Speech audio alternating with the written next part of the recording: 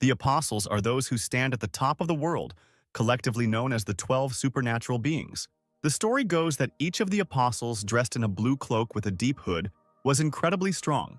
Some could control water volumes comparable to the oceans. Others confronted entire human empires. Moreover, they could create new worlds from their own flesh and blood, cradling them in their arms like babies. Among them is the most powerful apostle named Yulman, who has unlimited power. According to records, his fighting power far surpasses that of other apostles, but its origin is unknown. The highest category of danger is designated as an apostle, but when the apostles themselves disappeared, they gradually began to be forgotten, remembered only in legends. A dark-haired guy dressed in a formal suit and cape sneezed loudly. Scratching his nose, he looked back at the icy mountains with snowcaps surrounding him, and thought with displeasure that soldiers would come to this cold as soon as possible and fight this small dragon. Ice Dragon Warcraft. Category Disaster. The most dangerous category in the existing classification of Warcraft has great destructive power. The brunette watched as the Ice Dragon led the various monsters of the north into the Thunderfield. In order to protect national security, the Empire of Guam immediately deployed its troops to defend. This battle will begin soon. The human warriors talked among themselves. Some asked whether their temporary detachment would be able to win. Others answered that only God knew the answer to this question. Finally, a cry was heard from a warrior at the front, which started the battle.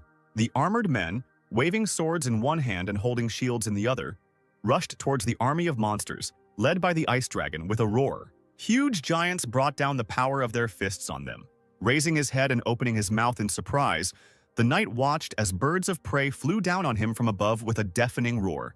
The human army, like toy figures, flew away from the blows of the enemies. The dragon, with its red eyes flashing, crushed knights left and right with its sharp wings.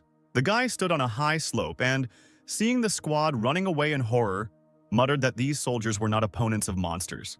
Thoughtfully putting his finger to his lips, he thought that the disparity in combat power was too great. Most likely, the humans would soon lose. Suddenly, as if out of nowhere, a red-haired stranger appeared on the battlefield, calling for no panic. The brunette looked around in surprise, hearing a girl's voice in the icy mountains. She continued her speech by saying that if the opponent is stronger, it does not mean that they are losing. Standing on the edge of the ice floe, she released a stream of fire straight from her palm upwards. If she retreated now, everything would definitely end in failure. Lowering her hand, the girl directed the fire straight towards the ice dragon. This fragile-looking stranger's name was Sierra Charlotte. One of the 4 great mages of the Guam Empire, known as the Fire Witch, was appointed to lead this army. The people came to life, joyfully exclaiming that now, thanks to Madame Sierra, they had a chance to win. Pointing her hand towards the monsters, Charlotte loudly gave the order to attack. With their fighting spirit raised, the knights rushed into the attack with renewed vigor. A snowstorm, immediately after the fiery stream, covered the dragon with a huge shaft, and when the snow settled, the predator's eyes narrowed dangerously. The dragon flapped its wings, roared, and rose up. The people turned around in shock, and Sierra, who attacked it with the magic attack Fire Blast, could not believe that it was still moving. The animal released a large ice ball from its mouth, to then, the next second, spew ice and snow onto the human army, burying the warriors alive within themselves, killing them on the spot. The dragon flapped its wings, and the ice figures broke into several pieces right in the air. The Fire Witch, gritting her teeth, watched helplessly as her army perished. Unable to bear it any longer, she took a running start and jumped down, right into the thick of things. Raising her fiery sword above herself, Sierra shouted that she, as a mage of the Guam Empire, would not allow the dragon to win. The monster turned towards the sound, its eyes flashing with rage. The girl's sword landed with a clang on the dragon's icy tail. Their gazes, full of fury, stared at each other. Each one, calling upon magic, attacked the enemy with his weapon. But they were unable to touch each other. Charlotte jumped up, saving herself from the ice attack. The girl landed confidently on the cold ground. She formed a circle of fire around herself, from which flaming arrows separated, ready to fly at the ice monster at any second. He, without wasting any time, released from within another frosty, deadly portion of the blizzard. The witch rushed forward with a furious cry, followed by her faithful arrows. The dragon opened its fanged mouth and spewed out a magical ice ball. All that was left was to watch as ice and fire rushed towards each other. The two elements clashed in battle with a deafening sound. But the dragon's power turned out to be many times stronger, and the ice floe broke the fiery circle. Sierra squealed, realizing she was trapped. The ice extinguished the flame in a matter of seconds and crushed the witch into an ice block. Charlotte fell into the snow with a dull thud. Wounded, she coughed and tried to turn over onto her stomach, but her body did not obey the girl. The knights watched the leader in shock. No one dared to come closer. One of the warriors began to wail in despair, asking what to do now, even if Lady Sierra had lost. Someone's sword landed on the ground with a clang. The knight stepped back, sobbing that he couldn't believe what he saw. He turned sharply and rushed out of the battlefield. They cannot win! The others looked after him with their mouths open. Realizing that there was no point in resisting, the entire company ran away after their comrade. Charlotte, still lying on the cold ground, stretched out her hands, trying to stop her fallen army. When she was able to sit up, she found herself completely alone in the middle of an icy desert. The girl's shoulders were shaking with anger, and somehow, throwing away the fiery sparks, the witch managed to get to her feet. With just her lips, she hissed words of hatred at the cowardly knights. Suddenly, behind her, she heard someone asking her why the witch didn't run away, since there was no chance of winning at all. Charlotte turned around sharply. Who dared to say such a thing? A guy stood in front of her, holding his hands in his trouser pockets and smiling smugly, introducing himself as a man who wanted to earn a few gold coins here. Leaning forward slightly, he repeated the question, still smiling. Sierra shook her head, replying that the word escape was never and never would be in her vocabulary. The stranger chuckled, pretending to cover his mouth with his hand. He said that although it was cute, they didn't have time to chat about it now. The witch had no intention of stopping the argument and defiantly asked what he was talking about, not seeing what was happening behind her back. Finally, she realized she had been distracted and turned around at the sound of flapping wings. At that very moment, the dragon opened its mouth and attacked its opponents with ice magic. Sierra had no choice but to cover her face with her hands helplessly. Now it was all over. But for some reason, after a few seconds, she realized that she was still alive and opened her eyes. Incredibly, the stranger literally held the monster with one hand, while the other remained in his pocket. The guy loudly exclaimed that the dragon was bothering him. A shadow passed over his face, suggesting that he was talking to a miss. The brunette casually threw the ice creature away from himself because a small creature like this dragon should calm down. Having fallen on his back, the enemy, still rolling on the ground, comically began to wave his paws in the air. He couldn't understand what had happened a minute ago. While being towed, he regained his balance and turned over, clawing at the ground. The dragon seemed to have doubled in size after its absurd defeat, bristling and now looking down at its tiny enemy. The stranger extended his hand, gathering his magic together. He smirked and said that it looked like he had encountered a naughty dragon, while purple magic runes formed on his palm. The red eyes gleamed dangerously. Unfortunately for the dragon, he would soon be burned. It seemed that the monster had never encountered anything like this before, and looked at the guy in bewilderment. Sierra couldn't believe her eyes. A purple vortex emanating from the palm of the skinny stranger was spinning the dragon around like a rag doll. Finally, the raging magical hurricane hid the enemy's enormous figure from view. When the purple haze cleared, a beautiful blue crystal remained in the air. It landed right in the brunette's palm. He threw the stone into the air, turned around and asked the witch if she would go on a date with him at the expense of the life she had saved. The girl dropped to her knees and pressed her left hand to the wound on her right forearm. This impudent fellow was able to kill a disaster category monster with one movement. She felt something ringing in her head and her eyes closing. Charlotte only had time to ask who he was before she fell back unconscious. She was immediately picked up in the arms of a sudden savior. Leaning over the girl, he said with a smile that he was a simple mercenary who decided to earn some gold coins.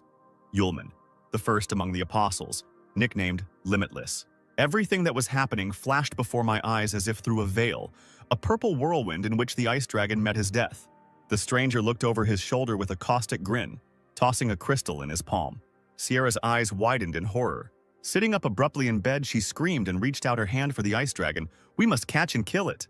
But suddenly the realization overwhelmed the girl. Her hands felt not a blanket of snow, but soft blankets. Where was she? The voice of the chief magician of the empire, Guam Aces, the gray-haired director of the Royal Academy, was heard. He looked up from the book he was reading and asked the witch how she was feeling, since she had been sleeping for several days. Sierra clutched the blanket and let out a desperate cry as she asked the principal what had happened to the ice dragon. The old man slammed the book shut, replying that the dragon had been destroyed and that Charlotte herself needed to lie down, rest, and not worry about anything. The lenses of his glasses flashed as the man looked closely at Sierra and asked what happened in the end and how the monster died. Biting her lip, Charlotte frantically tried to remember at least something, but she couldn't do it. Aces chuckled under his breath, so that's how it is. He brought a thing to the girl that looked like a small lamp the size of a finger, in which a purple light was burning, and asked her to take a closer look. Charlotte stared at the flames in shock.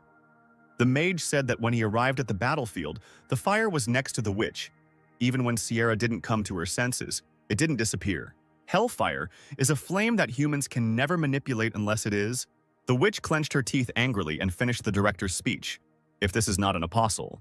The man, fingering the strands of his long beard, said that the apostles had long since disappeared.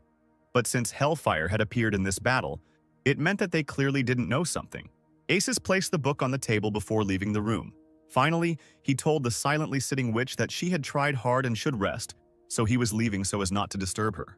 The old man, without turning around, said that in addition, the Empire would claim that it was Charlotte's squad that defeated the Ice Dragon. Then he finally turned around and smiled, comforting the dejected Sierra. After all, everything connected with the apostles would cause a lot of unnecessary panic, so the girl should just accept all the honors and praise. She, clutching the blanket with all her might, whispered to the rest of the room that she would do it. The people gathered at the walls of the academy, enthusiastically greeting Sierra and thanking her for the victory. Meanwhile, in the city tavern, one of the military detachments gathered to have a feast. Yulman sat in the corner of the bar, holding his forehead with his hand. He was worried that there would be a fuss when his identity was revealed. But then it dawned on the guy. He would never see cute girls who would treat him like a hero, because the apostle came to the world of people to find himself a girlfriend. Throwing a bag of things over his shoulder, he got ready to leave and thought about leaving this city and hiding somewhere. Meanwhile, a detachment of Imperial warriors was heading towards the doors of the tavern. Tears appeared in the brunette's eyes as he said goodbye to his favorite tavern and the beautiful lady behind the bar. The knights approached the doors of the bar, and the leading warrior, a fair-haired man in a red cloak, loudly asked those present which of them was a mercenary. Everyone in the tavern looked around and simultaneously pointed their fingers at Yulman, who was trying to hide. The guy froze. Had he really been exposed? The commander-in-chief loudly reported that Yulman was now invited to take part in the entrance test to the Royal Academy. The warriors began to hum in displeasure. This is the very best academy in the Guam Empire, and this guy only recently came here. Why did they call him? In response to the indignation, the man asked a counter-question. Did everyone present here participate in the battle against the Ice Dragon together with this man? The warriors' faces lengthened. Could it really be about the recent battle against the Ice Dragon? Someone spoke into the silence that only a handful of people survived there, and this guy was one of them. The man in the red cloak pointed at Yulman. Besides all this, the guy was safe and sound in the battle. He asked the warriors if they had any questions, and they fell silent again. Yulman raised his hand sharply. Clenching his fist, he asked as he exhaled if there were many beautiful girls in this academy. The commander-in-chief was at a loss. He clearly did not expect such a question. Meanwhile, the academy was indeed attended by young beauties in short school uniforms that did not hide their thighs in high stockings. The elastic chest rose in time with the girls' breathing. Yes, the Royal Academy of the Guam Empire could boast of its students, as if handpicked. Yulman had found himself in a real paradise. Aces stood on the balcony with the commander-in-chief, who asked the director why he decided to train an incompetent mercenary. The old man, squinting good-naturedly, replied that young people should be given the opportunity to prove themselves. The magician watched the young man spin like a top, looking at the pretty girls, and continued that these people could have unexpected talents. Yulman did not notice anything around him, looking lovingly at the short skirts. Ace's voice thundered through the hall, congratulating those in the building on getting the chance to enter the Royal Academy. And in order to see if they were suitable for the academy, the entrance test would begin right now. The man added that he hoped the candidates would do everything in their power to pass and survive, as various pentagrams painted red began to appear on the floor. Those present began to talk among themselves with concern. What did he mean? How to survive? Suddenly, huge clawed paws began to appear from the magic circles. A furious clicking sound could be heard from all around, and fiery demonic wolves emerged from the runes, summoning beasts that only experienced fire mages could summon. Trembling with fear, the candidates asked each other if this training would kill them. At the end of the hall, Yulman, who had developed a habit of calling all the pretty girls sisters, assured one of them that he would protect her, and that there was no reason to worry. The crowd scattered as a pack of fire wolves rushed towards them. Some still did nothing, not believing that this was a real monster. The apostle, putting his hands in his pockets, chuckled boredly. Is it really worth making such a fuss over such a small fish? One of the candidates tried to shake off the panic and began to cast a spell. He called on the others to show their best together, creating runes in the air with confident movements. A multitude of dark vines began to sprout from his palms. But they were no match for the wolves, who easily jumped up and playfully avoided the trap. Someone from the crowd released air currents at the enemies, but the fire wolves dealt with this even faster than with the vines. One of the magician's eyes widened. He had never expected such an outcome. What no one could have predicted was that one of the wolves would run up to the guy standing nearby and tear his head off with one jerk, licking his bloody mouth. The pink-haired witch shook in horror as it happened right next to her. The future students scattered when it became clear that this was not an imitation. The fire wolves really decided to kill everyone. There were desperate cries calling for escape. Yulman still seemed not to understand what was happening and awkwardly stood near the wall. Suddenly, someone loudly called the fleeing people fools. The tall, long-haired blonde man in uniform, who had been silent until then, created a shield between himself and the wolves, shouting that in such a situation, a mass exodus was indeed a stupid decision, as people were becoming targets for the enemy. He waved his hands and created magical aerial targets. They tightly enveloped the unsuspecting animals. The stranger then ordered the fleeing candidates to attack the wolves. It worked. The future students divided into their battle groups. Archers attacked with arrows from the left flank. The mages should attack from the right flank. The swordsmen are right in the center. A huge amount of magic and fighting force attacked the entire flock at once.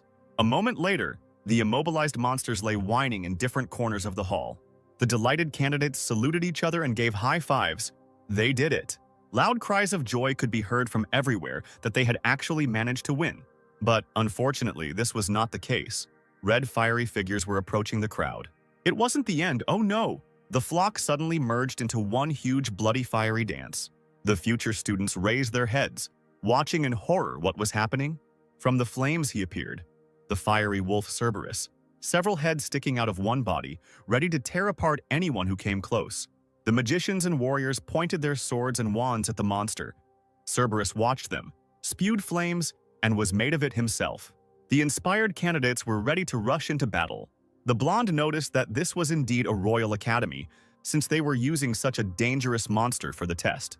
The monster roared and released fiery clots from its body into the crowd.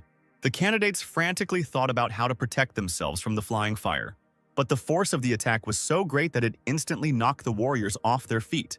Yulman, who had not moved from the spot since the beginning of the battle, who was watching this, felt one of the clots flying towards him without even taking his hands out of his pockets.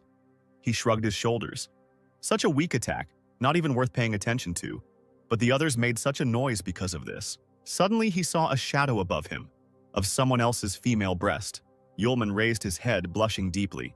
The stranger ran straight at him, pushing him away from the burning attack. Still red as a lobster, the boy looked reverently at the stranger lying on him. White hair tied with a bow and huge eyes of the girl, which examined the rescued. She rose to her knees, telling him to be careful because he almost got hit. The girl hung over him and asked if everything was okay. Yulman could only open and close his mouth. Another explosion went off, showering the couple with shards of glass and walls. The girl rose to her feet and walked away from Yulman, but turned around and wished him to be more careful next time. The discouraged boy sat on the steps and watched as the fragile stranger approached Cerberus, saying that the rest should be left to her. The apostle blushed again. She was really worried about him. Thoughts of battle faded into the background for him. Pressing his palms to his face, he realized that some feeling was making his heart beat faster.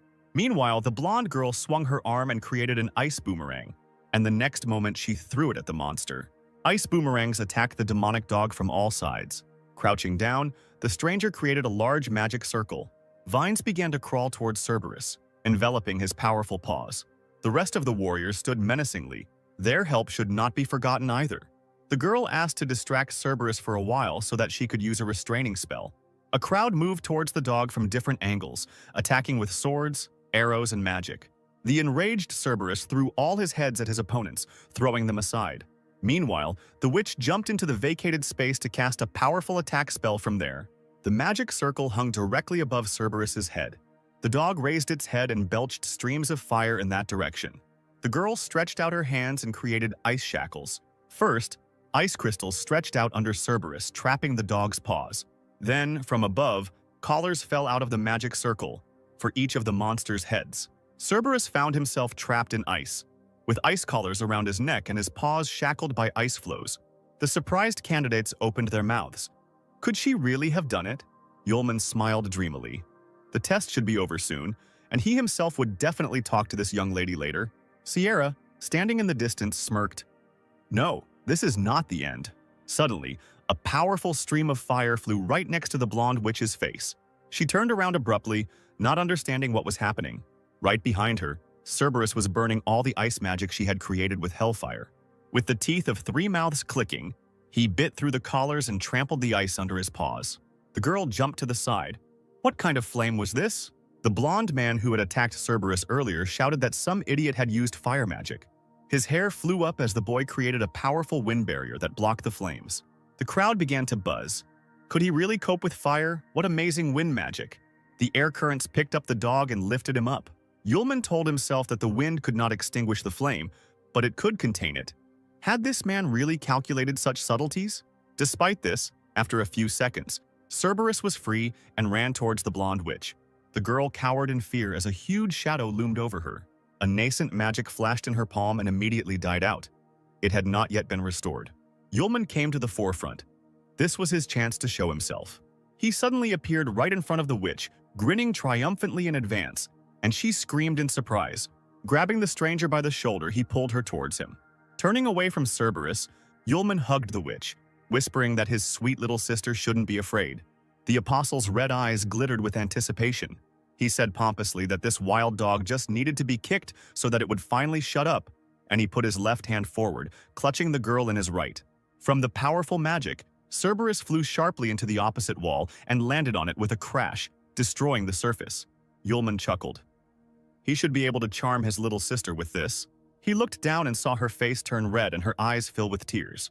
Without letting go of the witch, he asked worriedly if he had hurt her while kicking that dog. She, without moving, tearfully asked to finally let her go. And only then did Yulman realize what kind of softness and elasticity he had been feeling in his hand for a long time. The blonde witch pressed her fists into his chest and turned her head away, asking him not to touch her. The apostle, blushing, quickly walked away and put his hands forward, apologizing and assuring that he didn't do it on purpose. Both of them, blushing, stood at a distance from each other. The other guys, watching this scene, were indignant. How dare this scoundrel use such a moment to touch the goddess? And when did he even manage to approach her? A clear female voice was heard. At this point, their test was over. The crowd parted, and a beautiful, stately woman appeared before those present. She stood at the ruined steps, her arms folded across her chest. One of the candidates, covered in scratches and with some of his clothes charred, asked in surprise who she was. The stranger sternly introduced herself, Sarah, deputy director. The blonde man who attacked Cerberus with his strong magic asked the woman reproachfully what the hell happened here, and she was surprised by the question. Then the guy pointed his finger at the lifeless body of one of the students. Could a regular test for the Royal Academy really just kill people? Sarah narrowed her eyes and smiled mysteriously. Before the blonde could even blink, the deputy director seemed to use magic to draw out all the destruction, human, and that which had affected the building itself. Moreover, from the way the supposedly dead students gradually disappeared, it became clear that this was just an illusion. The woman waved her long hair and found translucent cards in her hands. She laughed. What did they say about the students? The blonde looked at Sarah in bewilderment. Was this really puppet magic? The warriors were talking among themselves about the rumors that there was a deputy director of the Royal Academy who could control objects using magic. Sarah stepped forward and said that now that everything was settled, she wanted to say a few words. First of all, the vice principal wanted to congratulate the remaining people on passing the test and being accepted into the ace class of the Guam Royal Academy.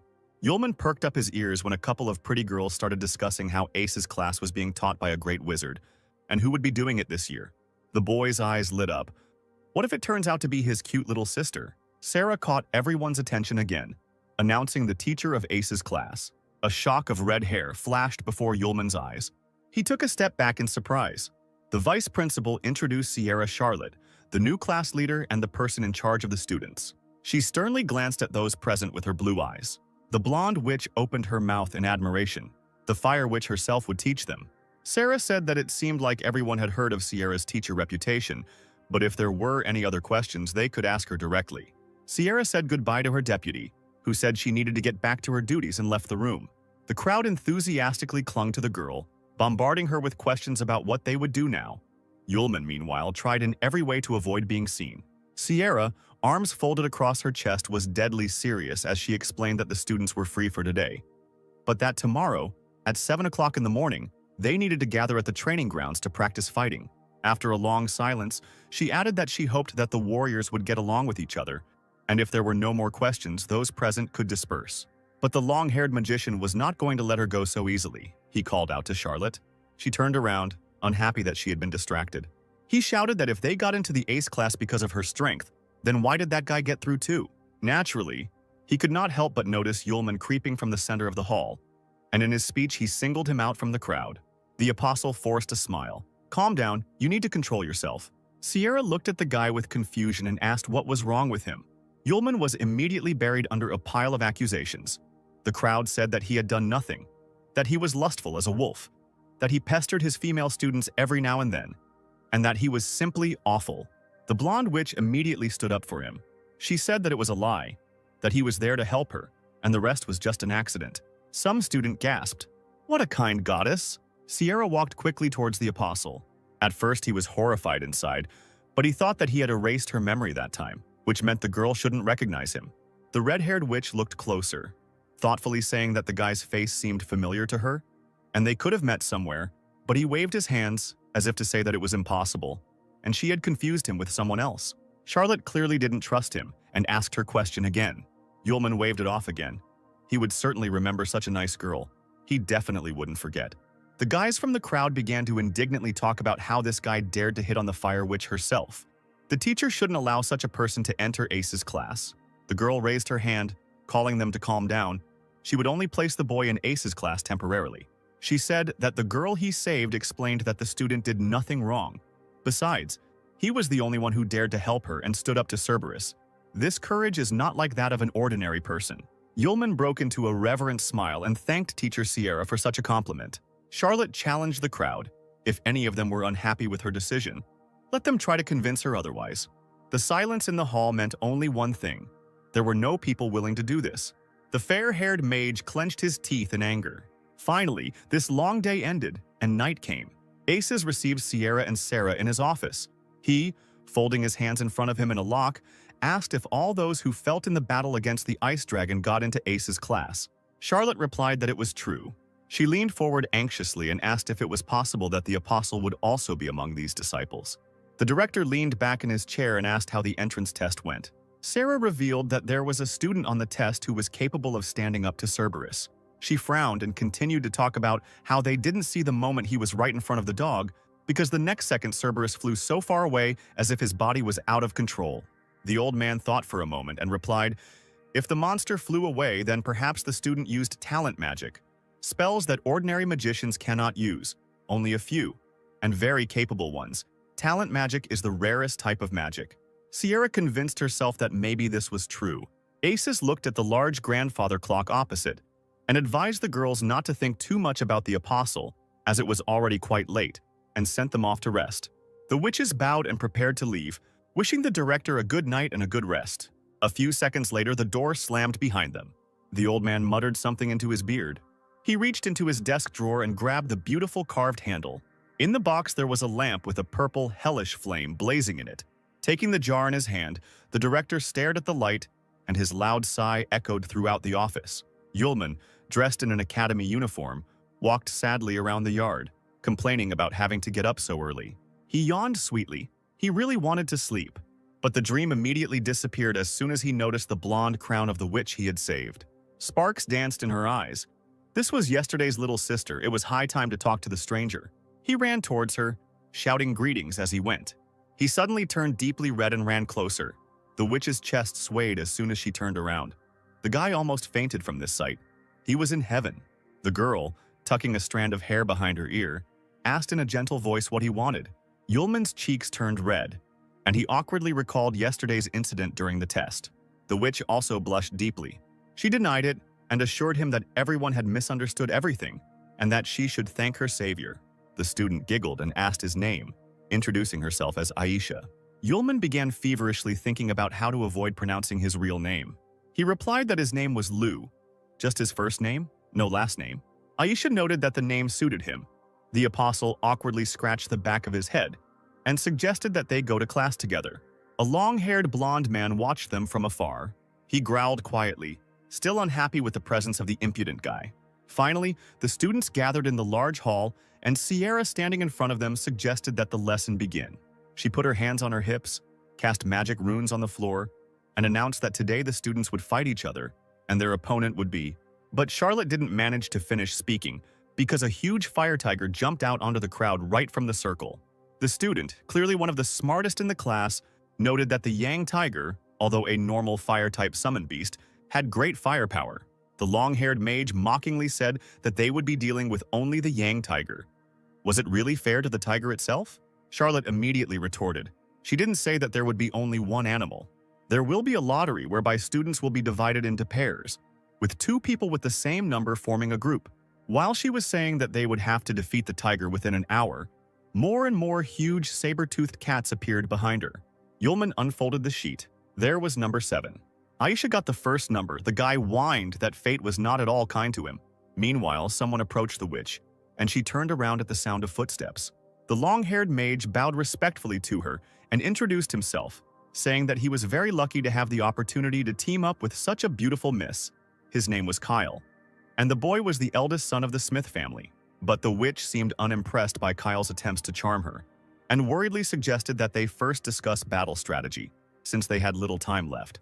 The magician waved his hand at those present and confidently replied that, compared to the others, he believed that one person would be enough to defeat the Yang tiger, so let the girl let him figure it out. Aisha wanted to say something but didn't have time. Kyle had already started walking towards the tigers, saying at the end that it wouldn't take long. He thought with a cheeky smile that, with the strength of his family, he would deal with the tiger, and then this girl would take care of him. The magician stopped a few meters from the fire tiger. He held his hand out in front of him, conjuring something, saying that the animal looked very cute. The wind blade spell swept through the hall like a whirlwind, heading towards the monster. Sierra, who was watching this, thought that Kyle's talent magic was a broken limiter.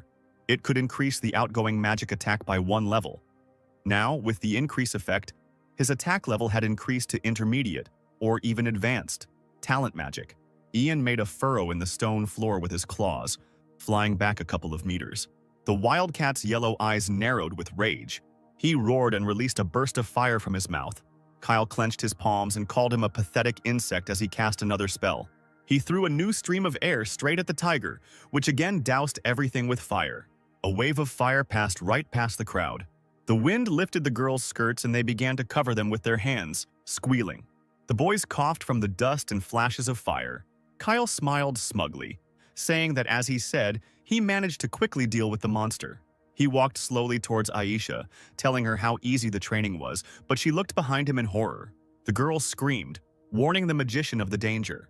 Kyle looked around sharply, not understanding what was happening. Suddenly, a completely alive and even more angry tiger, Yang, pounced on him. The magician looked at the approaching monster with confusion. The guy continued to awkwardly shift around in place. It seems he only woke up when he saw a monster flying towards him with outstretched paws. Tiger Yang knocked him to the ground. Looming over Kyle, the animal released a deadly stream of fire from its mouth. A student from the crowd turned to Sierra with concern. The tiger would destroy the magician on the spot, but she didn't even react, but continued to watch the fight with her brows furrowed. The entire hall was filled with raging fire, and for a moment the silhouettes of the fighters disappeared from sight. Suddenly the tiger recoiled in shock, and then he flew back, thrown back by the flow of air.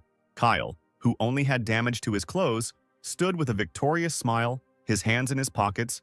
He was not going to die here. The guy approached Aisha, asking her opinion, because their team should be the first to complete this task. Charlotte approached the couple and called them. She congratulated the winners and allowed them to rest, as they were the second to complete the task. Kyle was incredibly surprised, as was the witch behind him. He immediately shouted that it was impossible. No one could do it faster than him, and that there was some kind of mistake. The teacher pointed somewhere to the side, and that's where the team that finished first was located. They had already completed the task and were one step ahead of Aisha and Kyle, the latter of whom kept repeating that it was impossible. When the enthusiastic crowd parted, they saw an incredible picture. The fire tiger, like a house cat, lay on its back, wriggling comically, and Lou and her partner stroked its belly and called it a cutie. This is what happened 15 minutes ago. Still frustrated, Yulman lamented the impossibility of being paired with Aisha. Suddenly, someone came up to him and called out. He turned around, asking who was speaking to him. A warlike-looking student stood in front of him, holding an axe in her hands as if it weighed nothing, and boldly said that they were now in the same group and the guy could call her Arya. But Yulman did not pay attention to her and continued to sigh languidly for Aisha. This made the girl quite angry, and the other students now laughed at the couple. Hissing in annoyance, Arya swung her weapon with all her might and lunged straight at Lu to get his attention. But he seemed not to notice anything around him. Finally, he sighed heavily. Then he stopped the axe flying towards him with 2 fingers. Still looking at the piece of paper, the apostle assured that he had heard everything. Arya's face darkened. This guy, she easily threw the weapon over her back and mockingly said that she heard that Lu was a real pervert, causing him to cry out in indignation.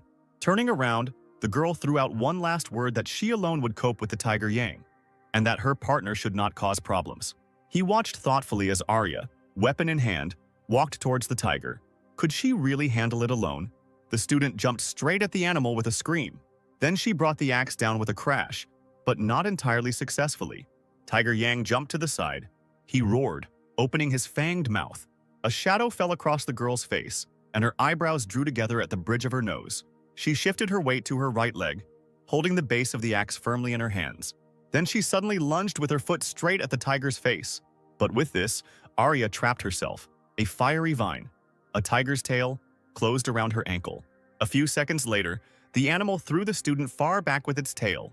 Her axe spun through the air several times like a boomerang, and a little later it landed with a crash, hitting the marble floor, making a hole there. Arya huddled up and found herself on her knees, the weapon falling right next to her.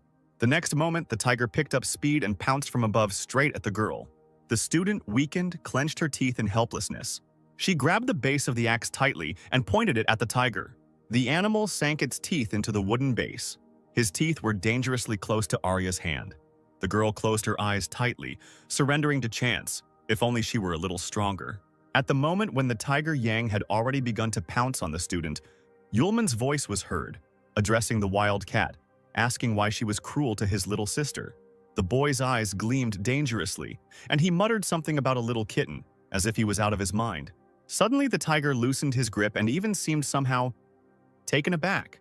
As usual, Yulman, with his hands in his pockets, rocked on his toes and said that the matter with the tiger was decided. Arya opened one eye and stared at him in bewilderment. And then she immediately discovered that opposite her was no longer a fierce, fire-breathing tiger, but an affectionate and playful cat. She pointed her finger at the surprised monster in shock and hysterically asked what had happened to it. Sierra, who was standing nearby, noted that the hardest way to defeat a monster was to tame it. Aisha clapped her hands and exclaimed in delight that this was the first time she had seen a person do something like this. Kyle's eyes narrowed, thinking this was some kind of nonsense. He was seriously angry. Not only had he fought, but these two were just lucky enough to encounter a harmless animal. Meanwhile, Yulman and Arya were squatting next to the tame tiger and scratching its belly. The long-haired mage walked up to Lu and said loudly that he really envied him. Arya looked up at the guy. He asked with a wry smile why Lu was so lucky, since he had met a harmless tiger. The apostle's partner stood up abruptly, attacking Kyle with accusations. At this time, the other students also began to be indignant, saying that Kyle was right. Their team had come across a very angry tiger. Some were even wounded during the battle. Yulman smiled and said that it was all because of his magic, in magic called taming the beast. Hearing this, Charlotte's eyes widened as she stared at the guy. Kyle rolled his eyes. He had never heard of such talent magic. Could Lu demonstrate it to everyone to prove his point? The apostle grinned in response to this. The tiger, lying on its back, immediately stood up. All the tigers that took part in the test began to circle around Yulman. The crowd buzzed. What's going on with these fire cats? The apostle did not answer, but only looked away. As if on command, the entire pride lay down on the floor and bent over in something like a bow before Yulman. He, smiling from ear to ear, quoted the proverb, "If you don't see it, you won't believe it. But if you haven't seen it, that doesn't mean it doesn't exist." Hearing this, Kayla was overcome with anger from defeat and not understanding what was happening. Aisha seemed speechless at what she saw. Arya could only open and close her mouth, silently watching what was happening. This pervert was hiding such power. The crowd was silent too. The students just stared at Yulman with wide eyes. Sierra interrupted this scene. She had had enough. She created a magical circle of fire in the air. The test was over for today, and all the tigers disappeared into the swirl of the magic circle. The teacher walked up to Lu and sternly asked when he would register his talent magic. The guy scratched his cheek and replied that no one asked him to do this. Charlotte bowed and apologized to the students, as she urgently needed to visit the academic affairs office and bring in new information. The girl let the students go and went to the exit, while the apostle thought that, fortunately for him, in one of the human novels that he had read, there was talent magic, taming, which meant that Sierra should not suspect anything. The sun illuminated the inner courtyards of the academy. Arya, Yulman, and Aisha were walking along the alley. Arya slapped the guy hard on the shoulder and exclaimed that she didn't expect such strength from such a pervert, and that he was a good guy. The apostle was indignant at this and asked not to call him that, because he had a name, Lu. Aisha chuckled softly as she listened to their bickering. The fun was interrupted by Kyle appearing in front of them.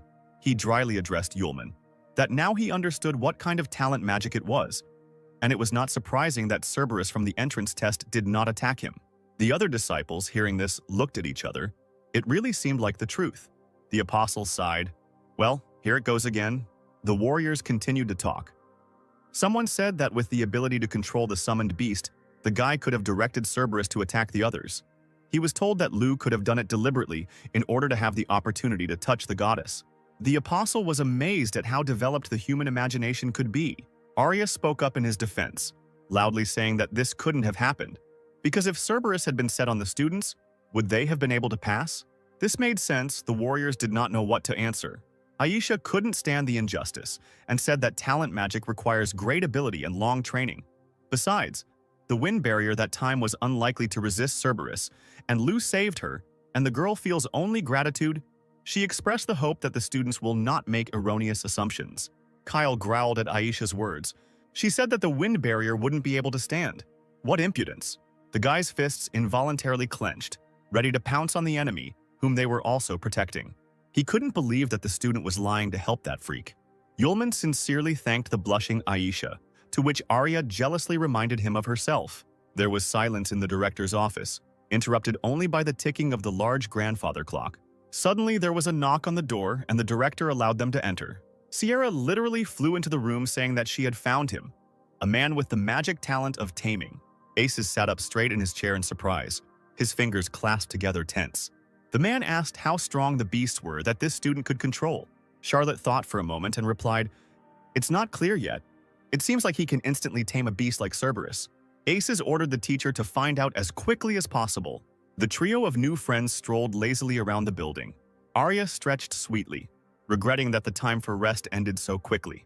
Aisha, studying the scroll in her hand, remarked that if she was not mistaken, the class would be studying history today.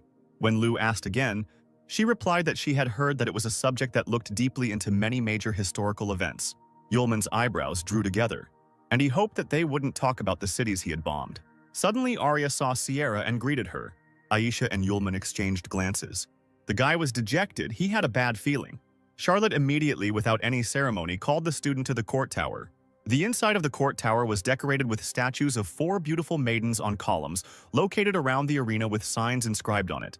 Sierra and Lu found themselves right in the center of the arena. The area was also illuminated by 4 multicolored magic balls on high stands. Yulman smiled awkwardly, wondering why Miss Sierra brought him to this place. The girl replied that she wanted to ask the student a question. Suddenly, a circle of fire formed around the arena, and the teacher herself rose into the air and, warningly, said her name, then said that she would ask her question only once. Would Lu become the Fire Witch's apprentice? The guy was taken aback. It was very sudden. Sierra smiled triumphantly in advance. She was sure that no one would refuse to be a student of the great imperial magician. But her expectations were not met. Yulman crossed his arms in front of himself, apologized, and refused. At first, the Fire Witch did not understand what exactly the guy answered. She smiled and asked to wait a little. But then the realization dawned on her mind. Sierra screamed, pointing her finger at Lu, who stood calmly. She was beside herself and yelled at Yulman, unable to believe that he dared to refuse. The guy rolled his eyes once again.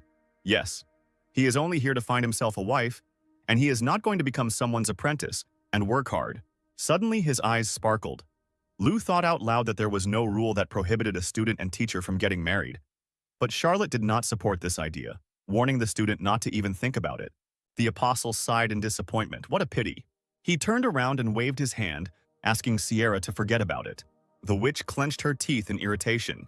She asked ironically how Lu planned to find a wife given his status. The girl suggested that he remember how the guy lived before he got to this academy. Yulman lowered his head and indulged in memories of the time when he first came to the world of people.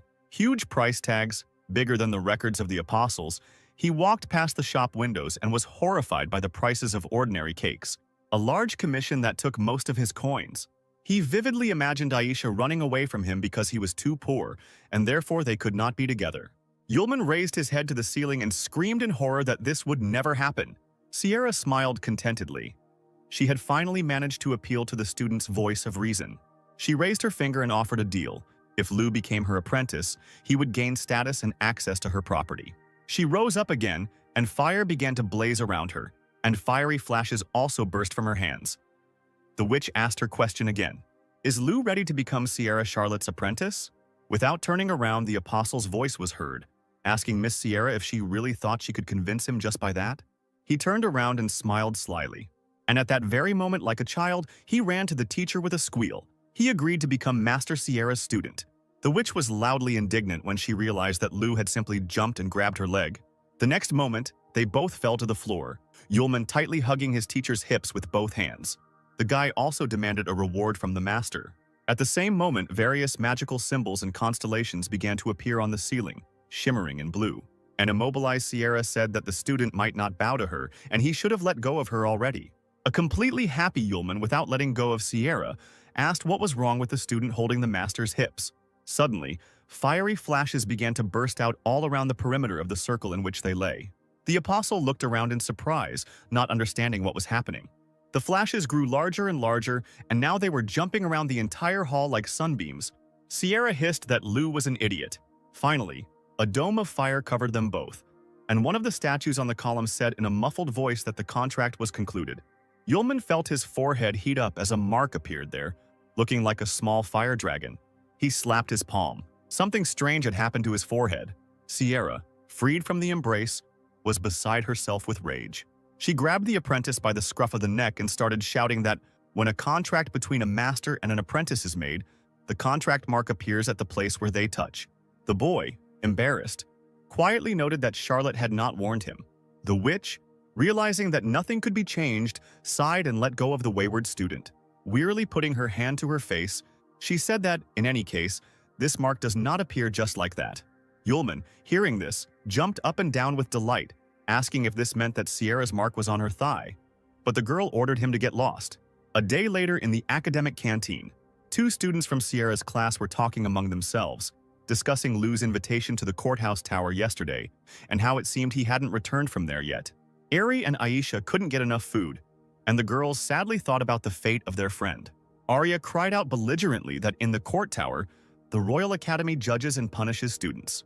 Aisha clutched the hem of her dress, nervously protesting that the boy had done nothing wrong.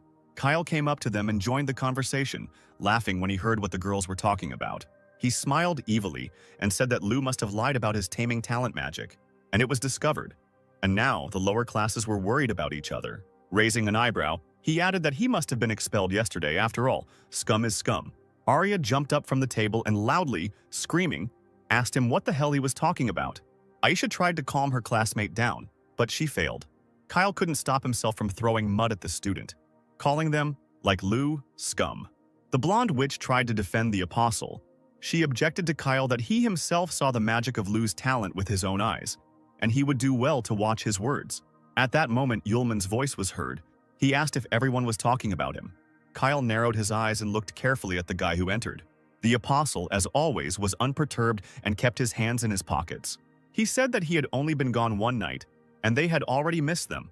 While he pressed his back against the wall and languidly put his palm to his forehead, the guy had an impressive bag of money hanging on his belt. Aisha jumped up from the table and rushed towards Lu. He clapped his hands. His little sister, as always, remained a cutie. Arya put her hands on her hips and said reproachfully that Lu was still just as lustful. The guy repelled the attack with a smile, calling his partner just as cruel and active. Arya folded her arms across her chest and feigned indifference as she asked Lu to tell her why Teacher Sierra had taken him away yesterday. Kyle, who no one had asked, butted in again, mockingly asking what the student and teacher were doing there. He assumed that Lu had been expelled from the academy. Aisha sobbed. "This is not true." The apostle raised an eyebrow and looked at the offender. Then he raised his head high and said that Master Sierra had made a contract with him. In the dining room, where most of the students were tensely following the conversation, silence reigned. All eyes were on Lu. A contract between a master and a student? The apostle summoned magical streams of fire, and that very mark appeared on his forehead. It would prove to everyone that the guy was not lying. Kyle, pretending not to be impressed, said that even if his classmate had beast-taming magic, he was just lucky that there were beasts on the test, because if it were different, would he have gotten into Ace's class? The guy bared his teeth and challenged Lu to a fight with him, Kyle Smith. Aisha couldn't remain silent when her savior was insulted, so she clenched her fists and replied that even if that was the case, Lu had talent magic, enough to enter the Ace class. The apostle looked admiringly at the girl who defended him so zealously. The long-haired mage abruptly moved his palm, causing a magical flow of air.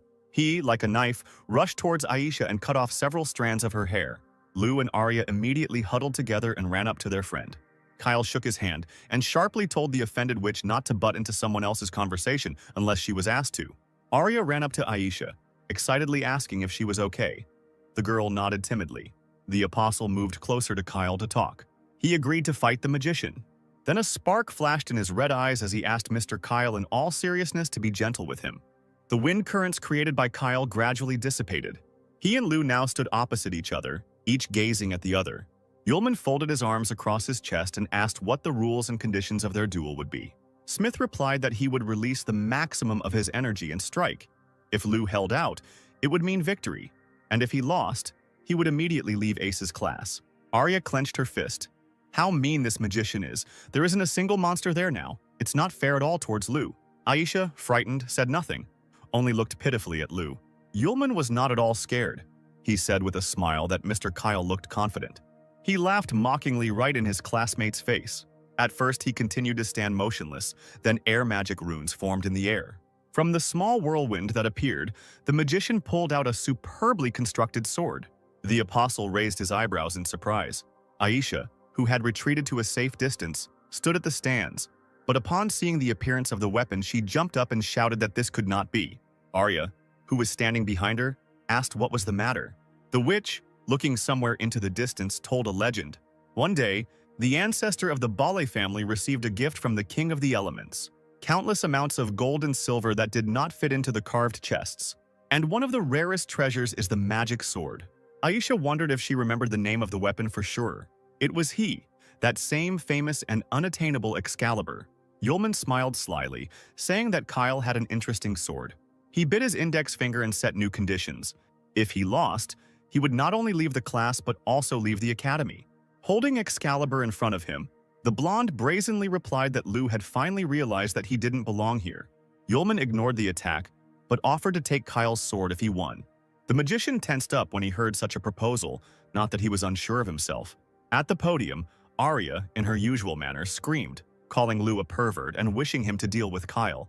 The apostle smiled and mockingly asked Kyle if he thought he could lose. The offended blonde clicked his teeth and accepted the conditions. He told his opponent not to blame him for the lack of beasts that could help block Excalibur. Kyle, twirling the sword in his hand, urged Lu not to ask for mercy. Smith, moving the sword in front of him, began to cast spells in an ancient language. Yulman, who stood calmly in the same place, watched this and noticed that the weapon was releasing magical energy quite well. The girls caught their breath at the tension in the air. Kyle swung with all his might, and he rushed at the apostle with his sword at the ready, using the air sentence spell. Yulman only smirked at this attack. He lazily extended his left hand and held it out in front of Kyle.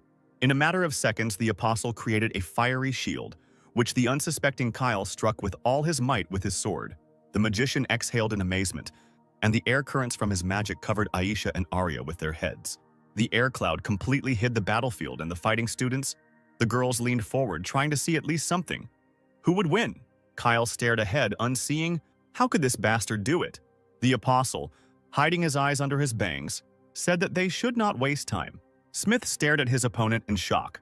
Lu, meanwhile, was already holding the sword in his hands, carefully stroking the blade, saying that he would accept Excalibur.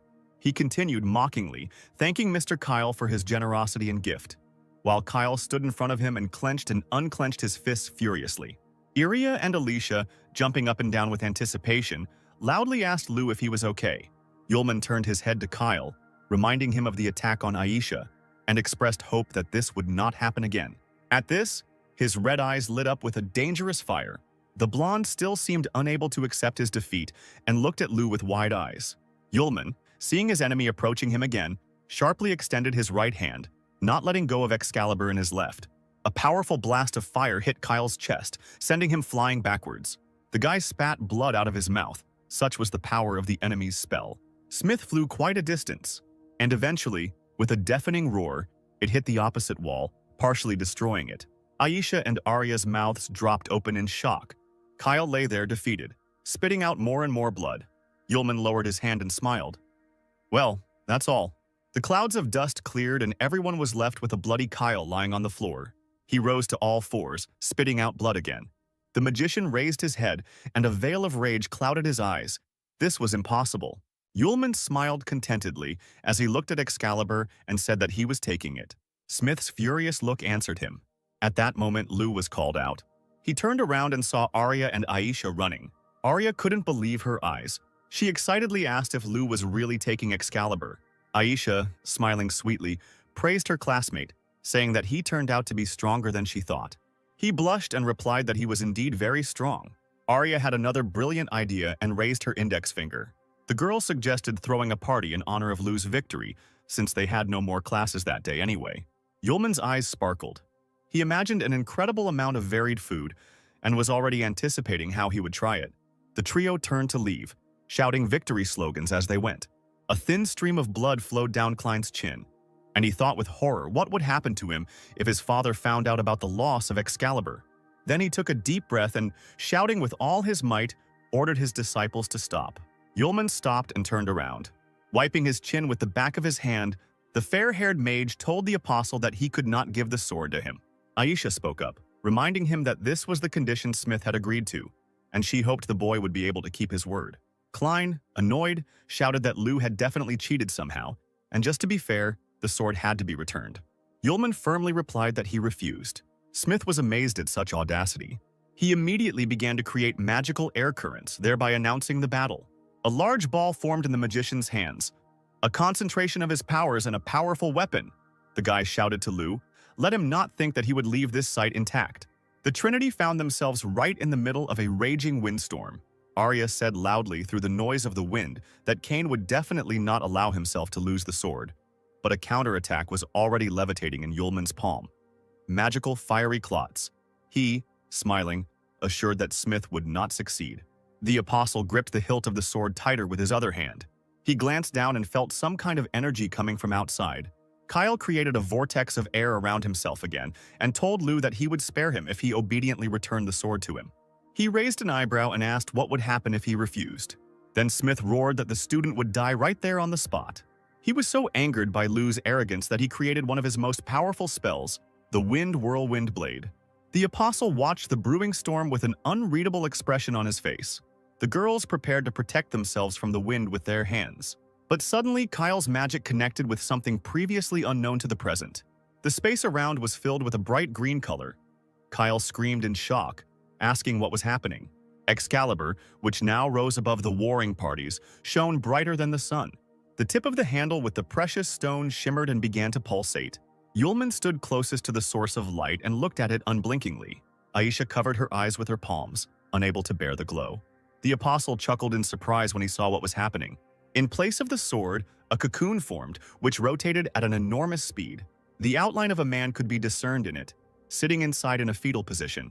After a few moments, the cocoon dissipated and a girl with green hair appeared before those present. Her clothes were in the same colors and details as Excalibur earlier. The stranger landed softly on the floor. Bending one knee, she lowered her head before Yulman and introduced herself. The girl was the embodiment of the sword of the elemental king named Sylph, and she was greeting her new master.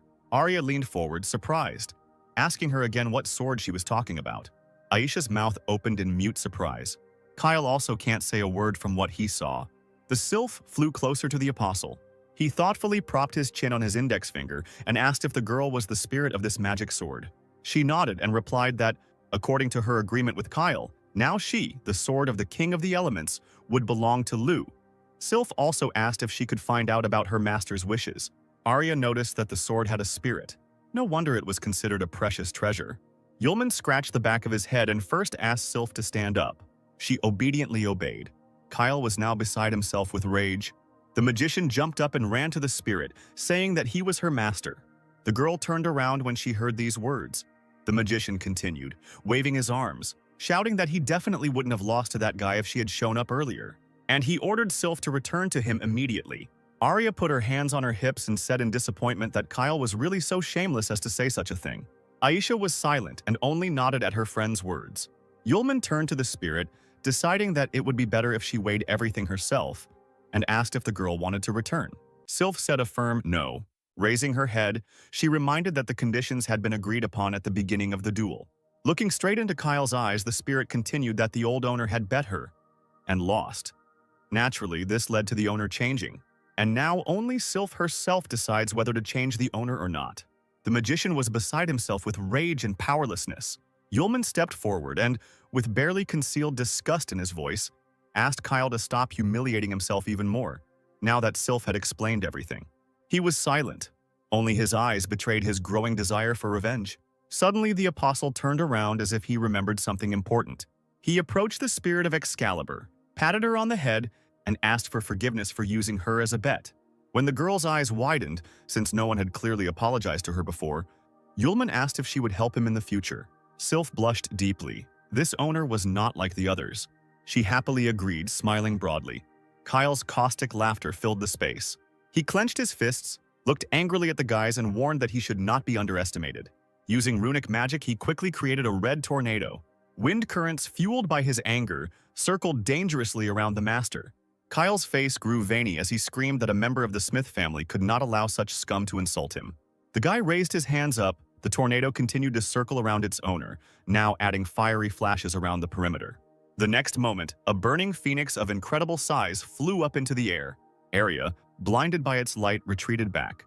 She was afraid that such a monster would not leave even a piece of this place. Yulman smiled, urging him not to worry. The sword spirit grabbed her new master's hand in despair. Looking into his eyes, Sylph faithfully asked him to use her in battle. The apostle was delighted with such zeal, agreed, and asked the girl to lend her strength. The phoenix, opening its huge beak, rushed from above at Yulman, who was on the alert and was already creating magical waves of his magic. The boy clutched Excalibur in his hand, ready to attack. His eyes flashed predatorily in anticipation of victory. Yulman only had to swing his sword a few times for the firebird to disappear into thin air. There was a loud explosion, and Kyle was thrown back by his own magic being destroyed. Aisha and Arya managed to put up a translucent shield in front of themselves at the last moment. A few seconds later, the apostle stood on the rubble, his sword lowered, his left hand habitually resting in his pocket. Aisha pressed her hands to her chest and peered into the thick fog from the destruction of the stone floor and magic. Arya looked around with delight, her mouth open in admiration. Kyle lay on the floor, bruised and distraught. It was all over for him now. Sometime later, Yulman and his companions came to the restaurant. The seated guests, mostly their fellow students from the academy, took notice of the loud company. Arya grabbed the menu from the counter and waved it in the air, happily suggesting they celebrate their victory over Kyle. The company sat down at a large table, which was soon filled with various dishes, which were quickly brought by the waiters. The mouth-watering and bright desserts, of which there were no fewer than main courses and appetizers, were especially eye-catching. Sylph thoughtfully propped her chin on her hand, deciding what to do first. She had never seen such food before. Aisha smiled and told the girl sitting opposite her that the food prepared in this restaurant was very tasty and that it was definitely worth trying. Yulman's hair literally stood on end with delight, and an idea came to mind. Now he would have a chance to win Aisha's heart. Becoming serious, he asked his friend if she knew how to eat so that it tasted better. The interested witch suggested that the dish should be eaten while it was warm. The guy was in awe of his own genius. Directing a playful glance at Aisha, the apostle explained, "The person must be fed with a spoon."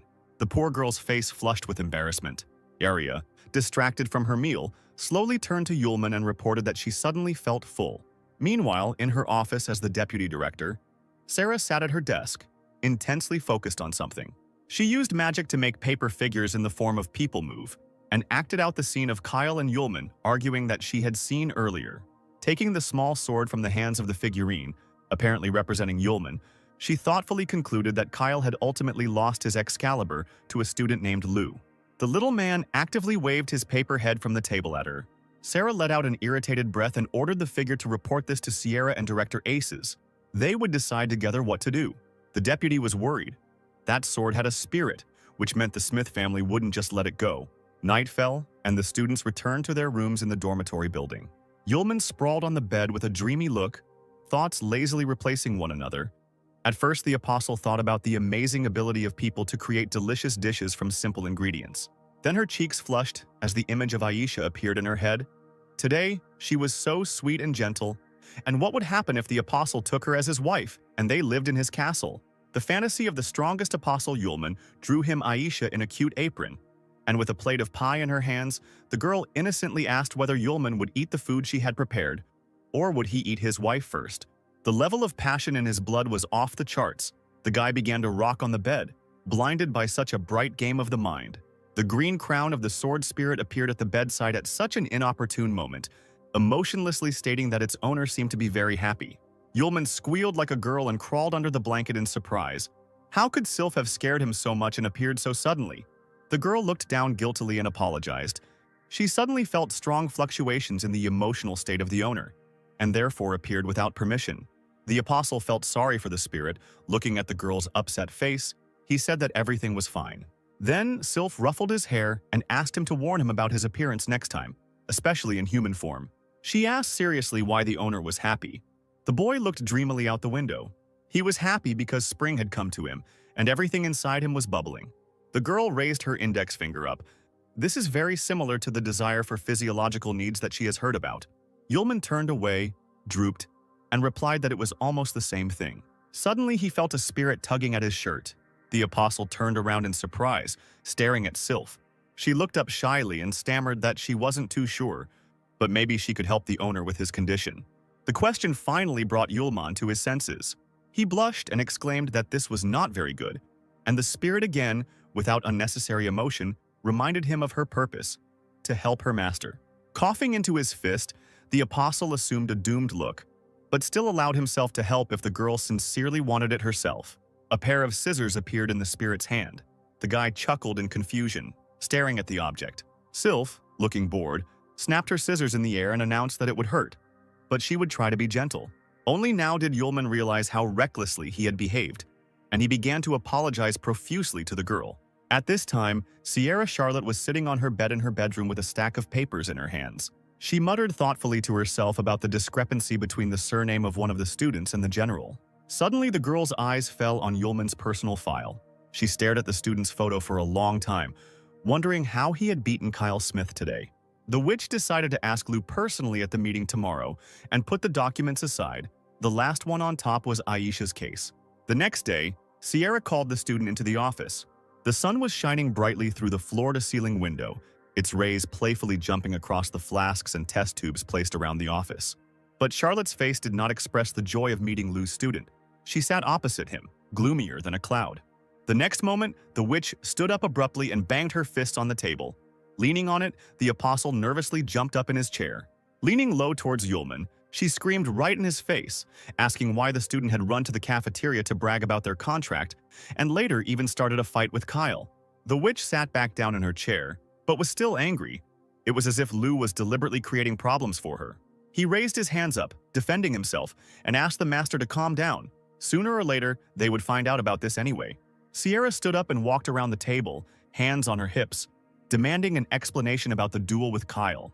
The apostle opened his eyes wide and began to lament that Smith had been the first to suggest a duel, and he looked at him so angrily at that moment as if he wanted to kill him. Moreover, the magician was very arrogant and used various tricks during the battle, but fortunately, thanks to his strength, Lou was able to easily defeat the impudent man. It occurred to Charlotte that her student was being arrogant, especially now. The witch looked at Lou suspiciously and asked how he was able to master the magic of the taming talent, because when concluding a mutual contract between a master and a student, she felt only the guy's basic magic, without an attribute. To this, Yulman playfully raised his finger and said that all his skills were natural. It was painful to look at Sierra. She thought dejectedly about how useless her student was. The witch turned her back to Yulman, standing by a large bookcase, studying the spines of books. She advised the student to get into less trouble and study the attributes of magic. Grabbing a particularly large book, Charlotte ordered Lou not to call her master because that made her feel like an old woman. He, smiling broadly, suggested that she become his wife instead of the master. His answer was a blow to the head with a thick tome. Sierra, towering over him, asked him to repeat the sentence with a special intonation. With a bump growing on his head, Yulman became more accommodating and said that he would stop calling the girl master. A little later, Sierra met the director of the academy on a picturesque street. They stood under the treetops and talked. The witch thanked Aces for resolving the issue with Excalibur. She said with concern that the Smith family had been unable to find him. The old man said that Kyle's skills weren't that good, and that losing Excalibur was well-deserved. Plus, his family shouldn't think that because they were stronger, they could do anything. He looked at Charlotte seriously and informed her that the Smiths knew about Lou's student status, and that Sierra was supposed to take the boy with her to a magical gathering next week. The witch replied that she would try to improve his skills before that time. Aces stroked his long beard and smiled. The older Sierra gets, the more polite she becomes. He suddenly remembered how she came to him when she was still very little. Having said with affection that now his ward was already grown up and independent, the old man coughed harshly into his fist. The girl immediately ran up to the director, frightened, asking what was wrong with him, but he replied that there was nothing special. It was just the years taking their toll. The witch looked at Aces with disappointment, holding him by the elbow. The old man patted the girl's hand reassuringly and advised her not to worry, but rather to concentrate on the magical congress. After all, it is possible that it is there that the chance to awaken her magic talent will appear. Charlotte replied that in that case she would be able to help the director, and he would not be so tired. Aces smiled into his beard. He would look forward to this day. Meanwhile, Yulman was leafing through textbooks in the academic library, Sylph accompanying him like a faithful servant. The guy, sitting cross-legged on the floor, was particularly interested in one book. He thoughtfully muttered that he had not known until now about people using attributes for the functionality of natural elements. Sylph approached the owner and handed him a cup of green tea, since the coffee that Yulman had asked for was not there. The apostle smiled, gratefully accepting the drink, assuring that the tea was also very tasty. The girl knelt down next to him and looked into his eyes devotedly. He was surprised by the sudden attention and asked what was going on. Sylph asked why her master didn't tell anyone the truth, since he was actually very strong. Before answering, Yulman took a sip of tea. He lowered his head and explained with sadness in his voice. When power goes beyond people's understanding, they begin to fear and try to please in every possible way.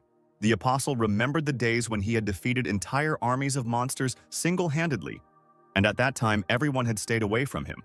Grateful people fell to their knees, right on the ground soaked in enemy blood, and greeted the first apostle Yulman. One day he noticed a beautiful girl who was bowing at his feet. Yulman, flashing a smile from under his deep hood, invited the beautiful stranger to admire the moon with him. But she, with tears in her eyes, frightened by the greatness of the guy, did not respond to the invitation. Yulman looked at her with disappointment. His hand dropped lifelessly. Then Sylph asked if her master had any acquaintances like himself. The apostle replied that they had been, but they had been traveling for a very long time and it was not known where they were now. Despite everything, Yulman raised his head and smiled, even blushed a little. Now he felt like an ordinary person, the same as everyone else. The sword spirit wondered if there were any misunderstandings between the master and the common people. On the streets of the academy, students were already gossiping about the Fire Witch's new protege. There were even suggestions that they were just a couple. The guy with the piercing gaze denied it, because he personally saw the mark of the master and the student on his forehead. His interlocutor, with no less venom in his voice, replied that only a loving couple could engrave the mark directly on the forehead. Aisha listened to these conversations, and in her soul, surprise and sadness were increasingly mixed. It was getting dark, and lights were coming on in the windows of the student dormitories. Sierra walked down the hallway carrying a tray with a bun and tea. She remembered that she had forgotten to remove the magic seal from the entrance, and what only a stupid student could learn during this time. Walking up to the door, she ran her hand over the seal, removing it. Upon entering, she asked how Lou was doing but found a curious sight. Her lazy student not only didn't study, he lay on little Sylph's lap while she stroked his head. A random student passing by Yulman's window jumped aside from the sudden flash of fire reflected in the glass. It was the angry Sierra who taught Yulman a lesson. who now sat on his knees with the spirit of Excalibur and asked the master for forgiveness. Charlotte had not yet seen Sylph, and now she asked with interest if she was the same sword spirit. The girl bowed down, introduced herself, and asked the witch to become her mentor. Charlotte's eyes widened at the sound of a sweet voice. She immediately noted her prettiness as soon as she saw the girl, while Yulman cast surprised glances at both of them.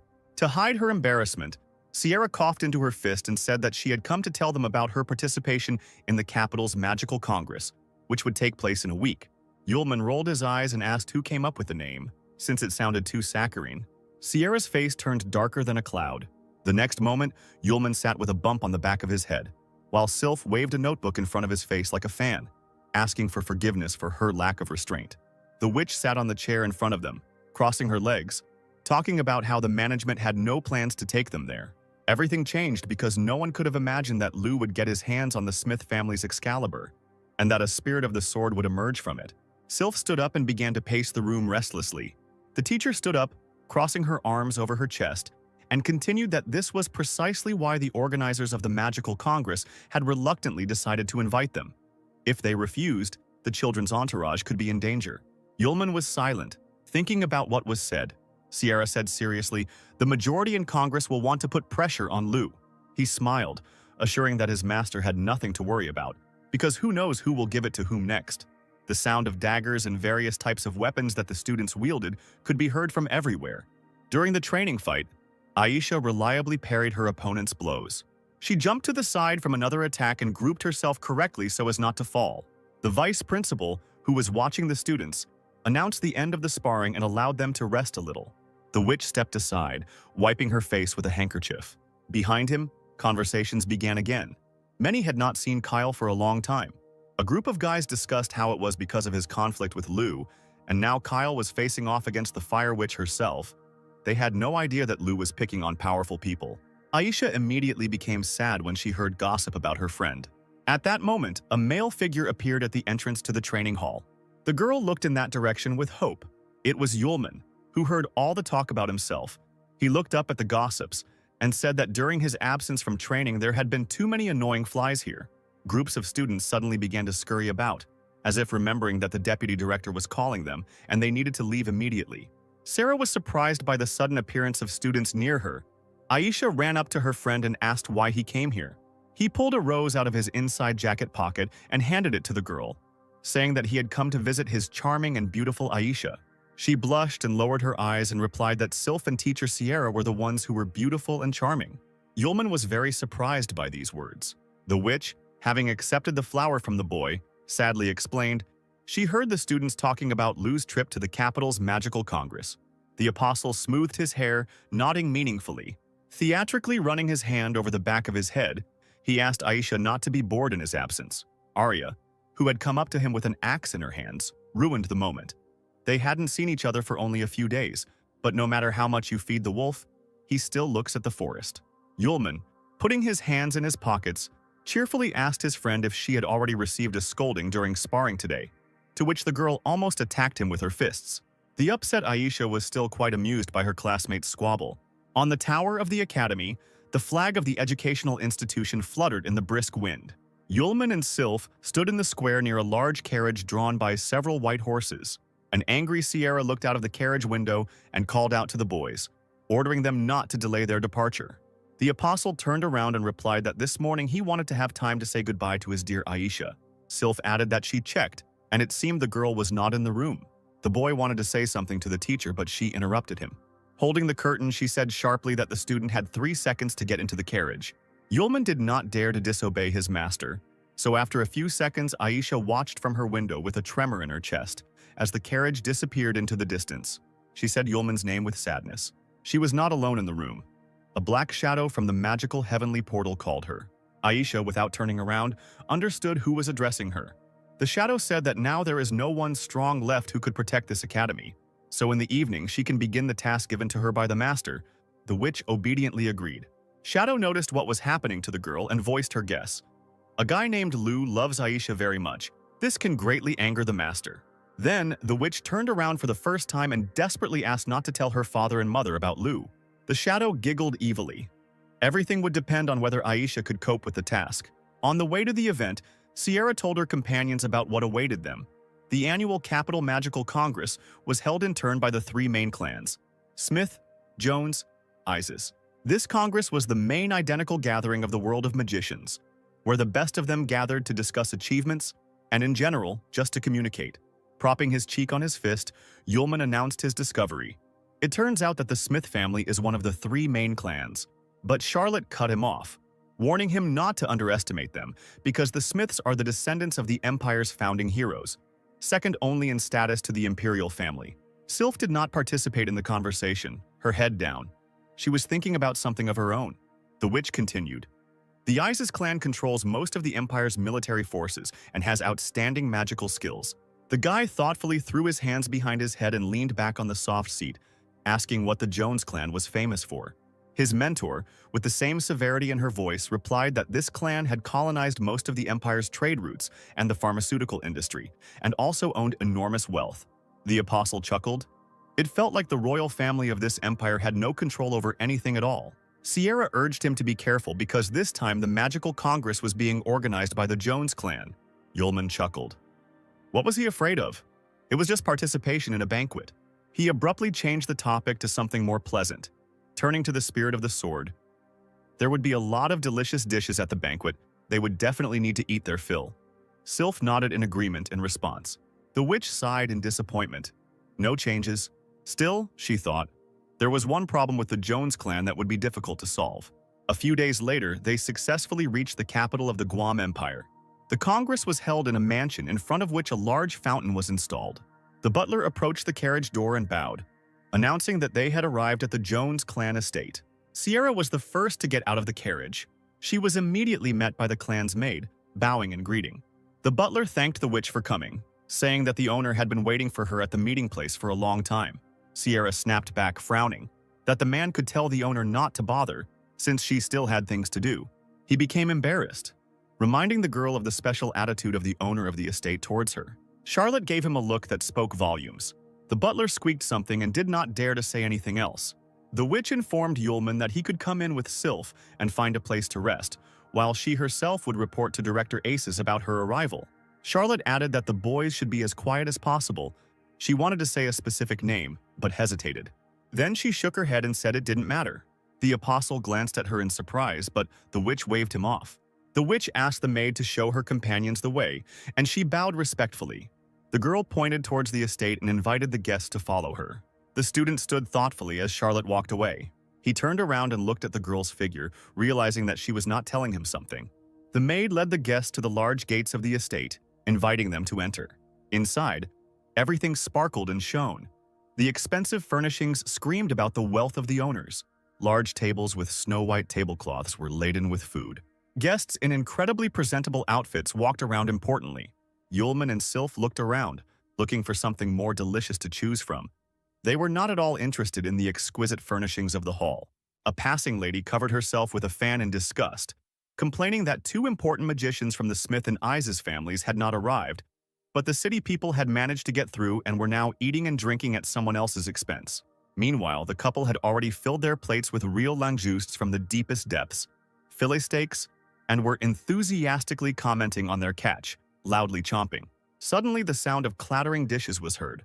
Someone pushed the maid right onto the table with desserts, loudly calling her a worthless piece of work. It was the owner of the estate who was taking out his anger on the servants because they had not brought him Sierra as he had ordered. The poor girl's eyes filled with tears. A wound formed on her cheek from the fall. She could not say a word in her defense. The butler gloated and announced to the owner that he had repeated the order to Luina to deliver the girl several times, but she had dared to disobey. The apostle, calmly eating from his plate, commented on what he saw, addressing the spirit of the sword. These manipulations are called playing dice. The man turned around abruptly, hearing unfamiliar voices, and frowned, realizing that he was seeing these guests for the first time. His gaze immediately counted the strangers. Full plates of food, sloppy clothes. This meant only one thing. Commoners had snuck into the estate to eat for free. The man, with feigned politeness like a cat, slowly approached the strangers, calling them dear guests. He introduced himself, indicating that he represented the Jones family, the hosts of today's event, and asked to see the special invitations that would admit guests. The apostle answered directly that they had no invitations. The crowd that had gathered around began to buzz with discontent. Were the guards really eating their bread in vain? It was from young people like these, who didn't know etiquette, that the empire ceased to be what it used to be. The man dropped his feigned friendliness and immediately shouted for the guys to leave the banquet immediately. Sylph, without letting go of the plate, looked at him angrily. It seemed that she was just waiting for the owner's command to teach the impudent fellow a lesson. Yulman gently pushed her away and apologized for the misunderstanding, saying that they came here with Master Charlotte, so they did not have invitations with them. But the clan representative became even more angry, lamenting that this was nonsense, and his Sierra, so beautiful and outstanding, could not take such as they as students. At this attack, the apostle was surprised that the man called the teacher his own. Those present came to life again. A lady from the crowd whispered to her neighbor that the owner, Anthony, was still pursuing the fire witch. Only it was a pity that she did not reciprocate his feelings at all. A man standing nearby replied that he had heard about Sierra's new student. The owner almost burst with rage after this news. The lady standing next to the maid broke into a sly smile. This brunette does not know who he is talking to by saying that he is her student. He signed his own death warrant.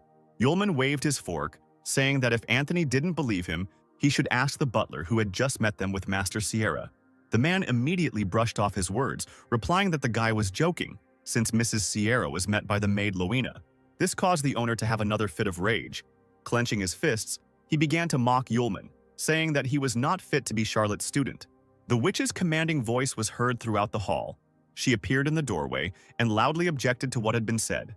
The crowd parted and fell silent, letting the guests through and watching her greedily. Sierra folded her arms across her chest, not at all embarrassed by this reception, and confirmed that the boy had become her student. Anthony laughed awkwardly, saying that he had made a mistake in his judgment and that he felt embarrassed. He approached the witch and bowed, saying that he wanted to make amends by showing her the achievements of magic this year. She shook her head and refused. Then Charlotte grabbed the elbow of Yulman, who was standing next to her. The boy shuddered, looking at the teacher with confusion. The red-haired witch smiled and, without letting go of the apostle's hand, blurted out that she and her fiancé would see everything themselves, causing shock in Yulman. Not only the student was amazed, everyone around him began to look at each other in bewilderment. Anthony stuttered and asked the girl what she was talking about. Sierra, still smiling, confirmed that the guy was not only her student, but also her fiancé, tugging Yulman's hand to make him play along. He turned his head towards her and quickly asked in a whisper what was going on. Charlotte answered him just as quietly that the Jones clan had used their influence to marry her off several times, and now that the opportunity had presented itself, the girl would force them to abandon the idea. Yulman didn't need to be told twice. He, like Charlotte, smiled radiantly and agreed with the idea of looking together at the achievements of magic. Anthony, looking gloomy as a storm cloud, blurted out that it was very short-sighted of the witch to get involved with the poor and refuse his advances. The butler tried to bring his master to his senses, reminding him that today was the day of the Congress, and all the eyes of high society were on them. He then looked at the couple with a sardonic expression, saying that he had heard that Miss Sierra had no magical accomplishments to show for this convention. Anthony grinned, pleased to hear this. He tried to diffuse the situation by inviting everyone present to try his latest development, a magical medicine. Loud claps from the crowd could be heard from all around. The maids entered the hall in an orderly row, carrying plates in their hands on which stood small glasses with the potion. A bright blue drink splashed in a small container with every step the servant took. Yulman cast an attentive glance in that direction. The guests, having tried their portions, began to whisper in admiration, evaluating the potion. It tasted slightly bitter, but even the smallest sip completely replenishes spiritual strength. Anthony smiled and thanked him for the approval, because this was the result of the Jones family's developments over the course of the year. A concentrated spirit replenishment potion. Then he turned over his shoulder at the uninvited guests, and as if by chance said that some people show up at the Congress, eat and drink, without having any magical achievements. That is the real shame. The man winked at Sierra, asking if she agreed with him. Yulman grinned. An idea came to him. The guy demonstratively knocked over the cup of potion. It spilled onto the expensive parquet floor in front of the stunned crowd. The owner gasped for air, outraged by such an act. At this, the apostle chuckled and apologized. His hand just shook. Charlotte couldn't help but burst into laughter. Anthony, his eyes wide, pounced on Yulman with accusations. He poured out a potion brewed in ideal proportions, and how many rare ingredients were used? The guy, rolling the cup in his hands, calmly listed all the ingredients: shining stone powder, basilisk scales, angelica, and the purest water from under the polar ice. The shocked man stared at Yulman, speechless from what he heard. Yulman didn't stop. He continued mockingly that he could make a box of this stuff in a day, and Anthony also called this potion the latest development with ideal proportions. As if wound up, Anthony shouted that he had worked hard for a whole month to create this potion, had achieved the perfect balance, and the scoundrel dared to say with his dirty mouth that it was swill, then let him make a box of the potion today, as he had promised. Sierra immediately approached the student, calling him stupid and scolding him for his big mouth, but he calmed her down. He whispered that he needed the girl's help in some matters. She listened and agreed. Charlotte then asked how he knew the ingredients and how to make the potion, to which the apostle hesitated for a moment. The faithful spirit of the sword came to his aid, quickly blurting out that it was she who had suggested all the ingredients to the owner. Yulman laughed with relief. That was exactly how it all happened. The Fire Witch thought for a moment, since the girl was part of Excalibur, it was no wonder that she could sniff out the ingredients of a potion by its scent. While behind Sierra's back, Yulman and Sylph high-fived each other for their teamwork. One of the long tables was cleared especially for the apostle, and ingredients, a knife, a board, and cooking utensils were left there. Anthony addressed the guy mockingly, supported by the laughter of the crowd, shining stone powder, carrots, chestnuts, sorurus. So many products from the market. Is he really ready to prepare a potion for everyone? Yulman answered him with a meaningful look. He effectively threw off his cloak and, remaining in just his shirt, tied an apron around his waist as if he did this every day. The guy heated up the vat and added more fire for a better effect. Literally a few minutes later, a potion was already splashing in the container, no different in color or consistency from what Anthony had been brewing for so long. Those present inhaled the aromas emanating from the vat with full lungs, commenting on what they felt. Such a pure smell, as if you were transported to nature and so serene in the heart. The man denied everything, because cooking was not that simple. Some special waves emanated from Yulman, who was confident in his abilities and stood in the center of the table next to the boiling vat. The liquid in the cauldron looked truly impressive. There was no doubt that this was the legendary potion. The audience was amazed by the skill of the young magician. Meanwhile, Yulman was already pouring portions of the steaming liquid into glass containers. The potion, like spring water, shimmered in the facets of the glass. Finally, the apostle asked everyone to come to the table. The potion was already ready. The first to approach him was a stately, unfamiliar man who politely asked if he could try the potion. Sierra greeted the man who approached her respectfully. It was Professor Madeline himself from the Imperial University of Potioneering. He was known on par with the chief magician aces.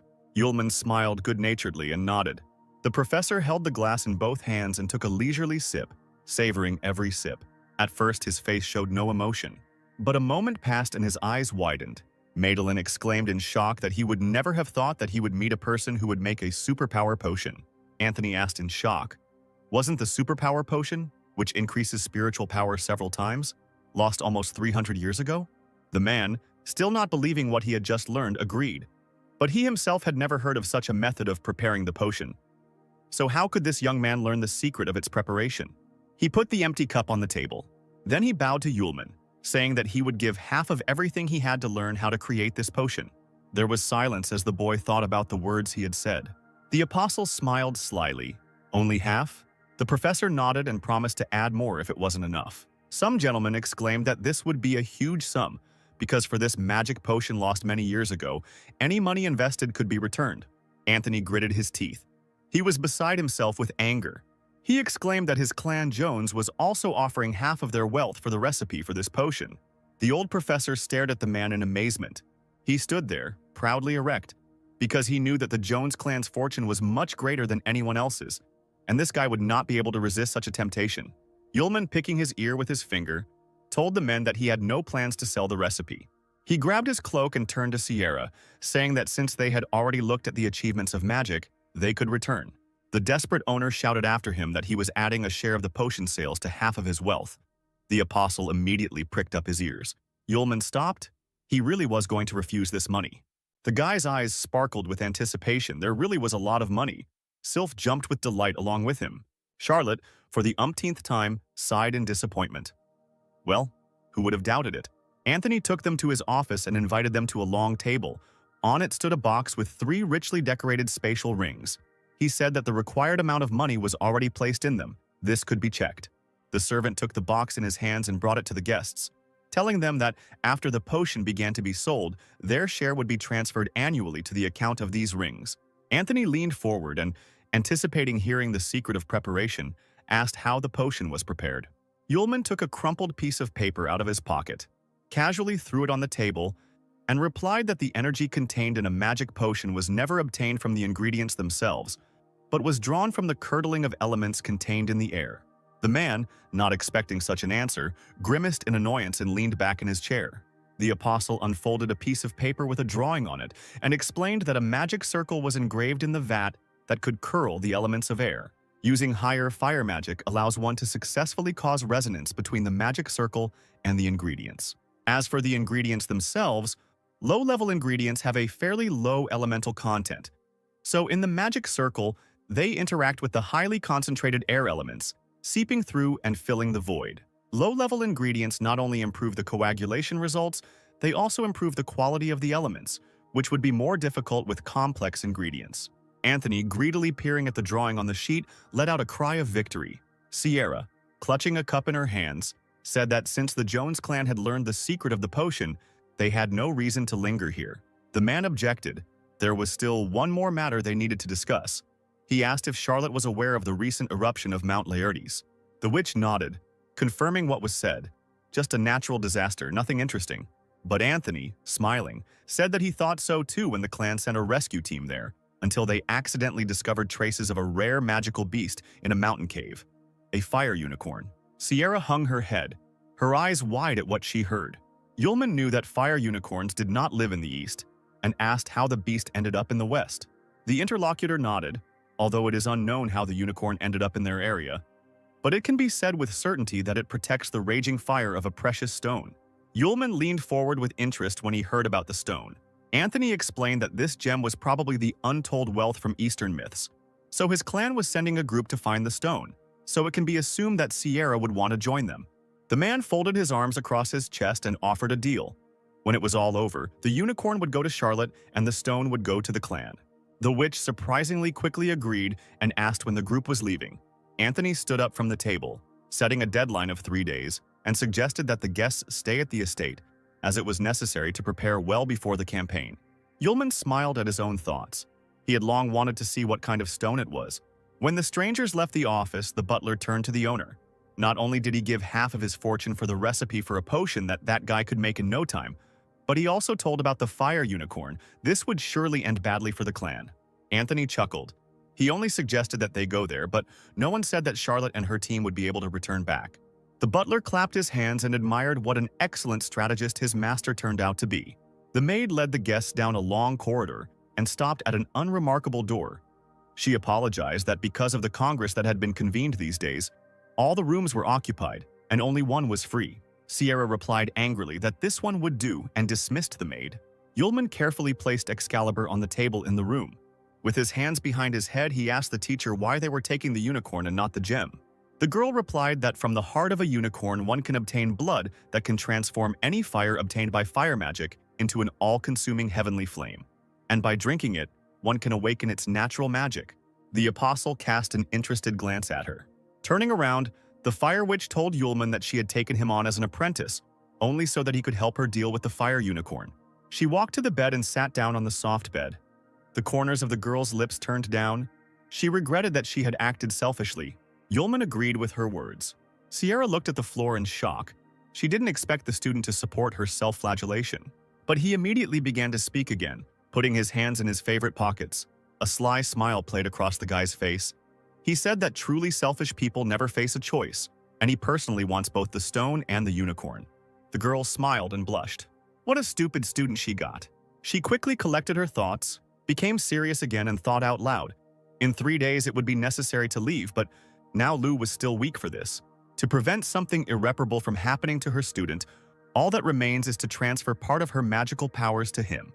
She sat back down on the bed and patted the hand next to her, inviting him to sit down and show her the boy's seal on his forehead.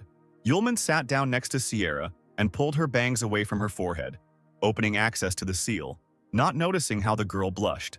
The next moment she jerked the guy's head towards her, burying his face right into her thighs. That's where her seal was located.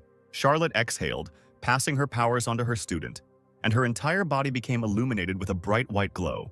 Streams of light began to form around the couple, forming large runes on the floor. Holding the boy's head tightly, she let out another long breath and ordered Lu not to move. A little later, when the ritual was over, she woke up and, looking to the side, quickly spoke. Here it is, this ancient method of transmitting magical powers through the seal between the master and the student. Now, having received her powers, the student can use her fire magic. She stumbled, lowered her head, and, screaming, realized that the guy was still lying on her thigh, not moving. Yulman slowly rose, holding his head. He leaned back on the bed, drowsily replying that he was very comfortable.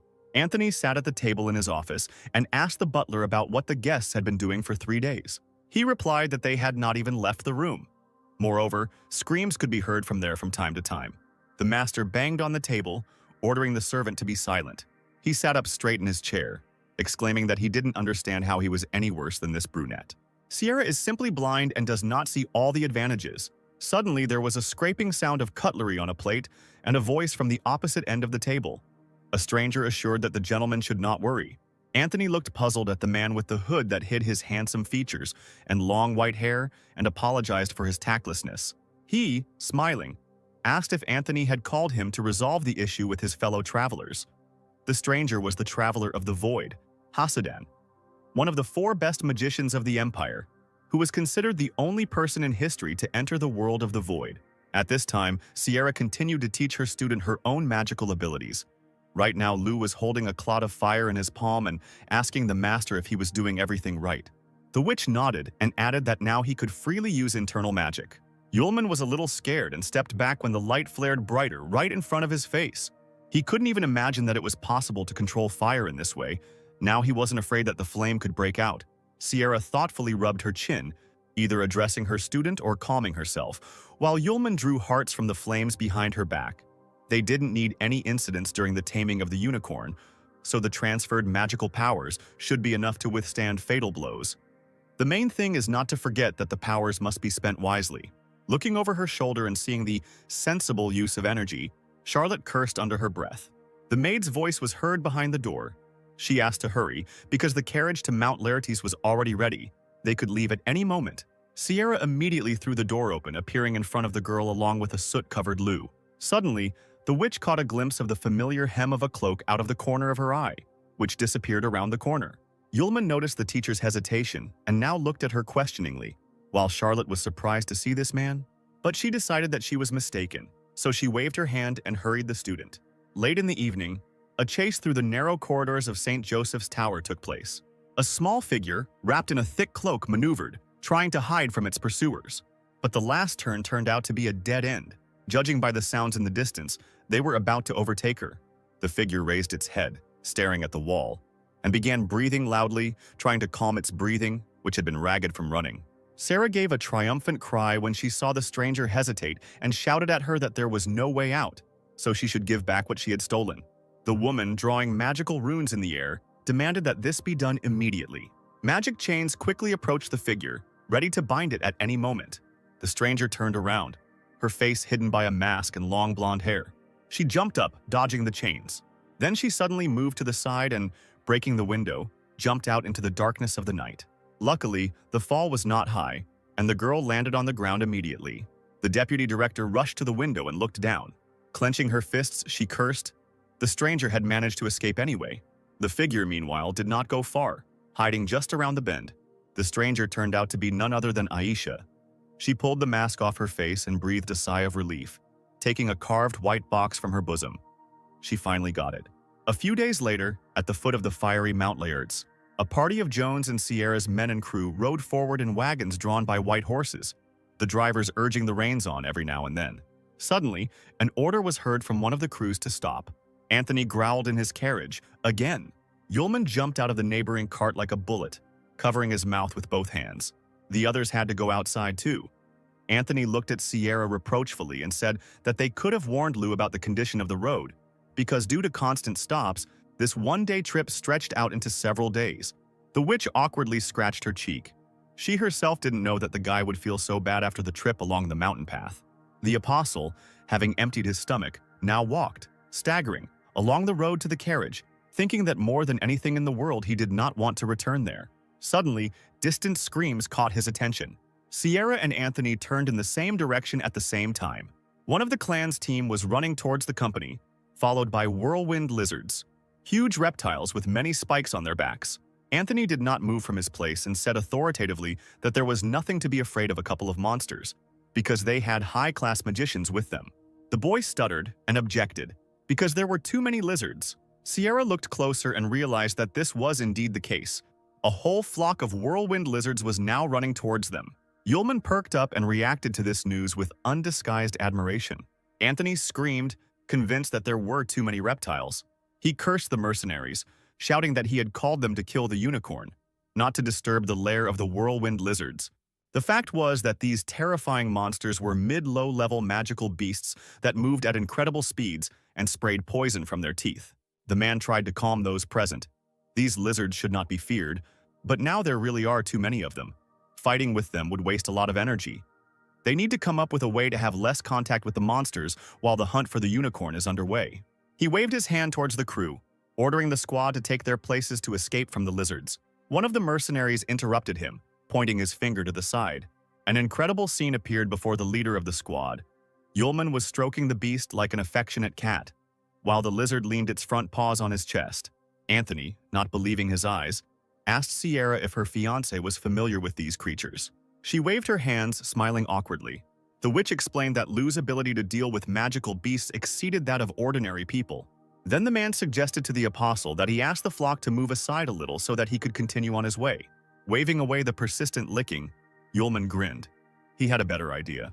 The roar of powerful paws on rocks filled the entire space of the mountain. Now the people have saddled the swirling lizards, leaving the coachman behind to guard the carriages. Anthony shouted irritably at Yulman that this was a dubious undertaking. But the apostle joyfully replied that this method of transportation was very fast and convenient. He laughed, holding onto the lizard's horn with one hand. Sierra, watching him, allowed herself to smile. She even liked the student like this. Finally, the strange procession approached the foot of the volcano Laertes. People jumped off their makeshift horses. Anthony pointed to the entrance to the cave. That's where they found the unicorn. It was clear that the stone at the entrance was covered in blood. Suddenly, one of the whirlwind lizards stuck out its tongue and hissed loudly. Looking in that direction, Yulman immediately became wary. He scratched his chin thoughtfully. It seemed like there really was something inside. The guy released a flock of lizards who, clinging to the ground, obeyed the order. Sierra was the first to step fearlessly towards the cave. The rest of the travelers followed her. The company moved slowly along the stone corridor. A man from the squad stepped forward, lighting the way with a gas lamp. Anthony looked at Lu's back. He would never have thought that this guy could get along so well with wild animals. He smiled wickedly, because even if they tamed the unicorn, Sierra and her student would not survive today. Finally, the procession approached the through exit into the main part of the cave where the unicorn lived. Coming out of the corridor, they found themselves on the edge of a cliff. The deadly burning lava was bubbling and seething, trying to spill over the edge. Everyone screamed in unison at what they saw. It seemed as if there was nothing around except a stream of fiery liquid. Suddenly, a bright glow caught everyone's attention. The man exclaimed that he saw treasure. Nearby, washed by lava on one side, the very same stone lay in the rocks. Violet-pink in color, it beckoned travelers to it. Yulman tensed up. The stone was unusual. It trembled periodically, and these movements seemed familiar to the guy. Anthony muttered happily, stepping forward, that since there was no fire unicorn, it meant there was an opportunity to grab the stone. But he didn't notice how the lava began to bubble even more, spitting out bright bubbles around him. The fire witch cast a wary glance in that direction. Suddenly, she rushed towards Anthony, holding out her hands to him, and ordered him to stop. Right in front of them, a huge fireball burst out of the gorge. The man raised his head and, with his mouth open, watched his movement. His legs suddenly gave way and he fell to the floor, moving back as a huge clawed paw stepped onto the edge of the ravine. A fiery unicorn, completely engulfed in fire, slowly crawled towards the squad with its mouth open. It was a magical beast of a rare level. It came from the eastern continent, was a master of fire attacks, and was also deadly strong. The mercenaries stood in stances, holding their magic wands out in front of them, ready to attack at any moment. Sierra, while creating magical runes in front of her, quickly said that this fire unicorn was a rare magical beast. Although its killing power was not as high as that of natural disaster-level beasts, it would not give up easily. Then the girl ordered the student to wait aside, and if there was a chance, he could use his talent for taming. The apostle thought that the master was right. Unicorns have a stubborn character. If you tame one, the creature can resist, and it is better for him not to show his magic in front of this whole crowd. Yulman threw up his hands. Ordinary people would not be able to comprehend his power. The unicorn slowly advanced on the still-lying Anthony, who, trembling, hysterically ordered his squad to get rid of the beast. The warriors pointed their staffs forward, calling out the command, "Ice Coffin!" Blocks of ice rained down on the dragon from all sides. Having surrounded the unicorn, they, led by their master, tried to block the beast. For a moment it seemed as if the dragon was trapped in snow. The beast became angry. His eyes flashed dangerously. Powerful streams of fire gushed from the beast's body. No matter how strong the mercenary's magic was, it still couldn't withstand the fire's onslaught. There was an explosion, pieces of ice flew in all directions, and the dragon found itself free. The wounded mercenaries were breathing heavily, bent at the knees. The unicorn, unfazed by anything, ran forward again, preparing to attack the people. The detachment, seeing this, hurried in horror to escape from the monster's sight. At that very moment, the beast's horn collided with the magic sword with a ringing sound. Sierra wasted no time in rushing forward, now using her weapon to block his attack. The animal narrowed its eyes dangerously, growling even louder. It moved its head to the side, trying to push the sword away from the horn. Sierra felt her grip weaken in horror, the sword in her hands moving to the side. The unicorn let out a roar and turned its head sharply, trying to throw off the annoying opponent. There was a powerful explosion from the collision. The fire witch was thrown back several meters. The sword remained in her hands. The stone that the people had come for shook dangerously from the force of the blow. He was lying right on the edge of a cliff, so a push of such force predictably provoked the stone to move, and it, jumping up, almost fell right into the flow of seething lava. Anthony watched in horror as his treasure disappeared into the raging fire. The unicorn turned around and rushed in that direction. But the stone didn't have time to land in the lava. Yulman reacted with lightning speed and in 2 counts found himself in the air, holding the prey tightly above his head. The warriors' mouths dropped open as they watched this. A few moments later, the apostle landed on solid ground. Sierra immediately ran up to him, worried, saying that the stone contained a raging flame, so he needed to be careful. The stone in Yulman's hands heated up. He screamed, and an enraged unicorn immediately appeared behind his back. Anthony clenched his fists. If this continued, the guy would end up with both the stone and the unicorn. The apostle turned around with a smile and said that the Jones clan had been wrong from the start. It was not a precious stone. Yulman didn't have time to finish telling the story before a portal formed in the air right behind him. Sharply increasing in size, huge gray tentacles began to flow out of it. The shoots approached Charlotte and Yulman with lightning speed. The guy turned around abruptly, hearing an unusual sound. He pushed Charlotte aside sharply. The girl didn't have time to turn around, and her student was already tightly grasped by tentacles and pulled into the portal. Time dragged on like an eternity, and then the witch watched the figure disappear into the dark matter. She leaned forward and screamed at the top of her lungs. Following Lou, the tentacles tightly grasped the fire unicorn. The animal could only growl from powerlessness. Sierra froze in shock at what she saw. She realized that this was the wasteland of Hasidan. Anthony gave the order to his squad to attack the unicorn. Pointing his hand in its direction, the warriors immediately obeyed. The unicorn, which was already being pulled into the portal by the tentacles that were firmly clinging to its body, was now being hit by a multitude of ice fragments. Events developed so quickly that Sierra could not fully come to her senses. The dragon was covered with snow dust and even more fragments. When the icy fog cleared, the beast was free of Hasidan's bonds, but was now pinned to the stone wall by blocks of ice. The fire witch rushed to Anthony, bombarding him with questions about what was going on, and he, smiling broadly, laughed at the girl's naivety and said that he had no intention of cooperating with her at all. With resentment in his voice, the man shouted about Charlotte's unwillingness to become related to him, although she had promised earlier, and at the Congress she and the boy made him look like a complete idiot and disgraced him in front of the guests. The villain's face twisted into a cruel grin. The Jones clan had already suffered enough from Murderbell. It was time to pay the bills. It was not for nothing that he called the master of the wasteland to deal with Sierra and her student.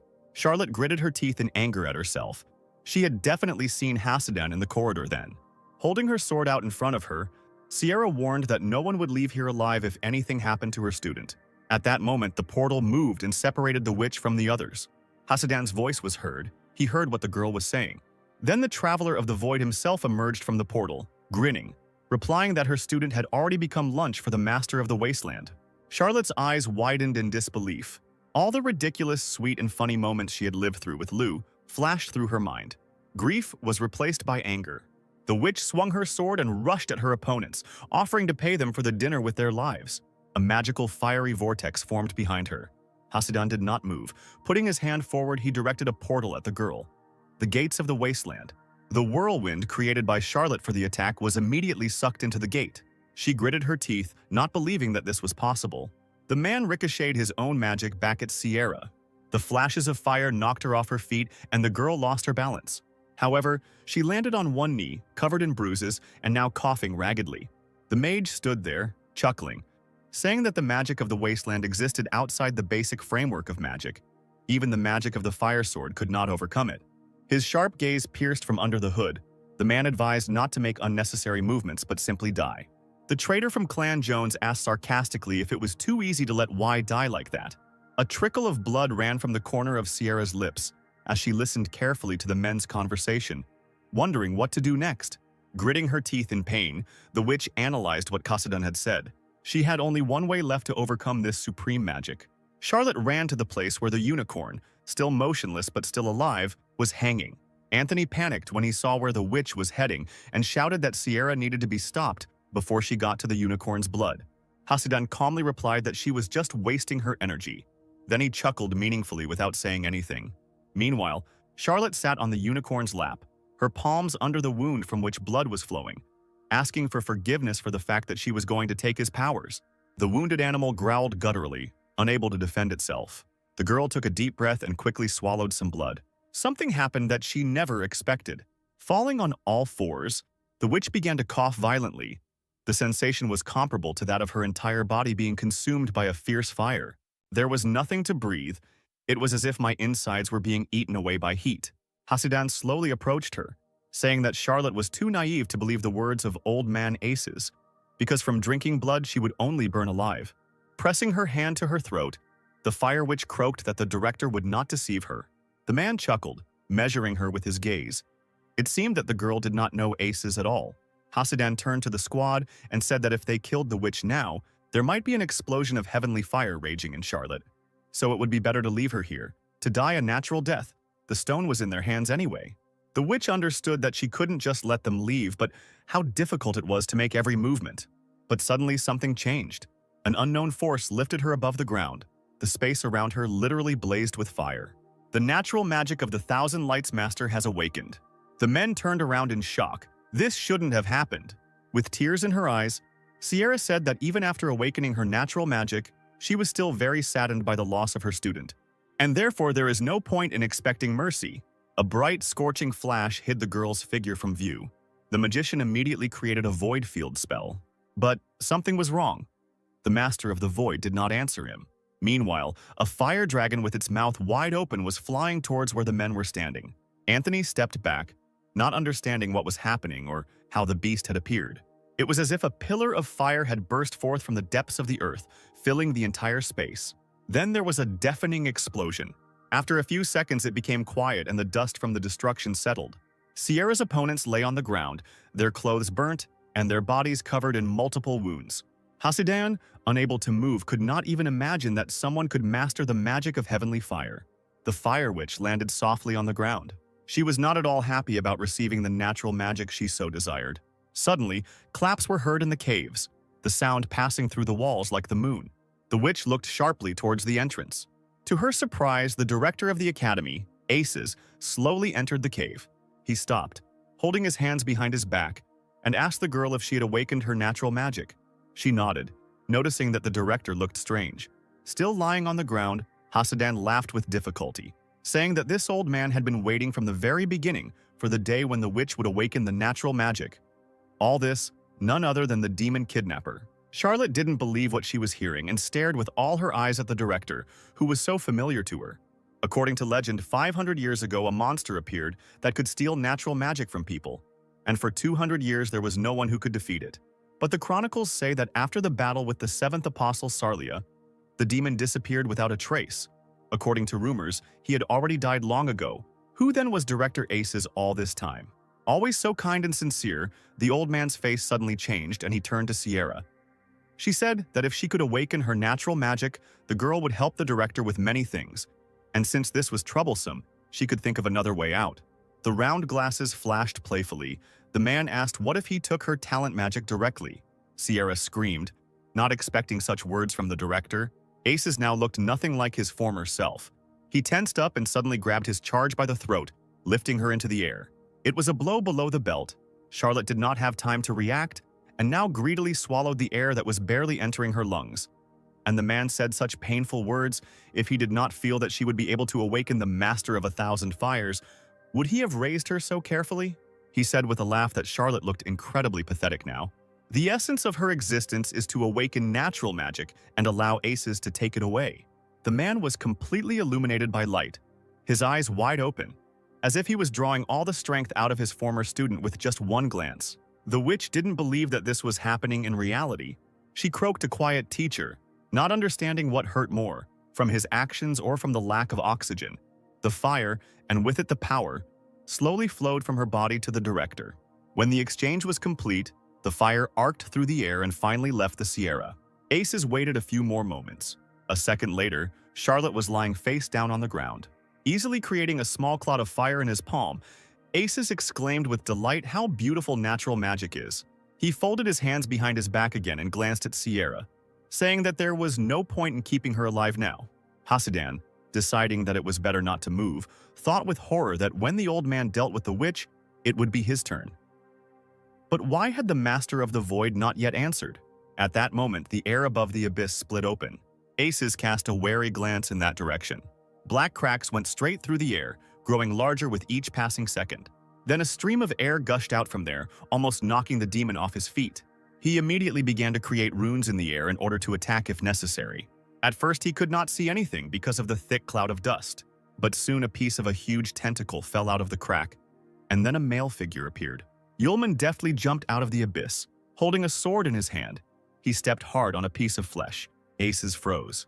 It couldn't be. Could this guy really deal with the strongest of the void world, its master himself?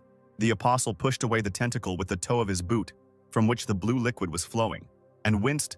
Why does this octopus have so many tentacles? He just wasted his time. His gaze fixed on the director, immediately realizing that everything had not gone according to plan. But when the guy saw Sierra lying there with no signs of life, his eyes darkened. His master, covered in blood, did not move at all. Yulman's voice echoed throughout the cave as he asked who did this. Aces smiled into his beard and replied that it was he. Then he kicked the girl's body aside. The apostle lowered his head, assessing the teacher's injuries. He immediately asked if the director had taken away her natural magic. He agreed quite well and said that the guy should feel proud of his master, because it was she who had a hand in his future victory over the apostle. 300 years ago, in the battle with Sarlia, he realized that ordinary natural magic, no matter how much of it there was, would not be able to defeat the apostle. And so the demon needed even more power. The old man continued, his eyes wildly darting off into the distance, saying that he needed high-level magic and the energy left by the apostle to do this. So he spent his strength to teach Sierra and didn't reveal his true identity in order to obtain the apostle's energy. The man bent down and wiped a tear from the girl's closed eyelids. Then a lamp with a purple flame appeared in his hand, and the figure of the demon itself began to burn. Today was the day when he obtained both the highest level magic, the heavenly flame, and the energy of the apostle, the hellish flame. Aces laughed demonically because now, with many unique abilities, he was ready to fight the apostles again. But before that, he needs to deal with people, real scum. The apostle turned his attention to the unfortunate unicorn. Then he walked up to Sierra and knelt down on one knee, checking her pulse. At this time, Aces was already creating a magical fireball, loudly boasting that now heaven and hell were with him, so he didn't need anyone else. The demon threw a wave of fire into the air. Yulman asked mockingly if the old man really hoped for these splashes. Excalibur in his hands glowed a bright green. The apostle swung his sword and aimed it at the scorching magical waves. A tangible light passed right through them, and the next moment the flame died down. Only streams of air remained when the boy lowered his hand. Hasidan sat down on the ground, muttering that this man was really strong. Could he really be Sierra's disciple? Aces noticed Yulman's unusual abilities and asked who he was. because the guy didn't look like a person from a famous family at all, and could even use sylph. He smiled charmingly and asked to guess. A batch of rocks fell from the ceiling of the cave. Yulman broke loose and ran straight towards Asis, shouting as he went that if he guessed, he would receive a prize. The demon bared his teeth and began to summon the stolen magic. Spell runes formed at his feet. Yulman was already in the air and now swung his sword. The apostle swung, creating a soft green magical line around himself. He crashed to the ground, and space seemed to split into several parts again. A stream of incredible force now emanated from the sword, dangerously lifting up large pieces of rock. Yulman pointed his sword at Asis. The demon spread his arms, trying to hold back the whirlwind flying towards him. Lightning of the highest level magic emanated from the palms. Yulman hissed threateningly, knowing that Asis could hear him. If he doesn't guess, the old man will be punished. The two forces collided with a roar as the apostle ran towards the director. A deafening explosion occurred. Its echoes were of such a scale that they broke through the top of the cave, creating a large hole there. Hasidan looked up in concern. If they continued like this, the volcano might explode. The magician stood up staggering, cursing Aces and his opponent. He didn't care who survived. They wouldn't let him go alive anyway, so he had to run away from here. The demon coughed from the resulting cloud of dust. Yulman once again demanded that Sierra's natural magic be returned, but Asasis only laughed. The stolen magic of talent could not be returned. Blood was oozing from his torn clothes, but the demon seemed unfazed. He asked if the boy really thought he could defeat him. The man squeezed his palm and the glass lamp in it cracked, releasing a violet flame. Hasidan recoiled in shock.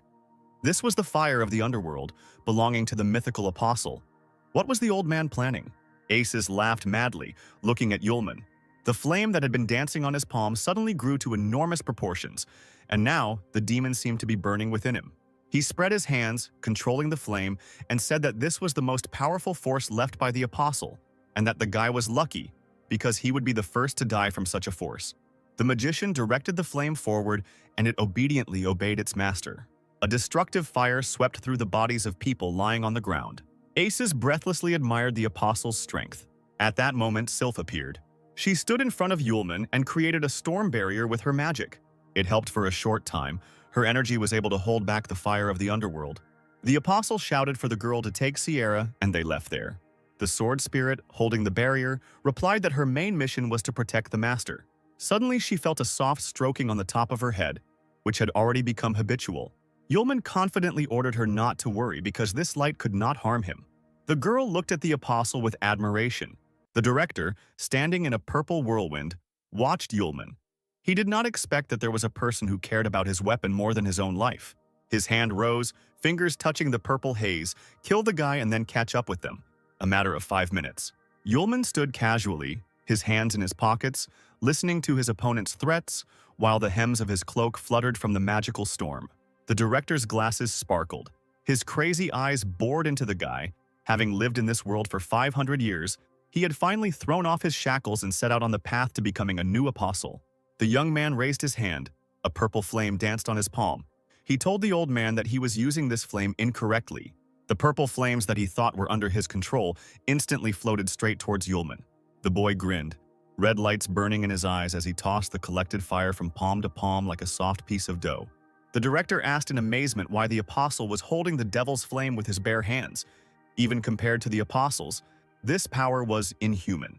After remaining in Yulman's palm for another moment, the light disappeared, and he shrugged his shoulders. He was just an ordinary student. The guy, like a cat, slowly approached his opponent, asking how the director would pay for what he did to his future bride. The old man chuckled, saying that from the moment he decided to take away the girl's natural magic, she died for him. He suddenly thought about how the apostle controls the hellfire. There must be some ability for this. A spark of madness flashed across the director's gaze, and he exclaimed that he would take the boy's abilities away. He raised an eyebrow and suggested trying to do it. The director raised his hands up, trying to absorb the fire, because in this world there should not be another person capable of controlling the hellish flames. His eyes widened in shock when he saw what was hidden. A figure, vaguely reminiscent of a student, stood at the very top of the mountain, arms outstretched, his mask frightening, but his smile evoking primal fear. Yulman's chuckle was heard. He realized that he had been seen, and said that he had sealed his powers so as not to be discovered. The director couldn't get his head around what he saw, as if it were something forbidden, something for which he would have to pay. The young man grinned predatorily, saying that since the old man wanted to take his powers so much, people needed to be given a chance. He waved his hand to the side, announcing that the first level seal had been broken. Red lightning flashed from the human eyes, and a powerful stream of energy hit the floor. The old man was amazed by the unfolding spectacle and was afraid to even blink. Yulman, still smiling, extended his hand towards the director, and the fiery whirlwind began to spin like a tornado. Streams of energy gathered together and rushed into the chest of the man opposite. The man trembled as if in a fever and let out a hoarse cry. The flame threw him from side to side, tossed him up and burned him, gave him what he wanted so much. When the director tried to croak something, the guy put his index finger to his lips, urging him to be silent. He laughed lightly, saying that he was just a student looking for a wife and a way to make easy money. Drowning out his words, an explosion rang out, engulfing the director and covering his remains in waves of dust. Yulman raised his head and stretched his shoulders. The apostle decided to catch up with Sylph. Perhaps Sierra had already woken up by that time. He looked away, habitually putting his hands in his pockets. There was one more thing to deal with. The dragon was still nailed to the wall with huge crystals. Yulman stood before this spectacle, carefully examining the monster. Reaching out his hand, the boy created a magic spell that was able to give the monster a few moments of life. The dragon sneezed, opening his red eyes and looked angrily at the man. The crystals holding his body together disappeared and the monster fell to the ground. As he fell, he growled helplessly but didn't even try to get up. Yulman, coming closer to him, spoke to the creature. In the last battle, he did not use his powers to the fullest. A scarlet egg appeared in the boy's hands, which the dragon was afraid of harming if his blows were too powerful. The creature, seeing the egg, opened its eyes wide and snorted. Yulman brought the find to the dragon's head, saying that he hid the egg in a spatial ring when he was sucked into the world of emptiness, so it remained unharmed. The unicorn dragon poked its nose into the hard shell. The guy gasped, almost dropping his load from his hands. He smiled and replied that he understood everything. Yulman stroked the unicorn's neck. He didn't know why he came here with his egg. It smelled like the apostles, which meant it was connected to them. Grasping the precious burden with both palms, the man promised the dragon to take care of his property. As if expecting only these words, the creature snorted one last time and fell silent, words of gratitude echoing in the air. The majestic volcano was awakening, preparing to spew rivers of lava, which later flowed down in bloody streams. Sylph carried Sierra in her arms, trying to get as far away from the epicenter of the battle as possible. The spirit of the sword sensed the presence of its master and looked around, finally noticing him. He slowly emerged from the cave entrance, and the first thing the girl asked was if he was okay. After briefly saying that he was fine, Yulman glanced at the unconscious Sierra, asking how she was. Sylph looked at the Fire Witch's face with concern, concluding that she had overexerted herself and perhaps fallen into a coma. The apostle grimaced, saying that the volcano was about to erupt. They needed to get out of here first, then they could talk. In any case, Master Sierra takes everything to heart, and will she be able to cope with her own feelings when she wakes up? As a child, Sierra spent a lot of time in the hospital and often heard the staff discussing the extermination of the Charlotte family, the work of the apostles' minions. Only little Sierra was left, and every stranger felt immensely sorry for her. With her head down, she heard someone's voice asking if the girl had heard about the villains who killed her family. The little girl looked straight ahead, her head bowed in interest before the stranger. A tall, gray-haired man in long robes offered to become her apprentice in order to take revenge. Smiling affectionately, the man scratched his beard and introduced himself. Aces, the chief court magician of the empire. Then Sierra truly believed that the teacher sincerely wanted to help her get revenge. Who would have thought that the kind old man was actually a demon kidnapper trying to steal her natural magic? She mentally asked her mother and father for forgiveness, because it seemed she would not be able to complete the mission of avenging the entire Charlotte family.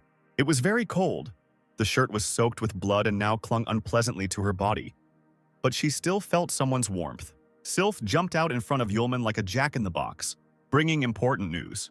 The girl exclaimed that she could no longer feel mana in Teacher Sierra's body. The girl in his arms did not move, but the corners of her lips were lowered in unconscious agony. Sarah's life energy was fading away at great speed. The Trinity miraculously managed to find the nearest hotel. Sierra was laid in bed, covered with a blanket, and Yulman, having removed his cloak, stood over her with his arm outstretched, drawing healing spells in the air. Unfortunately, Sylph's fears were justified. Sierra's own magic was not felt in her body, and her power was rapidly leaking away. Looking at the girl's exhausted face, the apostle knew that if this continued, she would never wake up. Sylph carefully approached the master, who was gloomier than a cloud, and asked if he still had the magic that Master Sierra had passed on to him. Yulman clapped his hands, realizing that this magic could be returned to Sierra and help restore her strength. It wouldn't be enough to get her back to her previous level, but it was better than nothing. A book appeared in front of the sword spirit. It was necessary to find out how to transmit energy when it was impossible to use the seal for transmission. The verdict was that the magic had to be transferred through a kiss, which completely puzzled Yulman. With an inscrutable face, Sylph explained that the bodies of the young people needed to be connected through the mouth, and the saliva would be the medium that would transmit the magic, at which point the apostle waved his hands, declaring that he understood everything. He grabbed his head, massaging his forehead, thinking that this was necessary to save Sierra. The guy blushed. It looked like he was taking advantage of her condition. Sword Spirit sternly said that Sierra would be more concerned about her magical powers given her vital signs. Yulman and his assistant approached the bed. The girl sadly concluded that a lot of time had passed since the old man took Sierra's energy. They needed to hurry before she degraded to the level of an ordinary person. Yulman thought hard. Although there was no direct threat to life, Sierra could wake up as an ordinary girl. It would be difficult to accept. In that case, Sylph is definitely right. The girl bowed, saying that she would go and watch the door. When the door closed behind the spirit of the sword, Yulman carefully sat the unconscious Sierra on his lap. He frowned, deciding that no matter what happened next, he would take full responsibility. Holding the girl with one hand, the apostle carefully lifted the stranger's chin with the other. The kiss was followed by a magical activation. The space was illuminated by a bright light from the raging streams. Yulman did not let go of Sierra. Holding her tightly in his arms, he closed his eyes so as not to be afraid of his own shyness. The girl slowly opened her eyes, thinking that she was still asleep, because she felt so warm and comfortable. Feeling the touch of someone else's lips on hers, Sierra was convinced that this was a dream, because everyone was supposed to die in that cave. But the unprecedented reality of these sensations seemed to hit the girl in the most sensitive spots, and she opened her eyes wide. Sylph jumped when she heard something heavy fall outside the door. She timidly opened the door. The owner was sitting on the floor, holding the bump on his head. Sierra was standing right next to the bed, with a red face, the color of her hair. The girl screamed that she couldn't do what he did, even if she had let it slip that Yulman was her fiancé. Something distracted the fire witch, and she asked the sword spirit, puzzled, what she was doing. Sylph replied seriously that she was carefully recording the duration of the kiss and the events that followed. Sylph blushed even more, as much as possible, jumping up on the bed in indignation. She almost attacked the girl with her fists, screaming that it was not a kiss, but an ambulance. The student was giving her strength back, and such events do not need to be recorded at all. Sierra turned to the beaten Yulman, ordering him to forget everything that had happened and was long gone. The apostle put on a guilty look, wiping tears from the corners of his eyes, and nodded. Once everyone had calmed down, Sierra lay back in bed to continue recovering and drank hot tea. Yulman and Sylph stood by the bed when the fire witch asked what happened to those who fought in the cave and how Yulman managed to escape. The student replied that, as he followed Sylph out of the cave, he saw aces and the wounded magician fighting. It turned out that in the battle, they even broke off an entire cliff. Sierra thought about it, realizing that Yulman was talking about Hasidan. It was hard to imagine that he had the strength to fight the director. Yulman added that everything happened while the spirit of the sword was carrying the girl out of the cave, and no one else came out of it. The student, startled, asked Master Sierra with hope in his voice if her magic had returned. The girl remained silent and clutched the sheet tightly, returning to the sad thoughts of her loss and betrayal of a loved one. She pressed her hand to her chest, staring at the wall. Although the student had returned her powers, the current level could not even be called average. Sierra sat up straight in bed and suddenly broke the silence by calling the apostle's name. He turned his attention to the teacher, looking questioningly. The girl surprised Yulman when she quietly asked him to leave with Sylph. Resentment flashed in the guy's voice when he asked why he had to leave. Sierra replied seriously that the balance of power in the empire, which had existed for the last 100 years thanks to the balance of power between aces and the three great families, would be disrupted when the other families learned of the death of the director and Capella. The girl lowered her head. Her eyebrows drew together. She was afraid that something terrible might start. Yulman nodded, suggesting that a coup could even begin in the country. Charlotte's current level is not even up to the average level.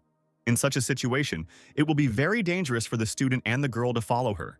Sierra was in a terrible mood and her thoughts were the same. She refused to fight. Not hearing an answer, the girl looked at Yulman, who did not look upset at all. On the contrary, he was shining like a new coin. This made the Fire Witch quite angry, deciding that the guy was not listening to her.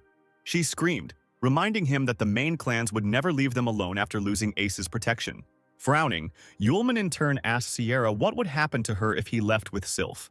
This question really puzzled the girl. She couldn't even find the words, only hesitantly saying, The student smiled softly, assuring her that he had heard the teacher, so now they would definitely not leave her alone. Sierra's cheeks turned red when she heard that the boys would fight together if they couldn't escape together. Crossing his arms over his chest, the apostle added that he was Sierra's disciple and successor, and also her fiancé, so he would not be able to leave her and run away. The girl, forgetting about her fatigue, almost beat Yulman the second time when he spoke about his status as a groom. He shouldn't have taken that statement seriously. Sylph clenched her fists, belligerently declaring that she would support her master and stand shoulder to shoulder with their small team. Sierra felt a pang in her heart, and her cheeks burned at the realization that her true friends would go to the ends of the earth with her. The Fire Witch was not used to showing her feelings, so she turned her head away sharply, muttering that she wouldn't care if the boys were in danger. Yulman told the master that before his death the unicorn gave him his egg. The girl looked at the egg in the student's hands with surprise, because she had previously thought that it was a precious stone. It turned out that Capella was wrong. The unicorn was not guarding a precious stone, but its egg. Sylph raised her finger, saying that since this thing now belonged to its owner, it needed to be given a name. The apostle thought, indeed, one cannot always call it a unicorn's egg. The girls silently looked at the puzzled guy, and he was wondering what to name his new acquisition. Finally, an idea came to his mind. The unicorn came from the eastern continent, and there is a custom there of giving children popular names to make them easier to raise. Yulman raised his thumb and concluded that he would name the child Iron Egg. Suddenly, the egg in his hands began to glow, getting hotter with each passing minute. The apostle yelped in pain, almost dropping the fragile child. Sierra, her face blank, pointed out that the egg had made it clear that it didn't like the name. What followed was an even more unfortunate scenario, and Yulman received a greater dose of fire than before. A wounded man in torn clothes walked along the quiet streets at night, barely audibly. Holding his heart, Kashidan walked limping along the cobblestones. He thought that since the Master of the Void had died, the others thought that the magician had not been able to escape, but he had managed to use the void field to move through space. Stopping in front of a rich house, Hasadan thought about earning a good sum for the news of Capella's death. A week later, in the hotel, Sierra was reading a newspaper on the pages of which there was news of Capella's death. Apparently, Hassin had escaped from the volcano. The Fire Witch was surprised that the magician did not say anything about their connection with Aces. Sierra asked Sylph, who was holding the egg on her lap, to try to keep anyone from finding out where it was, and the girl nodded. The spirit of the sword said that the owner went out to look at the big city market, and also to find medicine to restore Sierra's magical powers. Yulman walked along the crowded street, looking with interest at the goods he came across along the way. Suddenly he stopped, put his hand to his mouth and burst out laughing. The sun was shining brightly, rare clouds were slowly floating across the sky, and the apostle was in an excellent mood. Moreover, he was more pleased than the good weather by the presence of flocks of pretty girls around.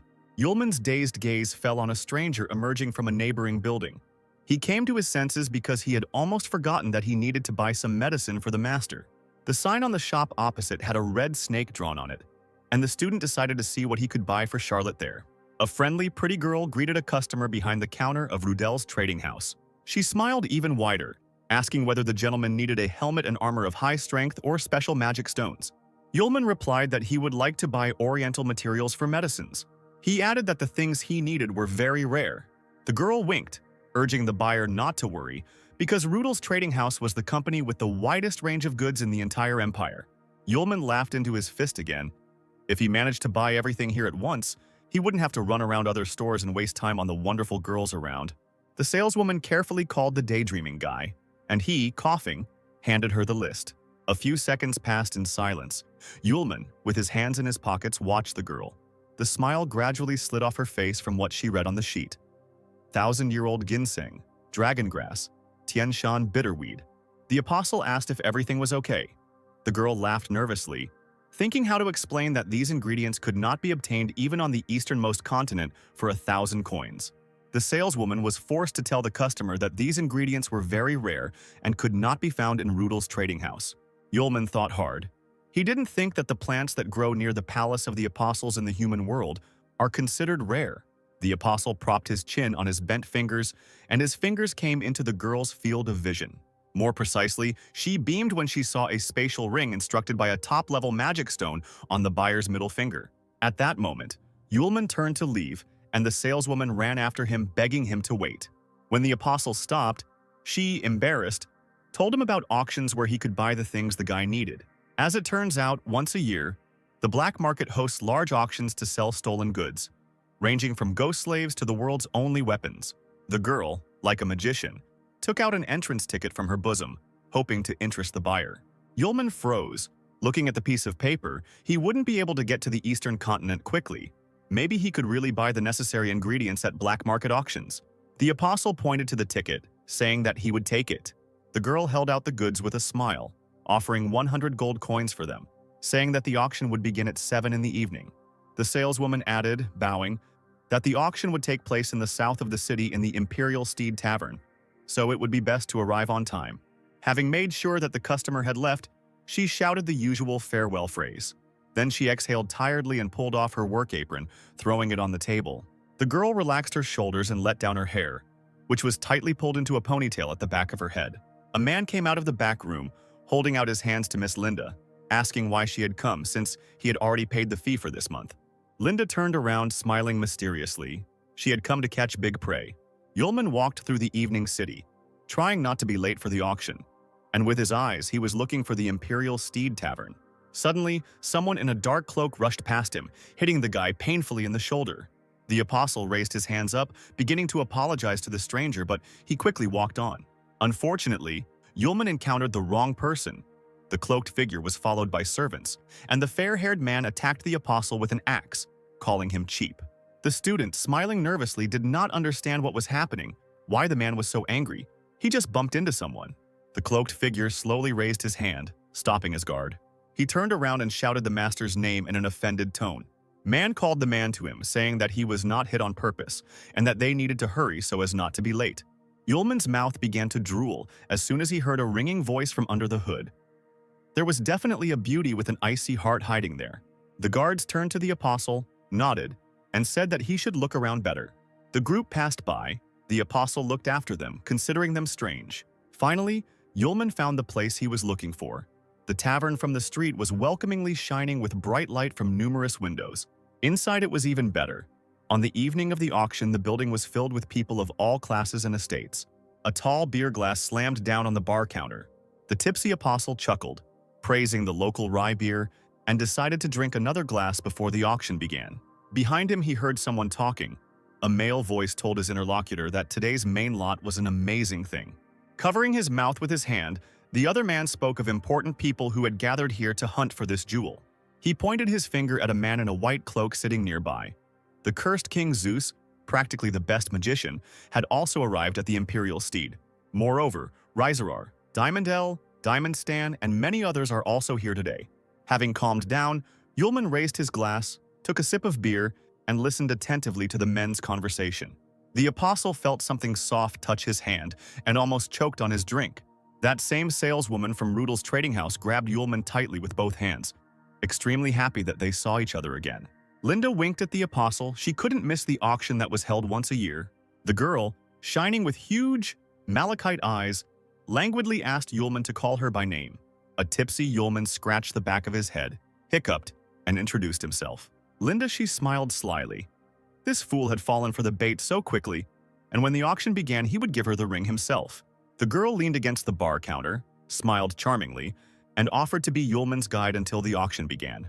The two men, who had been discussing the people present earlier, turned their attention to the couple, the old man's precious daughter Louis, and next to her, probably, is some important person, a simpleton who fell for her bait. Finally, after some time, the auction began, and a large crowd gathered in the large hall, eagerly awaiting the bidding. Yulman and Linda took the empty seats, and the guy asked if the organizers were afraid that someone would report the illegal auction to the authorities. The girl twirled a strand of hair, saying that the auction was being held by Old Man Lewis, and no one in the city would dare to anger him, and besides, serious people were buying things here. A silhouette appeared on the empty stage and was immediately hit by a dim spotlight. The auctioneer, a smiling man in a tailcoat, greeted the dear guests. They, waving their arms, shouted loudly and began to drunkenly hoot in response. Alcohol sales in the tavern were on the rise on days like these.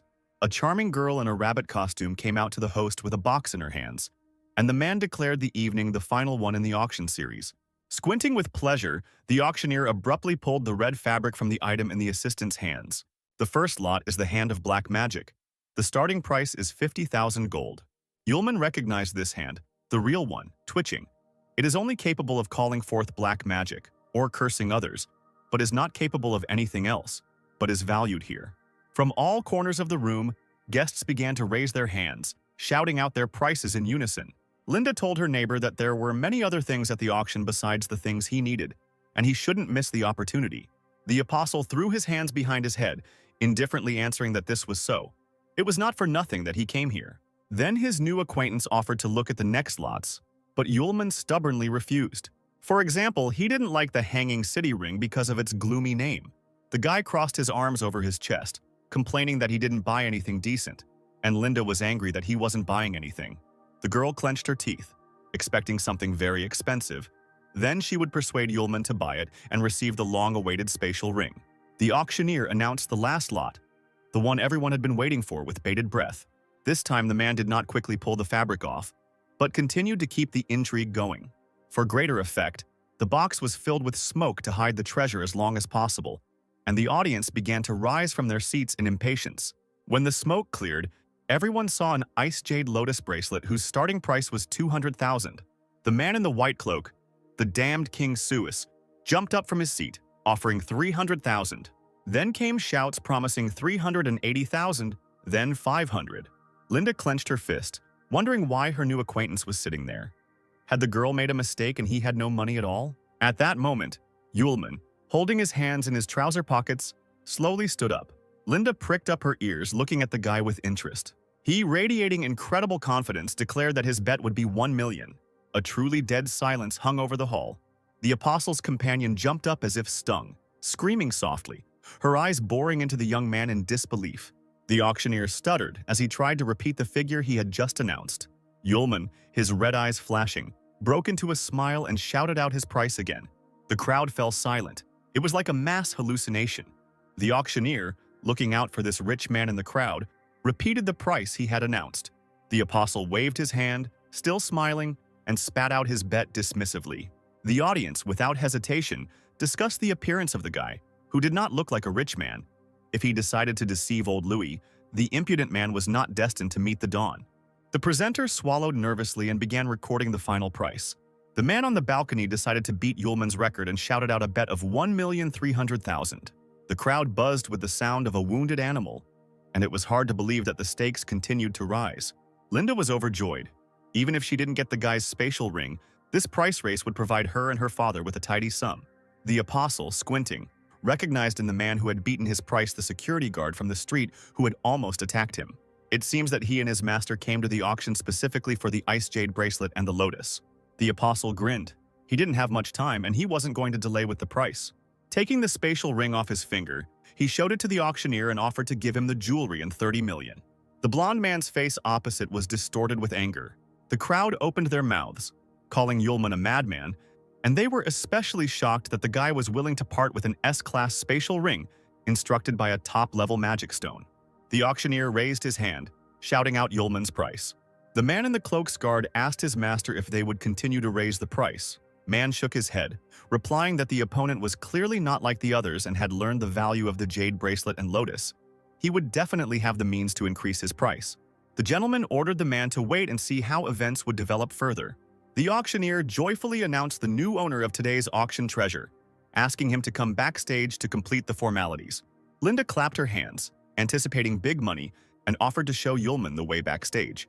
He, hiding his hands in his pockets, jumped over the railing, shouting that the girl shouldn't bother. His companion extended her hand, squealing that Yulman should not go straight ahead. But he was already standing in front of the dumbfounded auctioneer, holding out the spatial ring in which the money was located. The apostle glanced indifferently behind him, where Linda continued to shout something at him. The girl covered her face with her hand, saying that there is a very important rule at the auction. If a buyer steps onto the stage without permission, this is considered a violation of the rules. A buyer who commits such a violation must pay for all lots offered at the auction. Moreover, any person in the room can take away what the offender has acquired.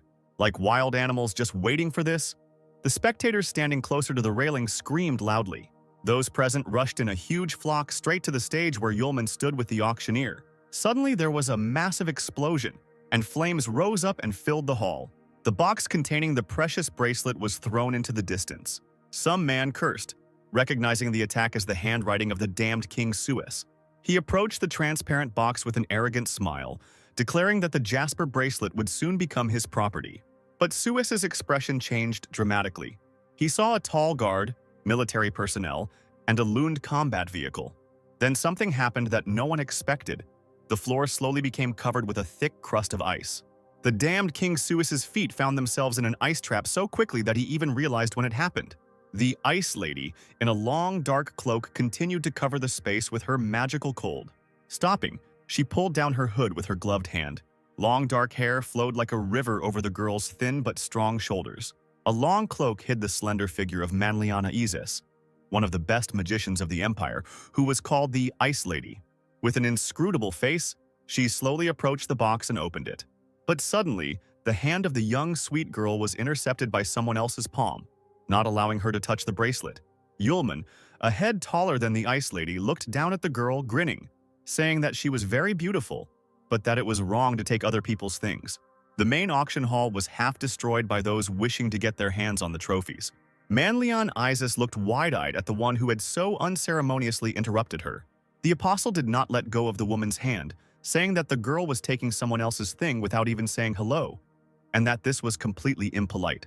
The Ice Lady came to her senses and, frowning, pulled her hand out of the grip of the other's palm. The apostle took out the bracelet and coldly informed the master presenter that he was leaving and taking what was rightfully his. Manlian grabbed the box, which turned out to be empty, and screamed. It was such a hard job for her to get this ice bracelet that could take her magic to a new level. Now, the Ice Lady was not going to let go of the one who stood in her way so easily and created an ice spell in her palm. With a wave of her hand, Manlian caused ice to burst through the floor to fill the path. The crowd buzzed in fear because the technique the girl used was called an ice prison. Linda gritted her teeth, anticipating huge problems in the future. But those present realized it too late. The entrance was blocked. The entire auction hall truly became an ice prison. Ice covered all surfaces, sparing only people. Yulman, looking at what had happened, heard a mocking voice behind him. Isis threatened him with eternal imprisonment in ice. The apostle turned to her, laughing at her self-confidence. One of the warriors cried out in confusion when he saw his sword in the guy's hands, but the guy simply decided to borrow it for a while. The auction visitor, the big guy Diamond Stan, looked at Yulman with disdain. In his eyes, this boy with his rusty sword looked pitiful. The man's eyes turned bloodshot and he punched the ground with all his might with his bare fists, breaking the ice cover. If Stan was counting on scaring Yulman with this, he failed. The guy's figure glowed a bright golden color. He ordered the first level of the seal to open.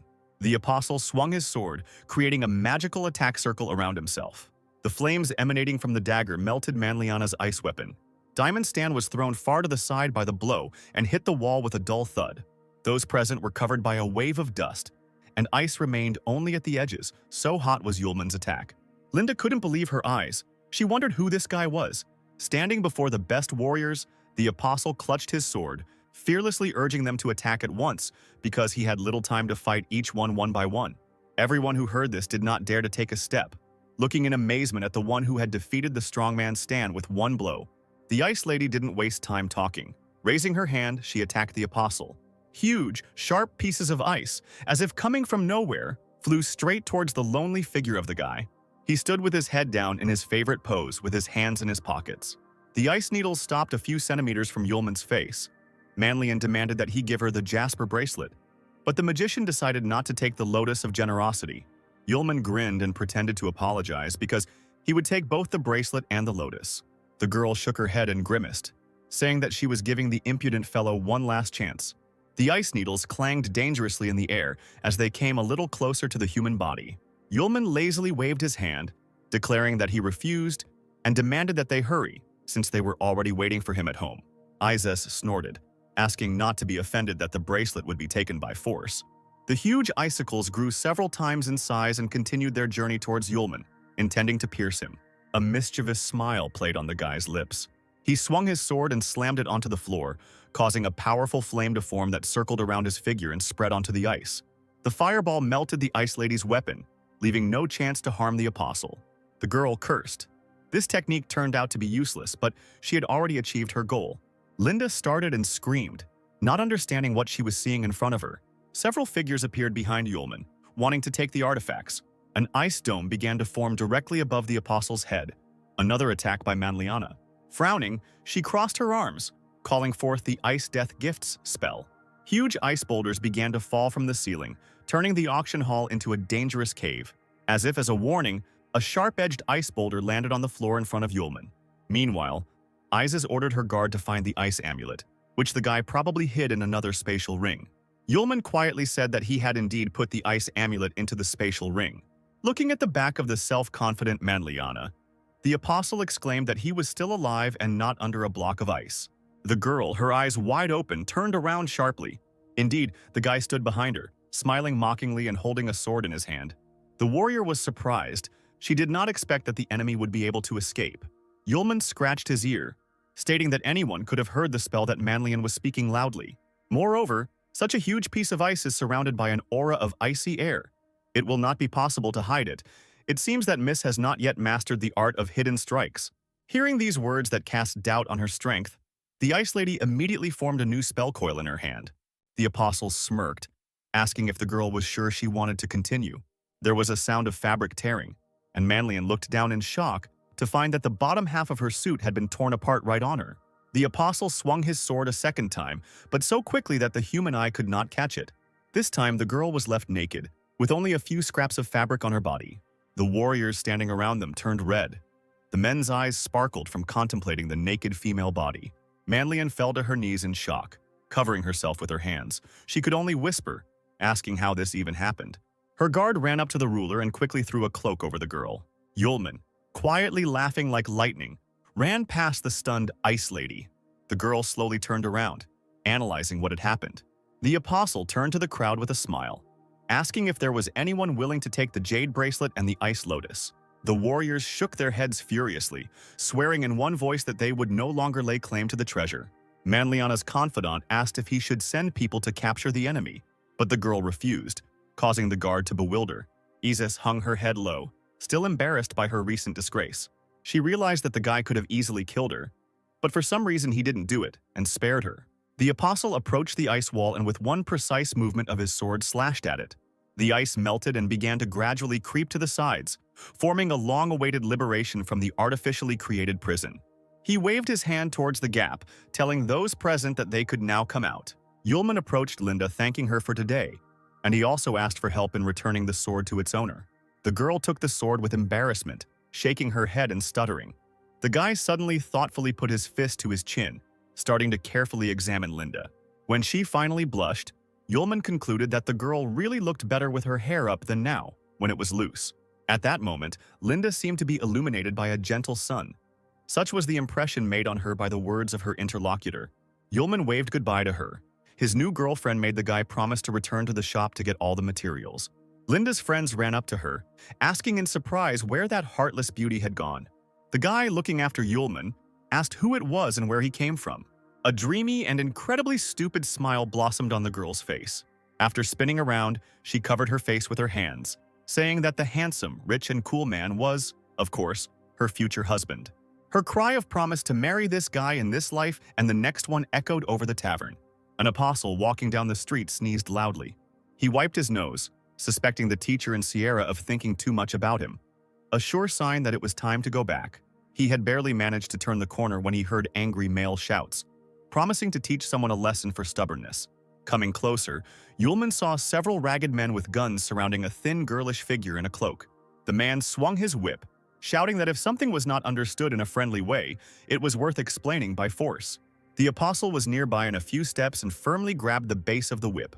Looking at the other competitors, the guy advised the puzzled man with the whip not to treat the ladies like that, so as not to incur the wrath of God. A group of people, playing with bats in their hands, slowly approached the one who dared to interrupt them, shouting that it was not worth sticking your nose into other people's business. Yulman, frowning, sharply moved his hand to the side without letting go of the whip. The man remained hanging on his weapon, and what's more, He was also thrown into the wall. Like a large sack of stones, he fell on his back with a loud thud. The man immediately lost consciousness from such a flight, possibly forever. The opponents opened their mouths wide and retreated a few steps back. Yulman asked with a smile what they were talking about, since he couldn't hear them because of the strong wind.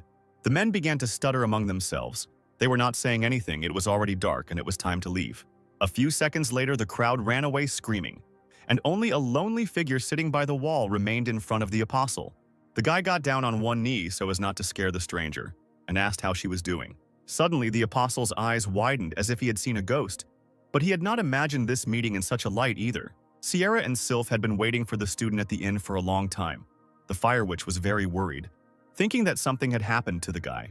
Finally, she got out of bed, determined to look for Yulman. The sword spirit nodded. As soon as the girl opened the door, she stepped back, seeing the guests. Arya stood next to Yulman, completely unhappy and wounded. After some time, the table covered with various dishes became empty, as did the plates filled with food.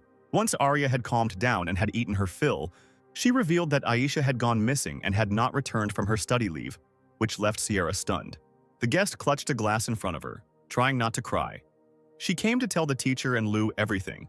Suddenly, they could find the missing item. The time traveler asked if something happened before Aisha left school, but Arya remembered that the student left the academy with an infinitely sad face. Yulman gave Master Sierra a potion that she was to drink on her way back to the academy. It wouldn't be possible to instantly restore strength, but it would increase the speed of recovery. Sierra regretted that she wouldn't be able to go on reconnaissance to Aisha's house with her student. Charlotte crossed her arms and asked if Yulman was sure he needed to go with Arya. She looked at the girl playing with Sylph, thoughtfully saying that in their current situation, they needed to stay away from the three great families and the people associated with them. Sierra knew Arya's full name. Her last name was the same as the general's families, which didn't bode well.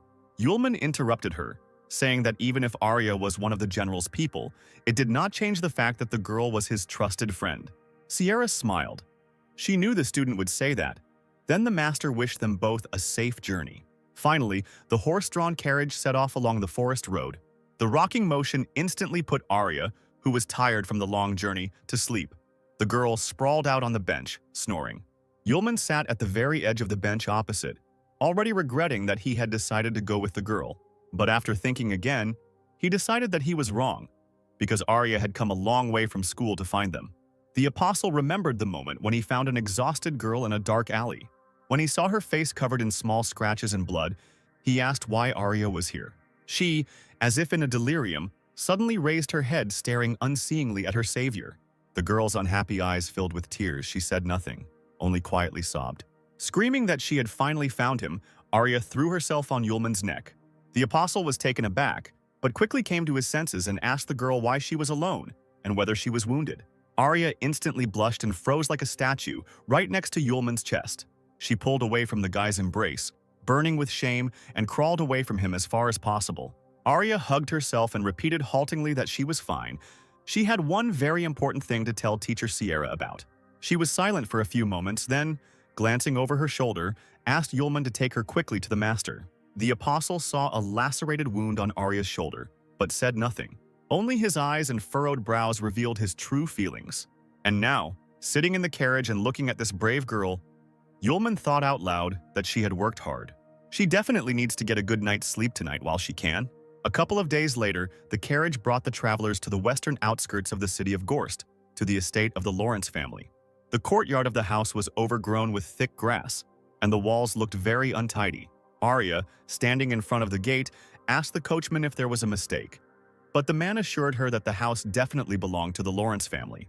He added that the Lawrence family had been completely missing for 10 years, so the estate was empty.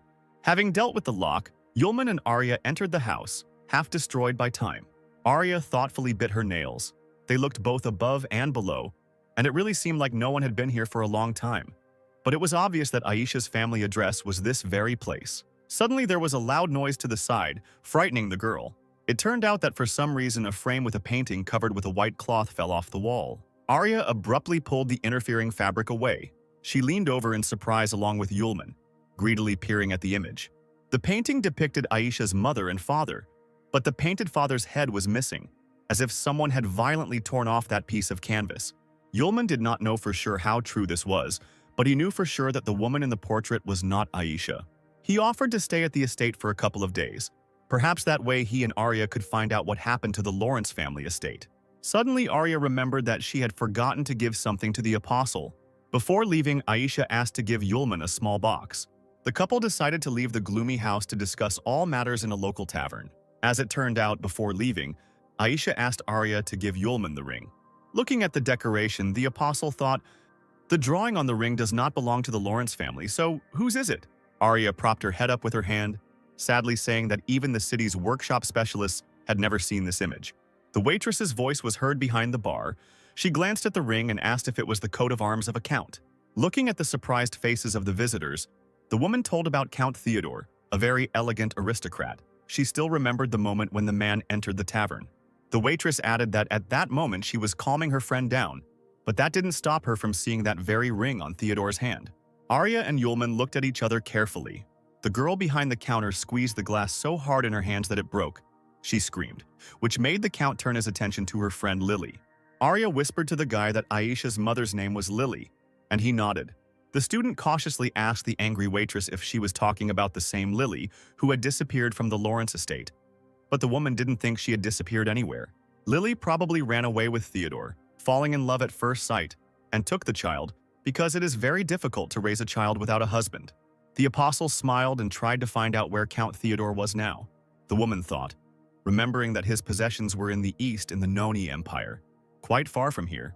A guest from across the room ordered a beer, and the waitress responded happily. She promised to bring a drink to the restless guest and asked the guys if they were going to go to that empire, where demons had recently been bred. Yulman thought about it, suggesting that motion sickness during travel could somehow be connected with the influx of demons. Arya looked questioningly at Yulman. The girl wanted the student to teach her a technique for fighting demons. If they really do meet demons, Arya's skills won't be enough, and she will only hinder Yulman. But she also wants to look for Aisha together. The apostle was surprised. He did not know about any reception. Arya explained that this is internal energy that appears during the process of tempering and cultivation. By combining it with natural magic, it is possible to release a huge amount of power.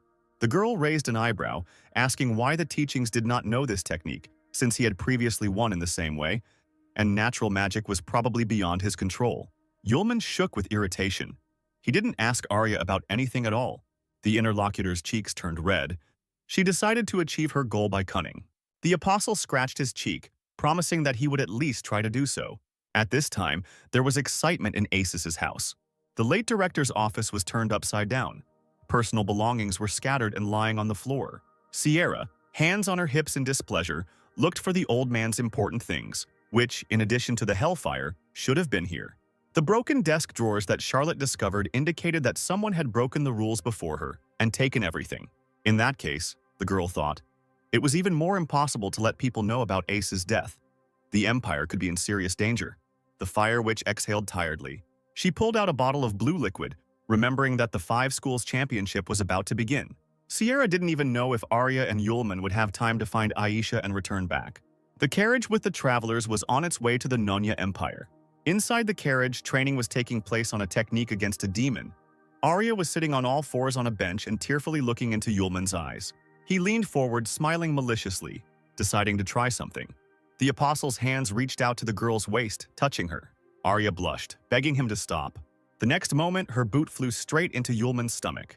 The guy got angry, shouting that he was helping his friend, awakening anger from the outside, and she even kicked. Arya burst into laughter, asking for forgiveness. She found it too funny from the tickling. 2 weeks later, the carriage finally arrived in Nonya. Arya looked out the window and, seeing the half-destroyed buildings, was surprised by the urban center of the empire. The doors of the houses were tightly closed and there was a deafening silence. On other, no less dirty and dark streets, one could see gloomy and exhausted people. The dark-haired man watched the unknown carriage with a frowning look. Arya nudged Yulman in the side, suggesting that they had the wrong address since Aisha couldn't live in such a place. The apostle knew that the cab driver could not have made a mistake. But in this place, even all the shops were closed, and this was very strange. The carriage, having passed several streets, stopped near a noisy crowd. The passengers decided to see what was going on. There stood the building of the Adventurers Guild. Near the house, there were tables and benches set up, and many warriors were celebrating something. Arya glanced around at the people present. Surprised that there were so many people in the guild, the girl entered the building and approached the smiling girl at the counter, carefully asking if there was a count named Theodore among them. The worker said that there was, asking why anyone would look for it. Arya almost answered, but Yulman covered her mouth with his hand and smiled sweetly at the worker, saying that they would be back soon. The student pounced on the apostle with accusations, but he rightly noted that since everyone was looking for Lily, even though she had married the count, perhaps the woman did not want anyone to know about her. Arya came to her senses, agreeing with her friend that it was wrong to ask so directly. Yulman approached the counter again and said that on the way to the Empire he found the count's family ring, so he decided to return it, maybe even get some kind of reward for it. The apostle asked the girl where Theodore could now be found. The corners of the worker's lips turned down. She said that the count lived in a castle in the suburbs, but the way there lay through the forests of Nonya, where something had been wrong lately. Arya slowly moved her gaze from the girl's face to the stack of papers. She winced, asking if there really were demons there now. The worker confirmed that 6 months ago there were many more local animals, and then rumors began to spread about the appearance of demons, and recently their traces were discovered. Yulman asked if the Adventurers Guild were demon hunters hired by Count Theodore. The girl shook her head, answering that although these were the lands of the Count, he did not respond at all to the appearance of the demons. This time the reward was announced by the Imperial Society of Adventurers itself. When she added that whoever killed one monster could get 5 million, Yulman and Arya's eyes lit up. The apostle thought, if Count Theodore is now Aisha's stepfather, the student can help cleanse the lands of demons and get good money, and maybe even marry Aisha. Arya wondered why the demons had appeared again, since they had been destroyed long ago. The worker said with concern that the residents themselves do not know what is happening here. The detachment of 100 hunters that left today has not yet returned. Yulman remembered that even before this human civilization, people and demons coexisted peacefully for a long time. But for some reason, a war broke out. The 15th apostle, Arma, and the 12th apostle, Kapasis. The first was the protector of people, the second was supported by a demon.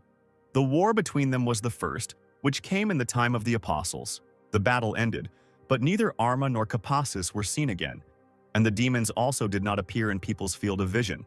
The apostle believed that if these two had not fought so fiercely, humanity would not have to fear his kind so much. It was getting dark. The forests of Nonya were dense. The tall trees rustled from the gusts of wind. By this time, the forest floor was already sprinkled with the blood of many hunters who had fallen at the hands of the demons. The last surviving man was wounded and breathing heavily as he tried to escape the dense space. Hearing clicks behind him, the warrior screamed and ran headlong, stumbling as he went. He was unlucky. His boot got caught on a thick branch on the ground. The warrior screamed hysterically and fell face forward. Kneeling, he knew the end had come. The man was surrounded by a pack of devilish panthers. The man sat up and began to back away, covering his face with his hands, begging not to kill him. A huge clawed paw with snow-white fur appeared as if from nowhere. Blood sprayed into the air, splattering the tree trunk.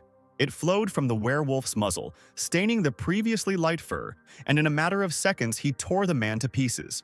Arya gasped when the worker mentioned 100 warriors, but she added that there was only one werewolf demon in the forest.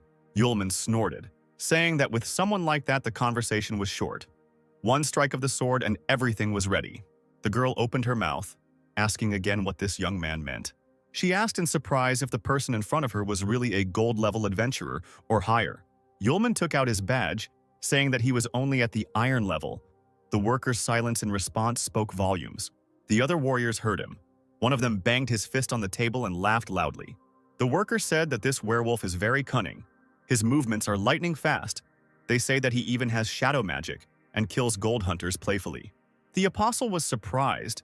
He thought that werewolves were stupid demons with slightly developed limbs. Could they really have disappeared for a while and upgraded to shadow magic? A man in a cloak approached the friends and ordered them to get out of here.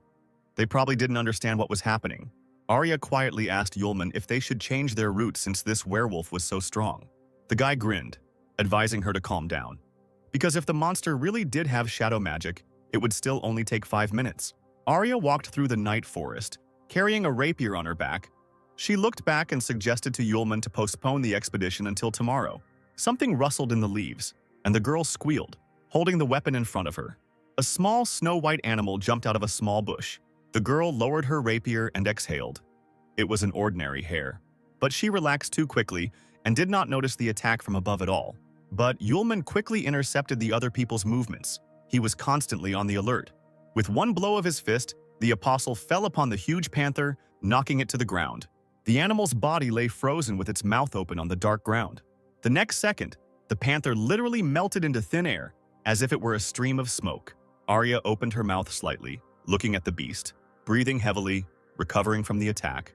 The apostle told the amazed girl that only a demon could have created such a black panther.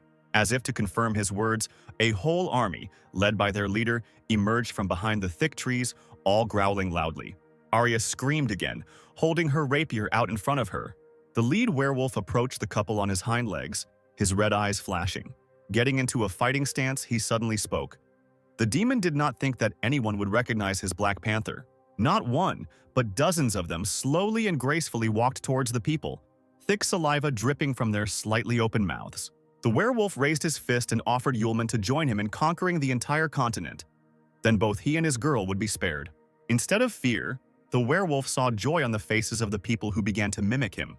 The apostle started to fool around, saying that he couldn't join because of the terrible treatment of people by werewolves, and he also wouldn't allow them to conquer the entire continent. The werewolf laughed as he looked at the two boys who dared to say they could stop him. He grinned, saying that the entire group of hunters sent out in the morning had already been destroyed one by one. Yulman threw his hands behind his head, replying that the demon was a real fine fellow and deserved to be patted on the withers. This made the werewolf extremely angry. The fur on the back of his head stood on end. Yulman saw sharp teeth in front of him. The entire horde of panthers, without consulting each other, rushed at the people at once, led by their leader. The guy smirked and ordered Arya to go forward. The girl blossomed, clutching the rapier in her hands. Now her time had come. The werewolf clicked his teeth. He had just seen that the girl was scared of an ordinary hare. Arya held the weapon in front of her, closed her eyes and concentrated. After a few seconds, she suddenly opened her eyes. The girl's case burst into flames of magical fire, just as the panthers were attacking her, intending to cut her to pieces. But now, everything has changed.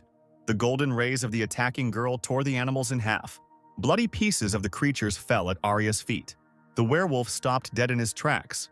He didn't expect this from a fragile human creature. Arya patted her chest. It wasn't for nothing that she pretended to be terribly scared for a long time. The werewolf growled, realizing that the humans wanted to lure him out of the forest with their acting. Yulman broke into a mischievous smile, saying that they had been found out. A loud, desperate laugh rang out in the dense forest.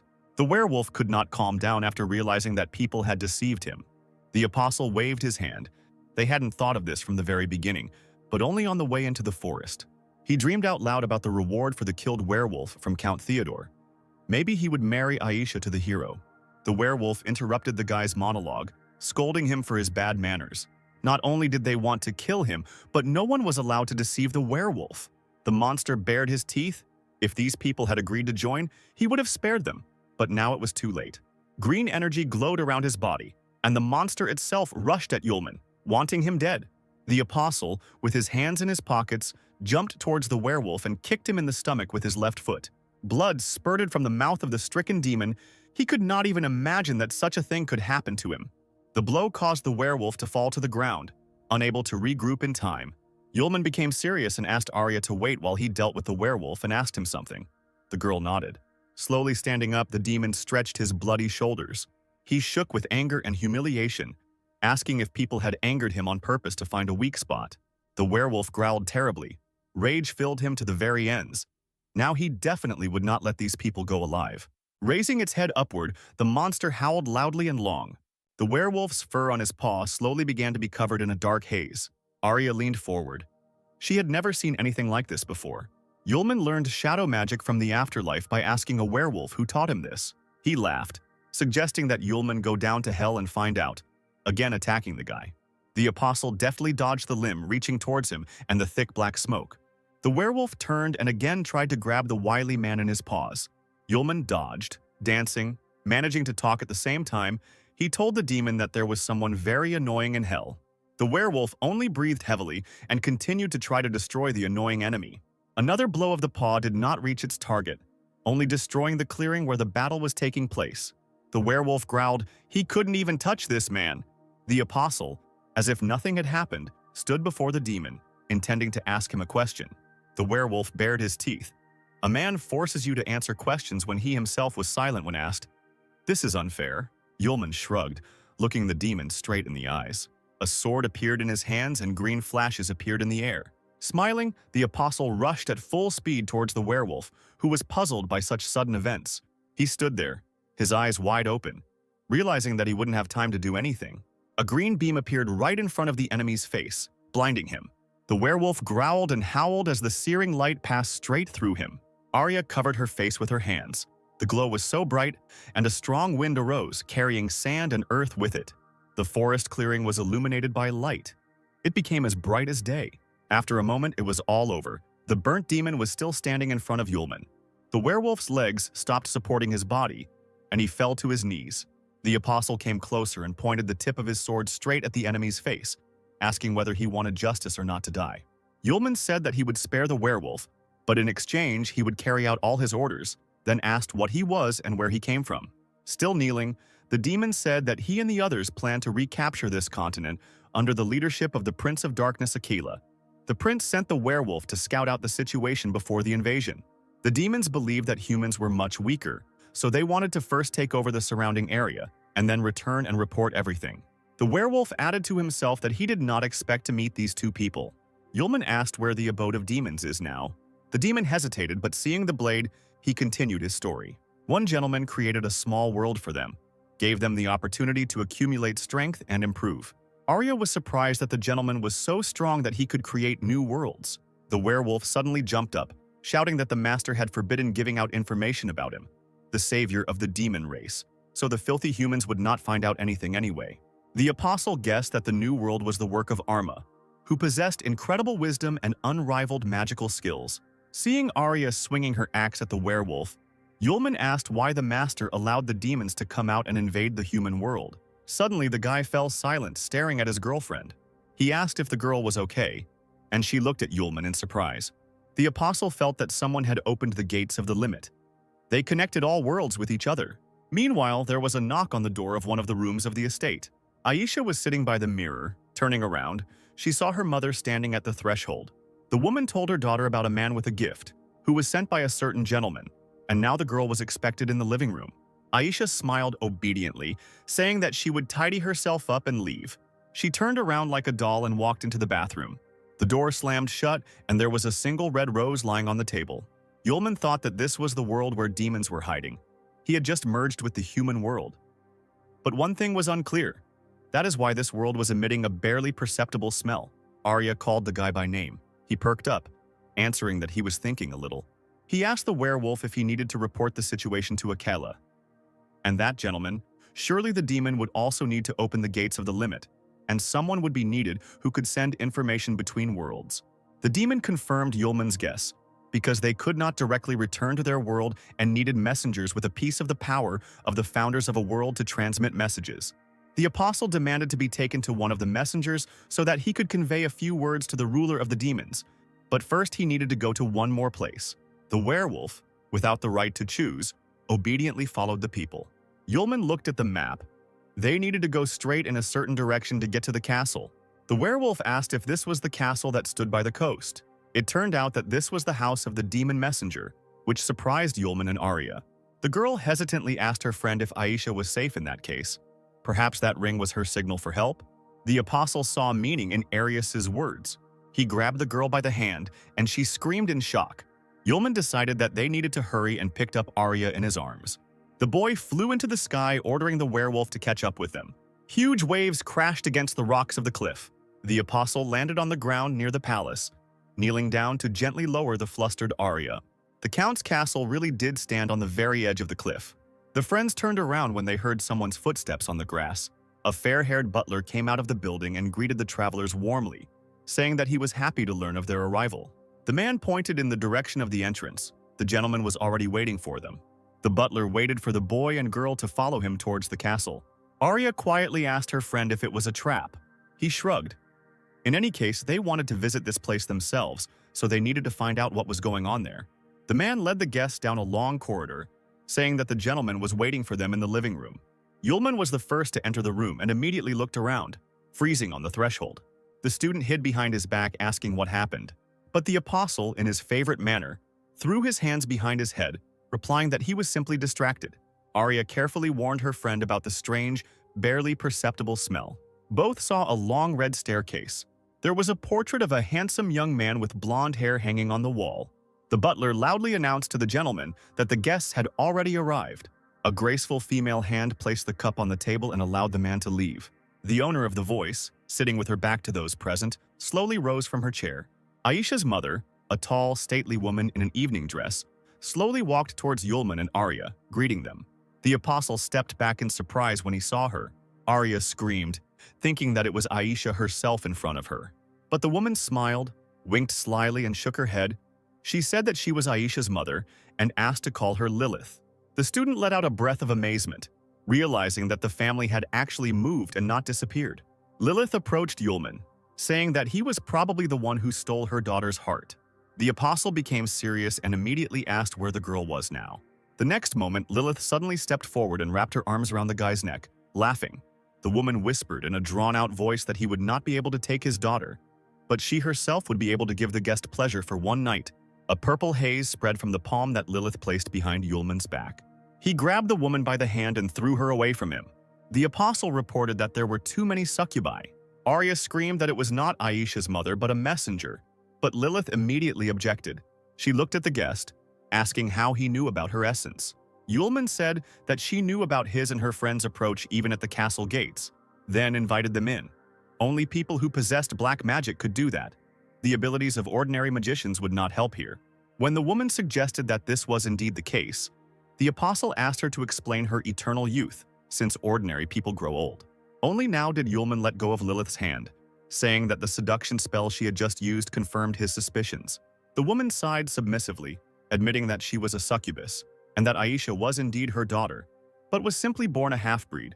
Lily winked, saying that as a reward for the guy being able to resist her charms, she would tell him where Aisha was, in the far room on the second floor. The guy didn't answer and called Arya to follow him. The girl waved her hand, answering that she would wait here because Yulman was the person Aisha wanted to see now, and she didn't want to disturb them at all. Yulman asked again if his friend really wanted to stay here. Lilith spoke up, smiled, and said that she would not offend the guest. She added that it was getting late, and the guy had better go to Aisha quickly because she would soon go to bed.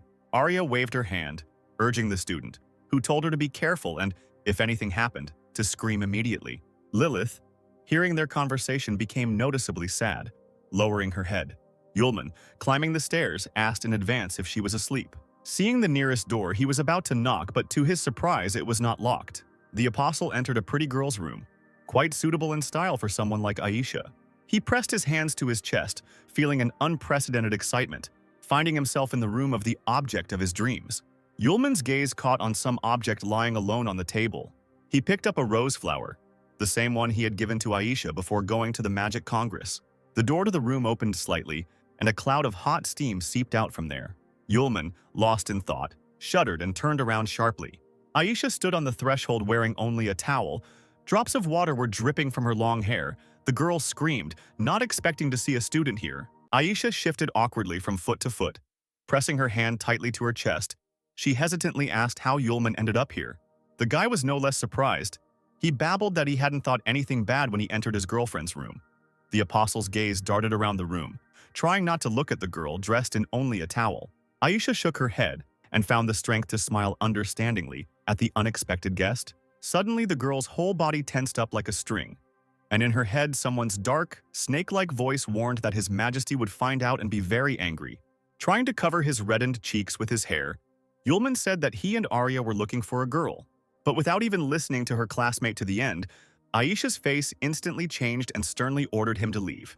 Yulman worriedly asked her what she meant, but the girl only added that her friends shouldn't have come. She said that the ring was left by her as a souvenir, with no intention of leaving the children a clue to search, and the apostle drew attention to Aisha's sudden departure from school. She clenched the fist of her free hand, her friend's words echoing heavily in her head.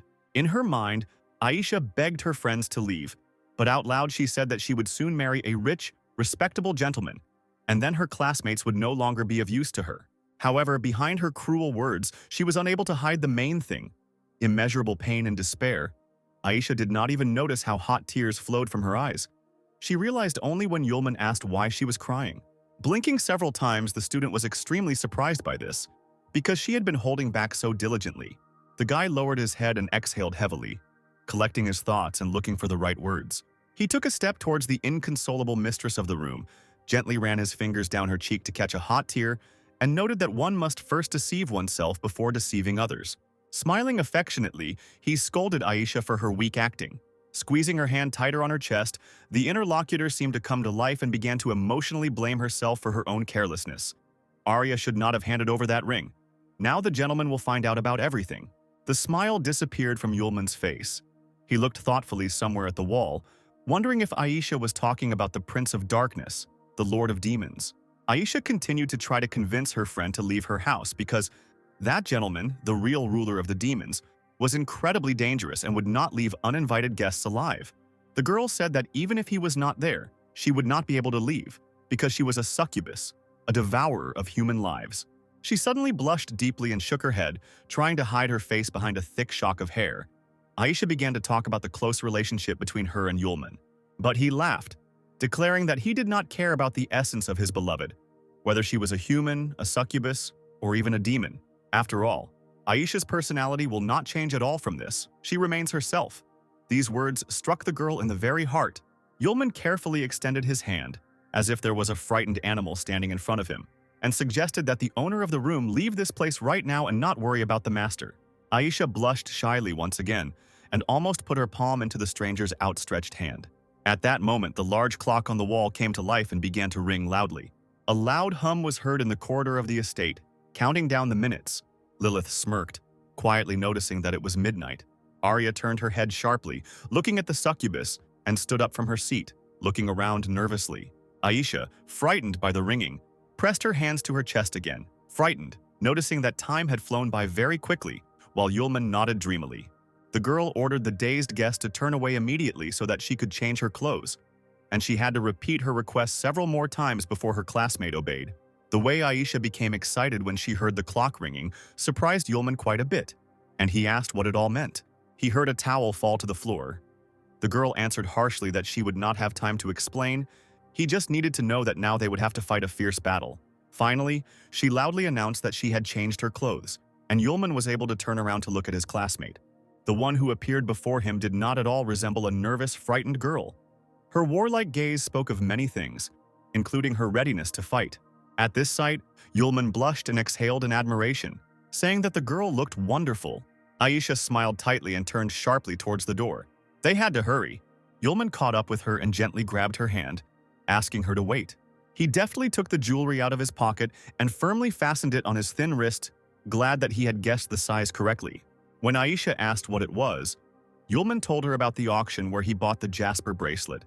It, combined with the magic of ice, would probably suit the girl perfectly. Looking at the new thing with admiration, Aisha sincerely thanked the guy, saying that she really liked it. She didn't miss the opportunity to remember the rose she had given him. Now this gift would definitely not wither. When Aisha realized that she was starting to blush again from the proximity of her classmate, she turned around sharply and hurried the guy.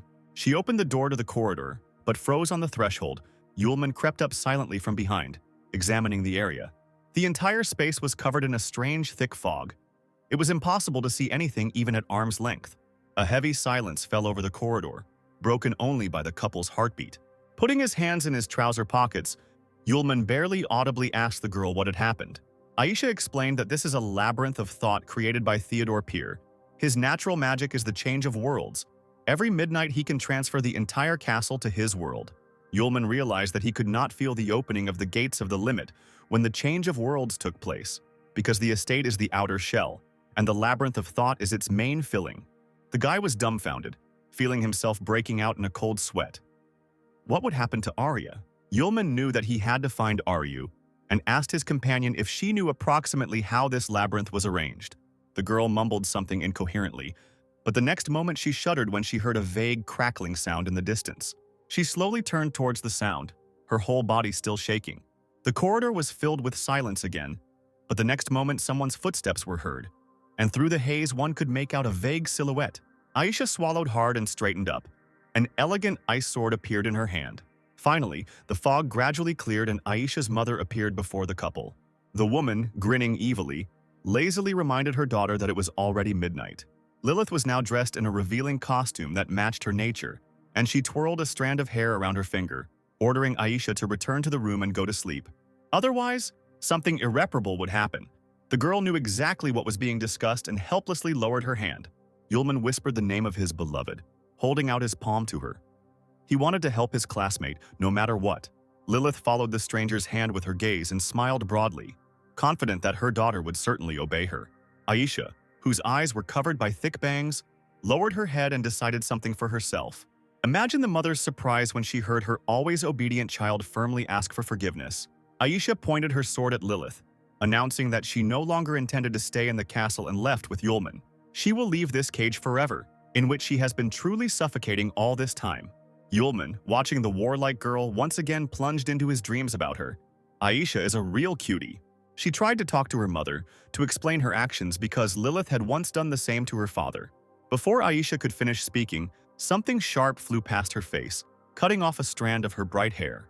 The mother's knuckles cracked as her hand clenched into a fist, and the woman loudly ordered silence.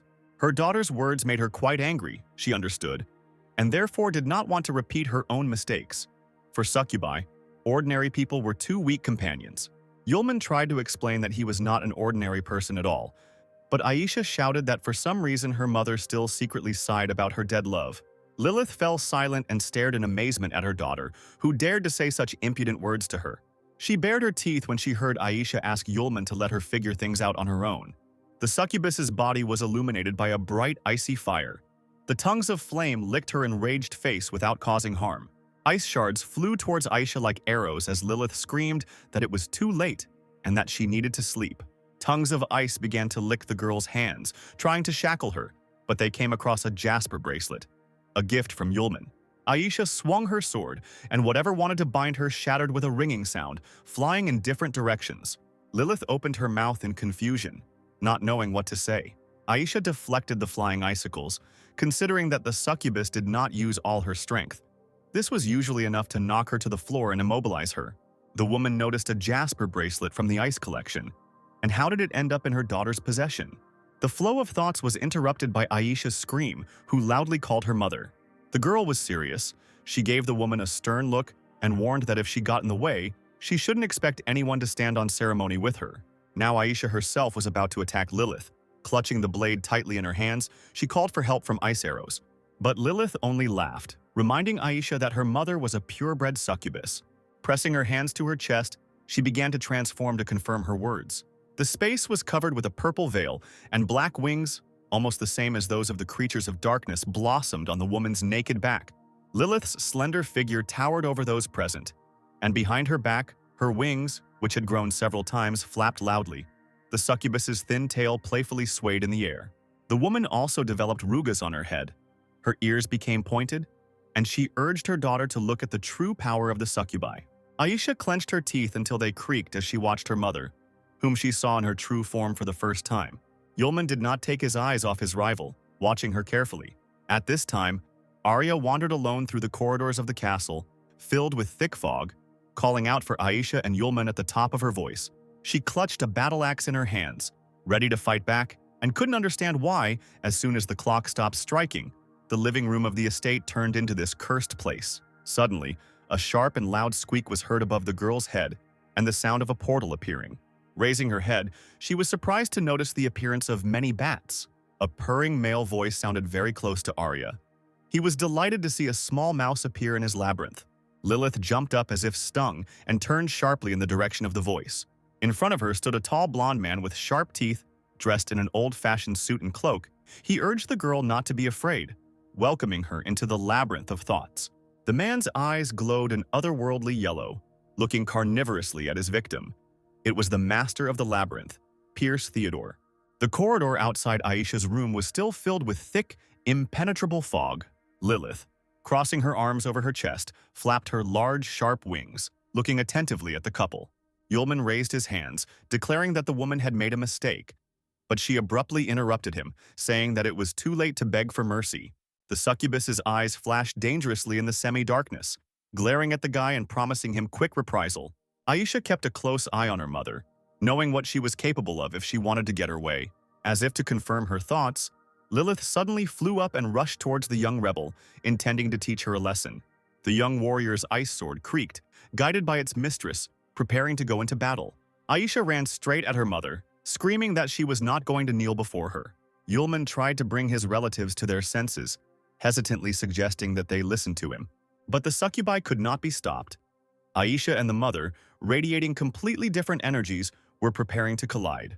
Lilith stopped and extended her hand, her palm creating ultrasonic waves in the air. A strong, invisible wall appeared in front of the woman, and sharp ice flows flying towards her crashed into the defense with a ringing sound. Aisha pressed her lips into a thin line, realizing that her attack had missed its mark. She jumped high into the air, hoping she could make a hole in the wall somewhere else. With her sword at the ready, she flew straight towards the defense, intending to pierce the barrier with the blade. But something went wrong, and the girl suddenly stopped in midair, her eyes wide open. Her mother smiled widely, licking her lips lecherously. She had no intention of letting her daughter attack. Lilith grabbed Aisha tightly by the neck, lifting her above her. She coughed, trying to grab at least a little air. The next second, Yulman let out a cry of despair as huge wings whipped up the fog and the succubus carried away his beloved. He watched intently as the mother carried her own daughter away, unable to believe such cruel treatment. Sylph's stern voice was heard. The spirit of the sword asked why the master did not come to Aisha's aid. Yulman suddenly grabbed his head, pulling his hair with all his might. He didn't know how to help, because Lilith was Aisha's mother, possibly his future mother-in-law. And what if he miscalculated his strength and killed her? The guy lowered his hands and looked around. The fog had not disappeared anywhere, and he still had difficulties moving. The tenacious hands were tightly squeezing Aisha, and she, in a half-fainting state, could not understand why they were moving so strangely. My head was spinning, as if it was clamped in a vice, and everything in front of my eyes was upside down, because the succubus was flying up. But in the end, she found herself falling down. However, the woman was clearly amused and pleased by this. She, looking madly ahead, exclaimed that this was called the labyrinth of thought. The girl closed her eyes from the bright light that hit her, then tried to see at least something. Everything was covered in fog again, but now she had her trusty ice sword in her hand. Having waited for the right moment and feeling a momentary weakening of the grip, she pushed herself away from her mother with force. Once on the ground, Aisha swung her sword at the succubus, cutting off its path from herself. Then, without wasting any time, she turned sharply and ran away, straight into the impenetrable fog. As it turned out, Aisha found herself right in a labyrinth, endless and mysterious. Everything was complicated by the fact that these were not just walls. Inside, one could stumble upon amazing plants with sharp teeth, the branches of which entangled travelers. Moreover, the weak-willed knights in heavy armor were just waiting for someone to come near them. Their sharpened swords and axes were waiting for their moment. Lilith cursed and instantly landed on the ground, standing at the entrance to the labyrinth. Looking back, the woman realized that Aisha would not run far, because this was her first time here. Straightening up, the succubus loudly asked into the void where the teenagers would run, even if they managed to break away from her. Knowing that her daughter could hear her, the woman promised her endless suffering and complete despair in the future if she decided to run away. Still, Lilith was worried about her daughter. She thought with concern that the fog was getting thicker, and he would appear soon if the stupid girl did not listen to her. Finding herself among the gray walls covered with small cracks, Aisha began to frantically look around, trying to escape from the insistent voice and presence of her mother. Suddenly she tripped. A dark, long tentacle, which had slid unnoticed across the floor, wrapped itself around her boot. The girl backed away in fear, trying to escape the alien grip, but, raising her head, she realized that she was in a real trap. As if from nowhere, a multitude of long shoots rushed towards her from all sides at the speed of light. Within seconds, Aisha's limbs were trapped in a tight grip. Hanging in the air without the ability to move, the student did not lose hope of getting out, and then she saw someone's boots out of the corner of her eye. She lowered her head warily and jerked in fear when she saw his attentive gaze. The owner of the Labyrinth of Thoughts, Theodore Pierce, looked at his new toy, his hands casually thrust into his trouser pockets. From such an unexpected appearance, the sword fell from Aisha's weakened hands, landing on the floor with a clang. She twitched even more furiously, ordering the blonde to let her go immediately. He looked strangely at the caught mouse and grinned, saying that he couldn't do that. Moreover, he could not simply allow Aisha to escape from his own domain. The girl, trying to distract the man with conversation, tensed her hand, trying to activate the powers of her Jasper bracelet. Theodore, still grinning, moved his palm with a dark flame in it through the air, Clearly controlling the tentacles, he mocked Aisha, who was powerless against the labyrinth. The unfortunate woman continued to struggle, hoping for help from the bracelet, but it seemed to be all in vain. The more furiously she tried, the more painfully and tightly the long tentacles wrapped around her body. Enveloping every part of her body, the tendrils slowly crept towards her face, and Aisha screamed in horror at the top of her lungs. The vampire hissed, deciding to stop there since the girl was a future member of the family of that gentleman. But if it had been someone else in her place, he would have long ago ended up in the collection of victims of the labyrinth. The student answered Pierce with difficulty that even if she ended up in the master's family, she would still find a way to take revenge on the scoundrel. The blonde raised an elegant eyebrow, looking at his captive with interest. He pretended to think about it and said that he remembered one important thing that he had not told Aisha until now. Pierce bared his teeth, revealing teeth as sharp as steel, indicating that the gentleman only had his eye on the girl's flesh. The man enjoyed Aisha's tears as he told her how the master would erase and throw away her current personality and soul. After hearing this, the girl stopped resisting and limply allowed the tentacles to envelop her in a dense cocoon, in which the villain wanted to keep her while waiting for her master. Suddenly he heard a whistle behind him. Cold snow rushed into the labyrinth, bringing a blizzard with it. Theodore frowned and turned around irritably, already knowing who he would see. He looked away from Aisha and held his palm out in front of him to deflect the sharp ice dagger away. Having lost control over the chutes, they fell down. The girl fell to the ground, but she did not have the strength to get up. Like a doll, the captive looked somewhere into the distance with glassy eyes. Pierce, smoothing his cloak, walked forward furiously, asking the guest what she was doing. Lilith, stepping through the thick fog, asked mockingly if the blonde didn't understand it himself. In 1 second, the woman's calm tone was replaced by a hysterical scream. She accused Pierce of lying because he did not say that her daughter's soul and personality would be erased. The succubus flew up and, clutching a sharp dagger in her hands, intended to attack the owner of the labyrinth. But he was not stupid and did not wait until he was wounded. The vampire quickly ordered the tentacles to envelop Lilith's hands. She gritted her teeth from the unexpected attack and lost her balance, feeling herself falling. The faithful servants of their master dragged her down, and only once did black wings flash above the fog. The woman fell at full speed straight onto the stone floor, crumbling it, and she began to cough violently.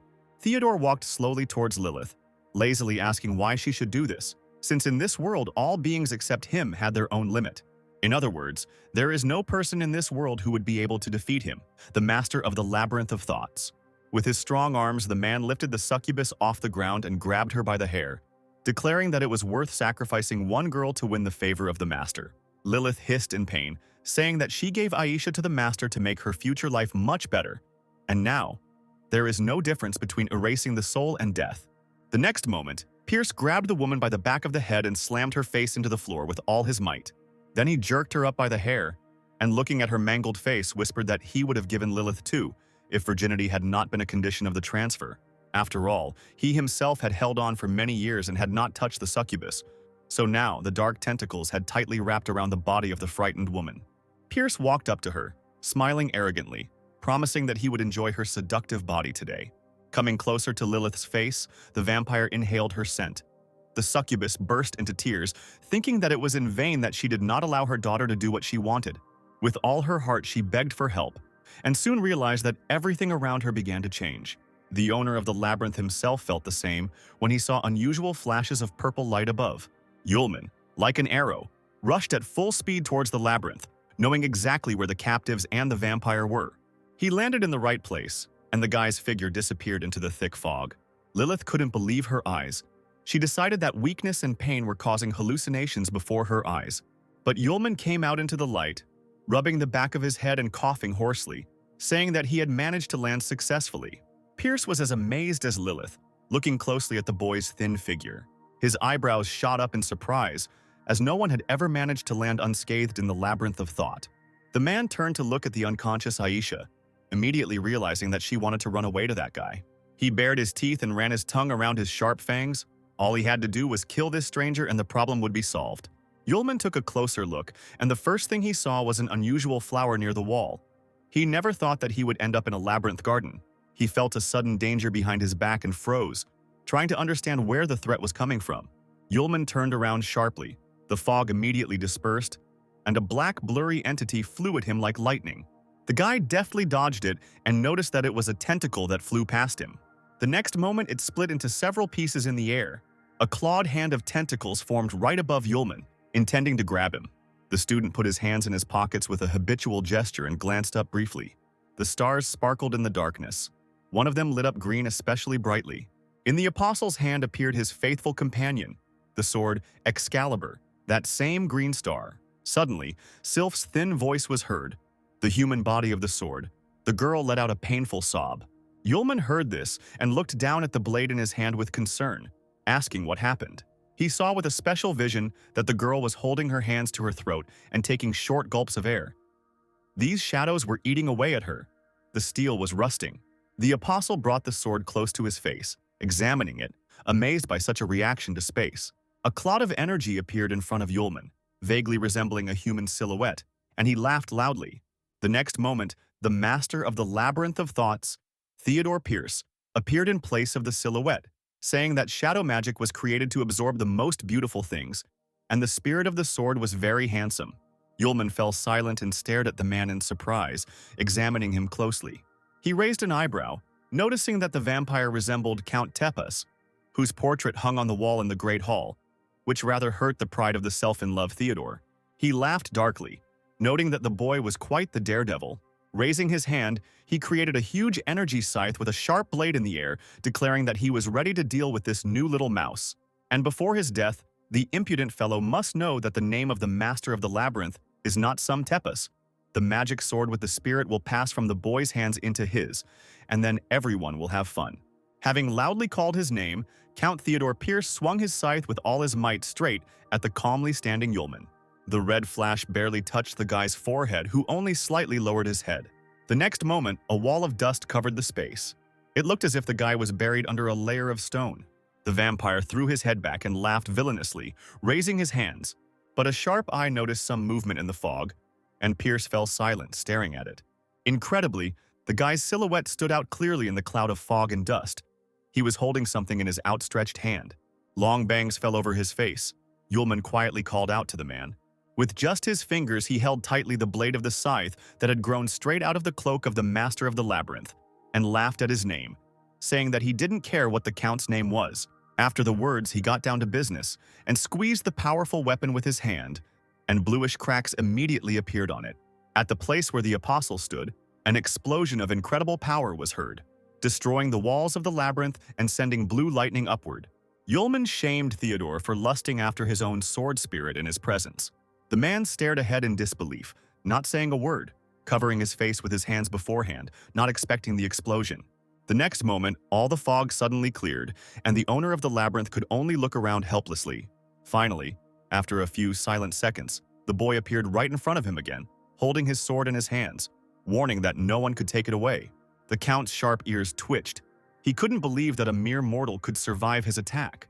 In the labyrinth of thought, the force of the blow of all other beings except his own is greatly reduced. This is the law. Yulman interrupted the man, confirming his guess that he, apparently, was a messenger between the worlds, and this place was entirely created by him. The main question that the apostle wanted to ask the master of the labyrinth remained, where are Aisha and Arya now? The vampire narrowed his eyes, remembering who the boy was talking about. Finally, he grinned contentedly, showing his fangs. That was the name of that girl. The corridor, with a strange hissing sound, began to fill with thick fog again, gradually hiding the figure of the count. His eyes, thin as a cat's, sparkled dangerously in the semi-darkness.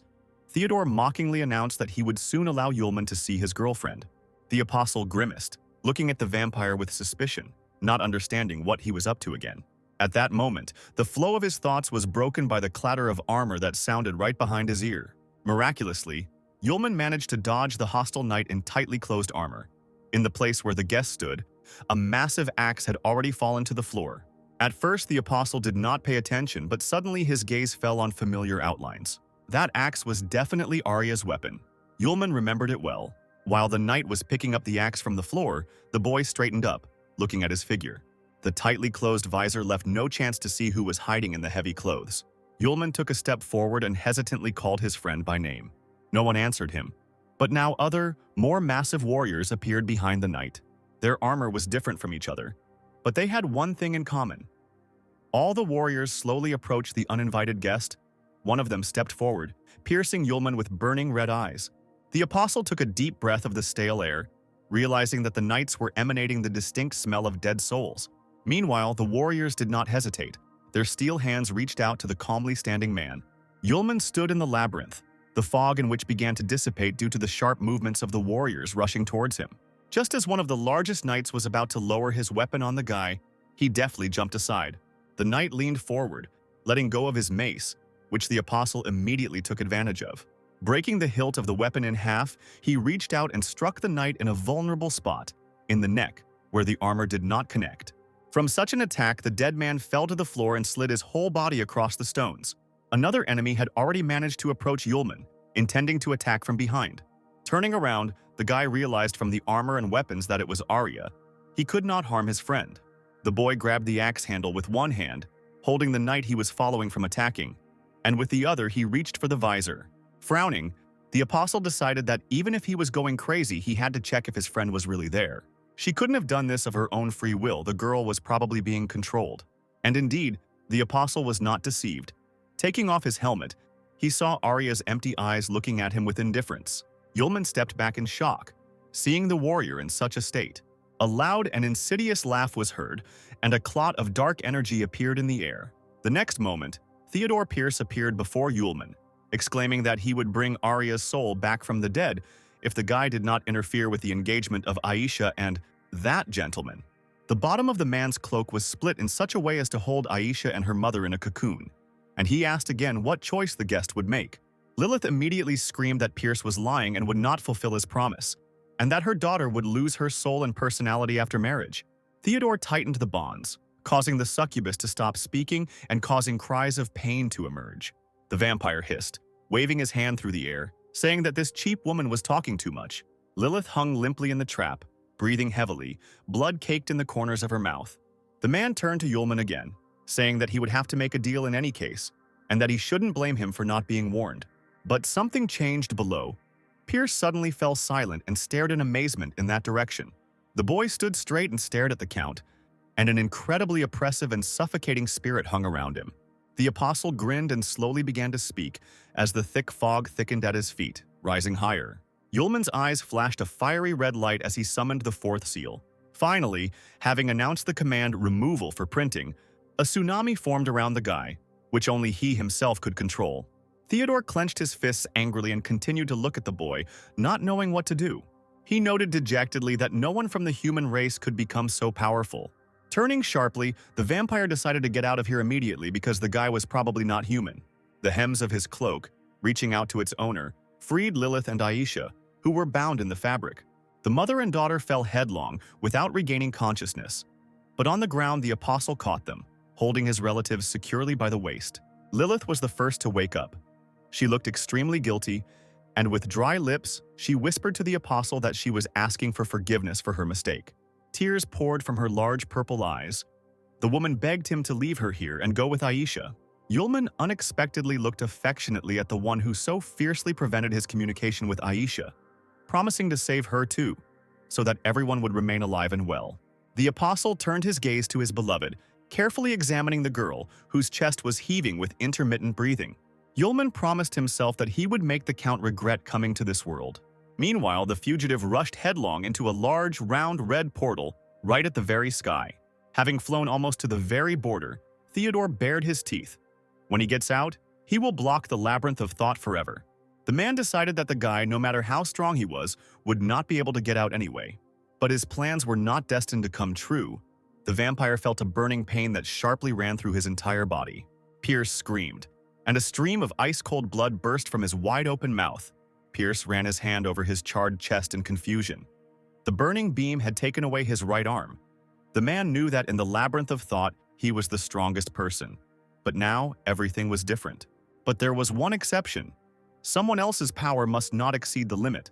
Like a ghost, Yulman's figure slowly materialized in front of the master of the labyrinth, scorching him with just one glance. The vampire's face took on a stupid expression, and for a moment he was completely dumbfounded. However, the next second his squeal was heard in the air.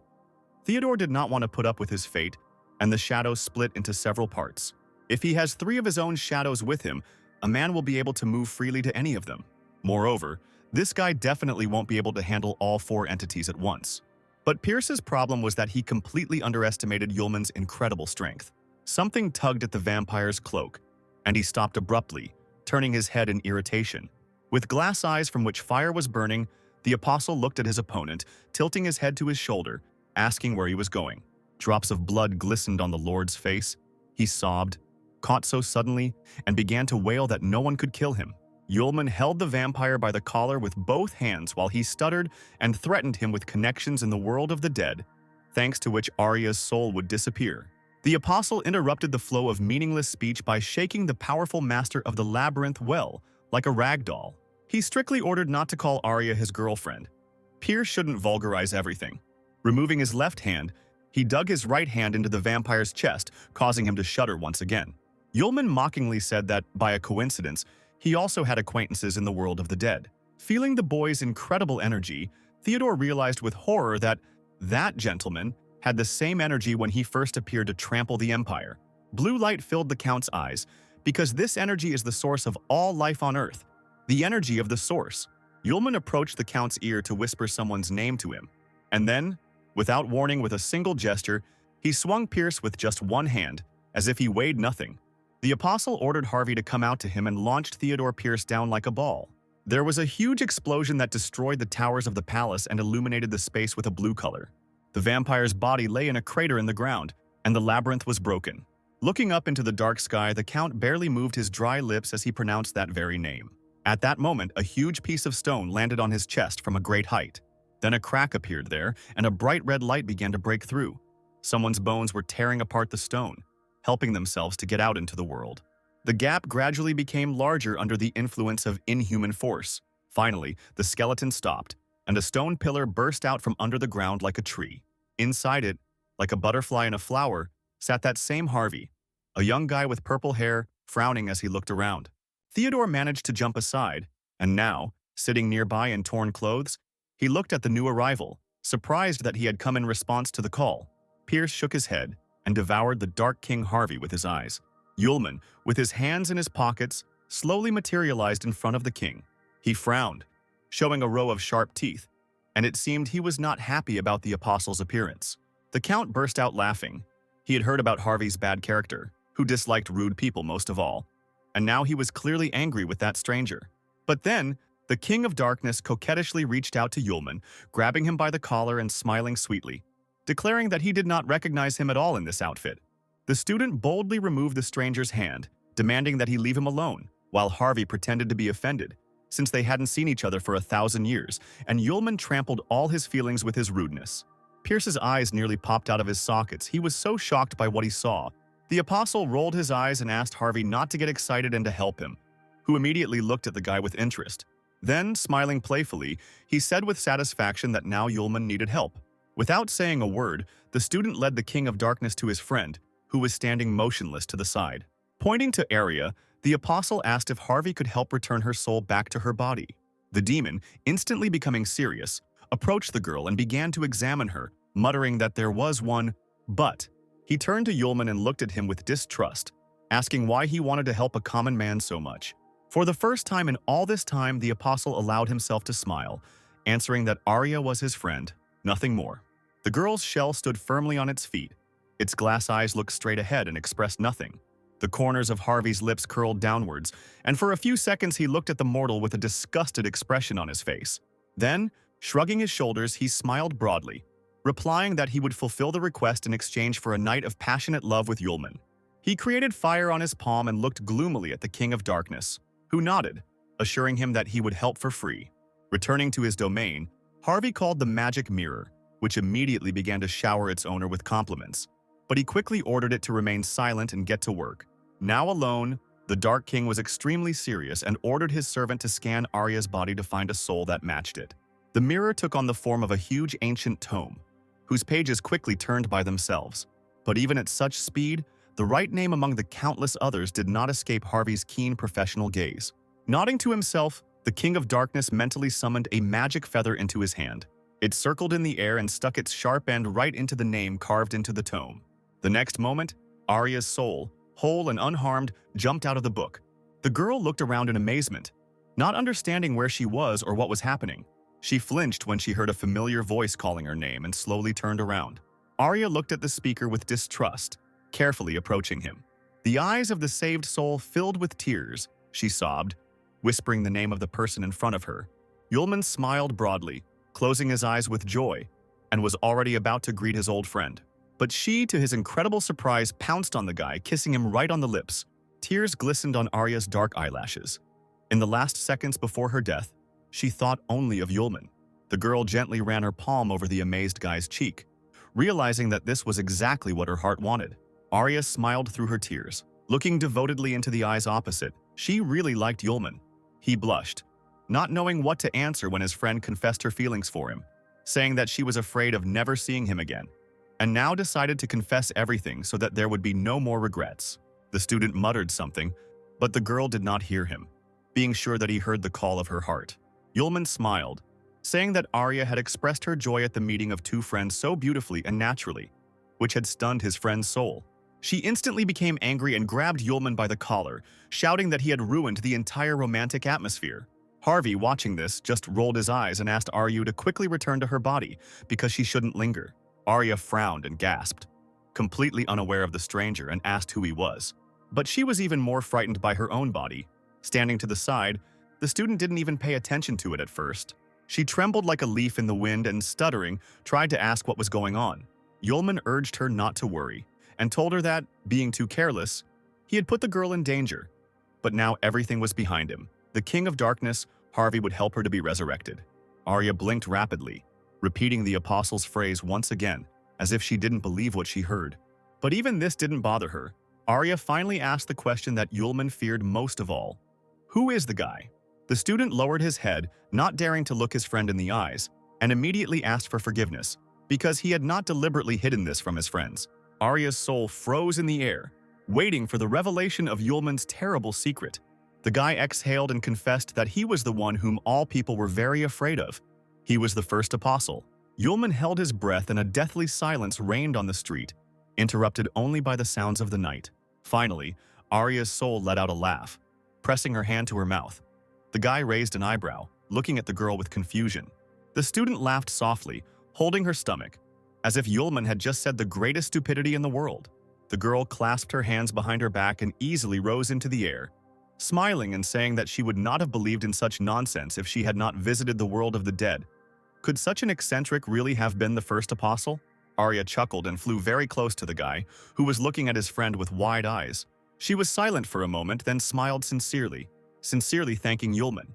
He couldn't believe that he wasn't pushed away, accused of lying and betrayal. The touching moment was ruined by the King of Darkness, who rolled his eyes once again and loudly hissed, drawing attention to himself. Harvey pointed towards the body again, reminding Arya's stunned spirit that it was time to come to life or else the body would soon go rigid. The girl nodded and immediately flew up to her shell, looking closely into her own eyes. Before diving into the body, she turned to Yulman for the last time in this state and asked him to wait for her so she could talk about the rest. Arya's whole look said that she didn't care who Yulman was. The main thing was that he was the one she really liked. A second later, the living Arya took a deep breath, all illuminated by a blinding golden light. Yulman approached her from behind, carefully holding her with both hands so that she would not fall. Harvey spoke up, smiling as he concluded that the resurrection had been successful. But that wasn't the only news. As it turned out, the memory of the soul and the brain cannot function at the same time, so after waking up, Arya will forget about what happened while she was a soul. At Yulman's indignant cry, the King of Darkness stretched out his lips for a kiss, offering it as compensation. But the guy only waved his hands at him, saying that he forgave this oversight. Then Harvey turned, winking at the apostle to leave. He still had a lot of things to do. Yulman called out to the King of Darkness, offering to listen to him about an interesting matter. The student glanced sideways at the beaten vampire behind him, telling about their meeting. He was able to use dark magic to summon a spirit, and the Count also smelled of underground grass, the grass of immortality. Hearing Harvey smiling made his face immediately twist, and dark veins appeared on his face. His figure was enveloped in a dark, gloomy, and cruel energy, and the man himself turned black with incredible rage. The vampire's soul immediately flew out, and his body remained sitting on the ground with its mouth wide open. Harvey held Theodore's head with his left hand, barely keeping from crushing it. The deity's eyes burned with anger, and in a voice full of hatred, he asked the count who was paying him with souls for the underground grass. Squealing, the vampire immediately admitted that for reasons unknown to him, those spirits really liked the underground grass from the human world. Pierce exchanged the grass for souls, but never asked their names. Narrowing his eyes, Harvey aimed the deadly light straight at the vampire, causing him to cry out in pain. Theodore kicked in the other man's palm. Blood began to flow from the spirit's eyes, and he began to scream that he knew nothing. Finally, the King of Darkness returned to his previous state and grimaced. Apparently, the vampire really didn't know anything. In an instant, instead of the Count's soul, a small purple light squeaking for mercy appeared on Harvey's palm, for ease of transportation. The deity was going to go with it to the world of the dead for identification. After this, the man began to climb back onto the rock he had arrived on. Hearing Yulman following behind, the King of Darkness turned to the boy with a smile and thanked him. The apostle returned the smile, replying that Harvey had helped him a lot, and this was his gratitude to the king. A few seconds later, the throne, in the form of a huge stone, sank into the ground with a crash. Harvey is a deity born in the world of the dead, but every time he hears about the underground herb, he reacts quite sharply. Yulman thought that he was either out of his mind or had lost his magic. Since there are those in the world of the dead who collect this herb, it means that someone wants to put a seal on Harvey, and that's why he's angry.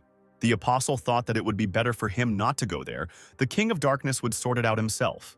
Yulman, holding his hands in his pockets, looked at the bright sunrise, then headed towards the rocks. Lilith was there all this time. Leaning against a stone, she cherished her unconscious daughter in her arms. Coming closer to the woman, Yulman noticed that, as a purebred succubus, such injuries would not particularly harm her. Lilith, like a cornered animal, looked briefly at the guy without answering. The succubus's face was caked with blood, but despite the pain, she noted Yulman's nobility. She had brought the guy a lot of trouble, but he was still ready to come to his aid. The apostle held the woman by the elbow, saying that she had not yet recovered from her wounds and should be more careful. Lilith trembled, realizing that the fierce first apostle from myths suddenly turned out to be so sensitive and meek. The guy hugged the woman, and she immediately remembered the embrace of her beloved, hoping that Aisha had found her happiness. The desperate mother's eyes filled with hot tears and she pulled away.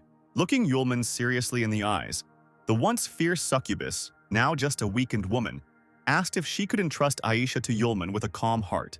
The guy straightened up and smiled sincerely without answering. Seeing Lilith's puzzled look, the guy promised that he would take care of Aisha, even if her mother did not give him her daughter. The comforted succubus nodded her thanks to the guy, glad that Aisha would not be left alone.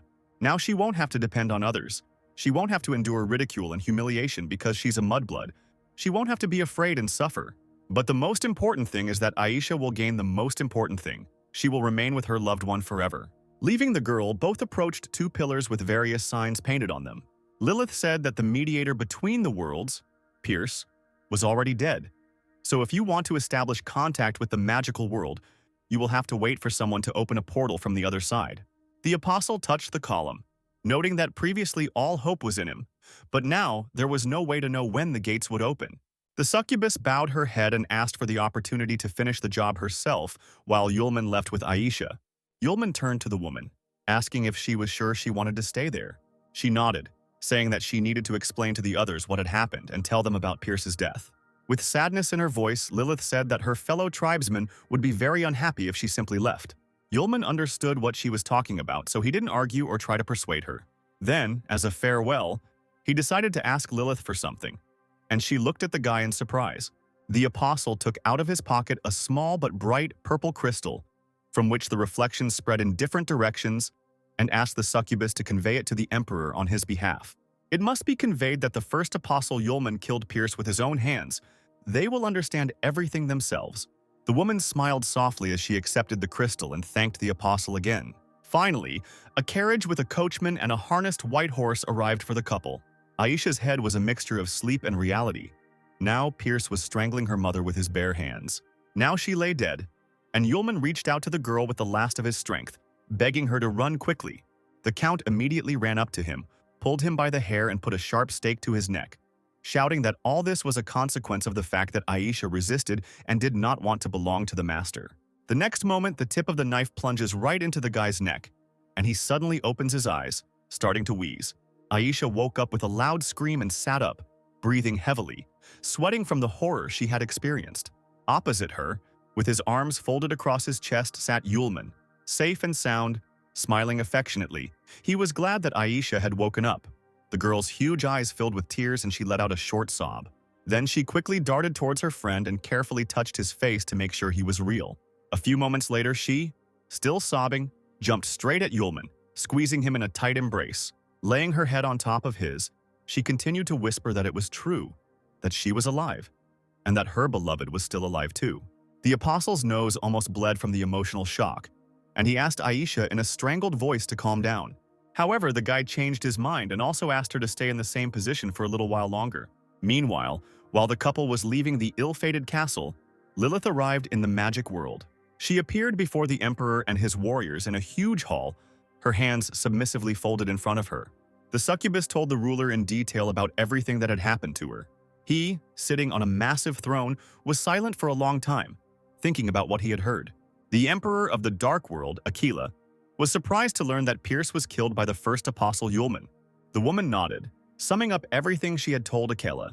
It was impossible to tell from the emperor's face what his emotions were at such news, but it was true. The ruler clutched the skull against the arm of his throne, sharp nails sliding across the smooth surface. The man declared that this was complete nonsense. No one has ever seen the first apostle alive. It is not a fact that he even exists. It is a legend. Why would he suddenly appear to kill Pierce? One of the emperor's subjects accused Lilith of slander, surely. Having learned the truth about her daughter's fate, if she were to be with the master she herself killed Pierce, the truth must be immediately knocked out of this woman. The warriors guarding the hall and the emperor laughed, grinning slyly. The emperor listened to the words of his subject and turned to the executioners, but Lilith exclaimed that she asked them to wait. She immediately declared that she had evidence that would prove her right. Let Aquila first look at it, and then make a decision. The subject narrowed his eyes, asking what evidence the succubus had. Lilith replied that the first apostle himself had asked to pass on one thing to Aquila. The emperor asked his subject to bring it to him, but he doubted it, suggesting that the stone might be a fake. Aquila exclaimed that this was nonsense. How much magic power could one magic stone contain to hurt a man himself? The subject slavishly repented, because the blood of a dragon flows in the veins of the great Aquila. He is the most powerful emperor of the world of magic in its entire history. The man knelt down on one knee and presented the crystal to his master on outstretched palms. Aquila carefully squeezed the shiny stone with his fingers and brought it closer to his eyes, examining it carefully. A few seconds later, the crystal in his hands flared up and lit up with an incredibly bright light. Aquila shuddered, removed his hand, and the crystal remained levitating in the air, casting bright rays of light around it. Whatever was hidden within him possessed immeasurable power and now blinded everyone present. The subject was horrified. He was sweating all over from the tension, and only stood there with his mouth slightly open. The warriors, languishing from the heat, covered their faces with their hands, also feeling the flow of energy from the stone. A few moments later, it was all over, the light disappeared, and the stone behind it, thick smoke hung low in the hall.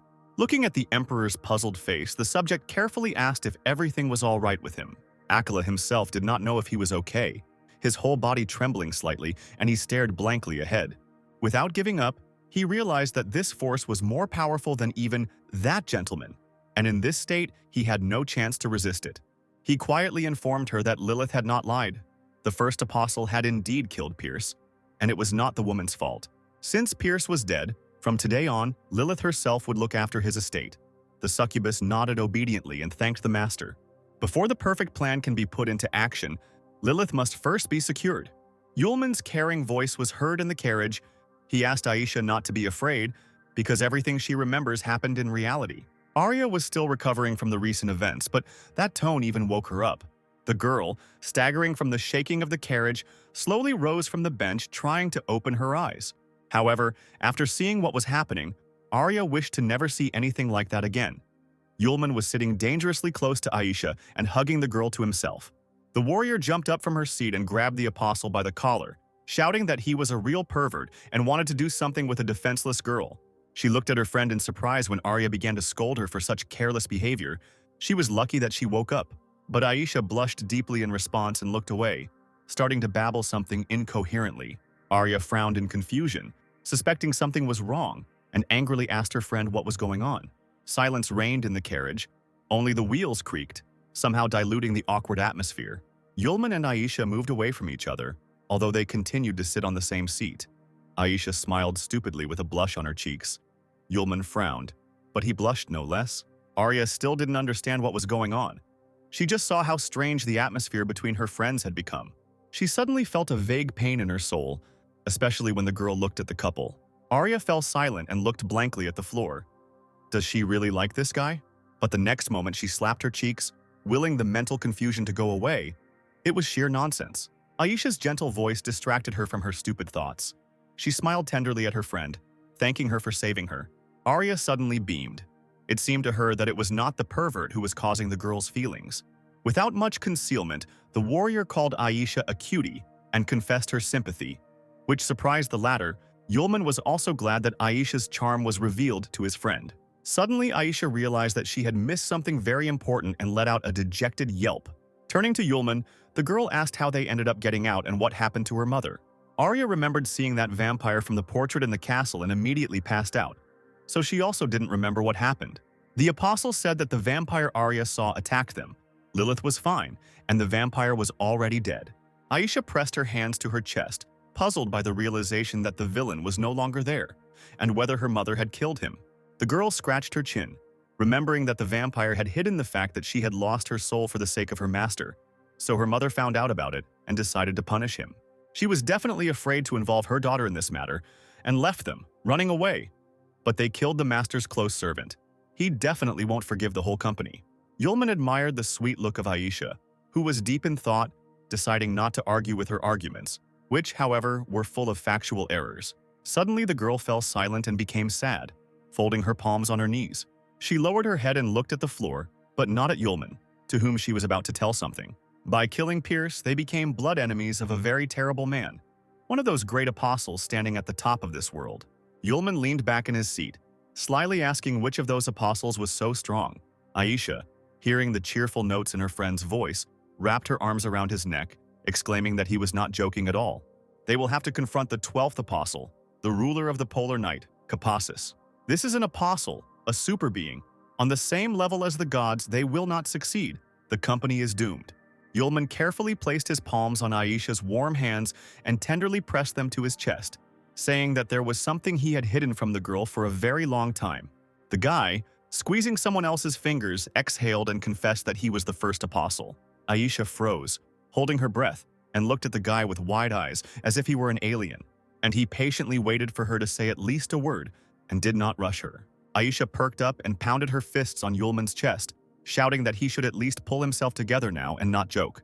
Their conversation was interrupted by Arya's strange voice, the warrior trying to attract attention through chattering teeth, complaining about the cold. She sat on the bench, hugging her legs with her hands, and really turned blue from the frost that came from nowhere, felt only by her. The couple simultaneously turned sharply towards the girl, shouting her name. They approached Arya, who continued to tremble, as if the part of the carriage where she was sitting had turned into an ice kingdom. Aisha leaned over her friend with concern, asking what was wrong, suspecting the late Pierce of what had happened.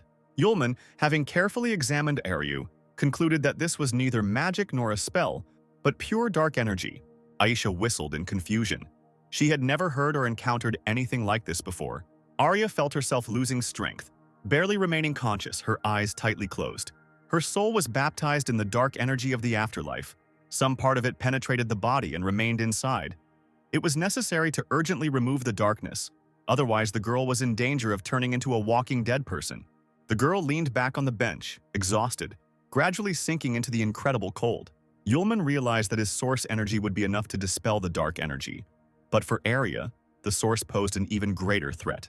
The guy grabbed his head, looking at how Aisha was trying to wake up their friend. He didn't know what to do. Aisha touched the warrior's face with her palm, and the color of her skin gradually began to lose its blueness. This amazed Yulman. It turns out that Aisha managed to contain this dark energy. The guy immediately grabbed the girl by the hand, causing her to cry out in surprise. Raising the stranger's palm to his face, the apostle sniffed, sensing a familiar scent. He looked at Aisha and carefully asked if she had touched the underground grass before. She blushed, pulled her hand back and put it to her face. Since childhood, her mother had given her baths with underground grass, saying that it warmed the body and also increased female attractiveness. Yulman guessed that Harvey was born in the dark energy of the afterlife and is afraid of underground grass, which means that the energy also cannot stand this grass. The guy immediately ordered Aisha to hug Arya as tightly and strongly as possible. The girl was surprised but fulfilled the request. She pressed herself against her friend, clasping her head, and threw the stranger's arms behind her back. Yulman smiled, realizing it was working when he saw the warrior stop shaking. He looked out the carriage window, pulling down the curtain. However, what Aisha was doing was still not enough. He called the coachman, asking where there might be a large city nearby. The man turned around and replied that they needed to go to Astana, and if they sped up the horse, they could get there before sunset. Yulman nodded, saying that Astana would now become their temporary target. The coachman turned around again, warning that elections for the pentagram were being held in the city, and all the hotels must be occupied or very expensive. The apostle ordered the man to give them a lift to the most luxurious and elegant hotel, promising double the fare if he made it there before sunset. Hearing this, the coachman shouted that he would now show who the real professional was and ordered the passengers to fasten their seatbelts. Finally, as the man promised, the company arrived in the city of Astana before sunset. He brought the students to the most luxurious hotel in the city, called the Caesar. The building towered majestically over its neighbors, and at the entrance there were 2 statues of Pegasus. The interior was as lavish as the exterior. The floors were covered with expensive carpets.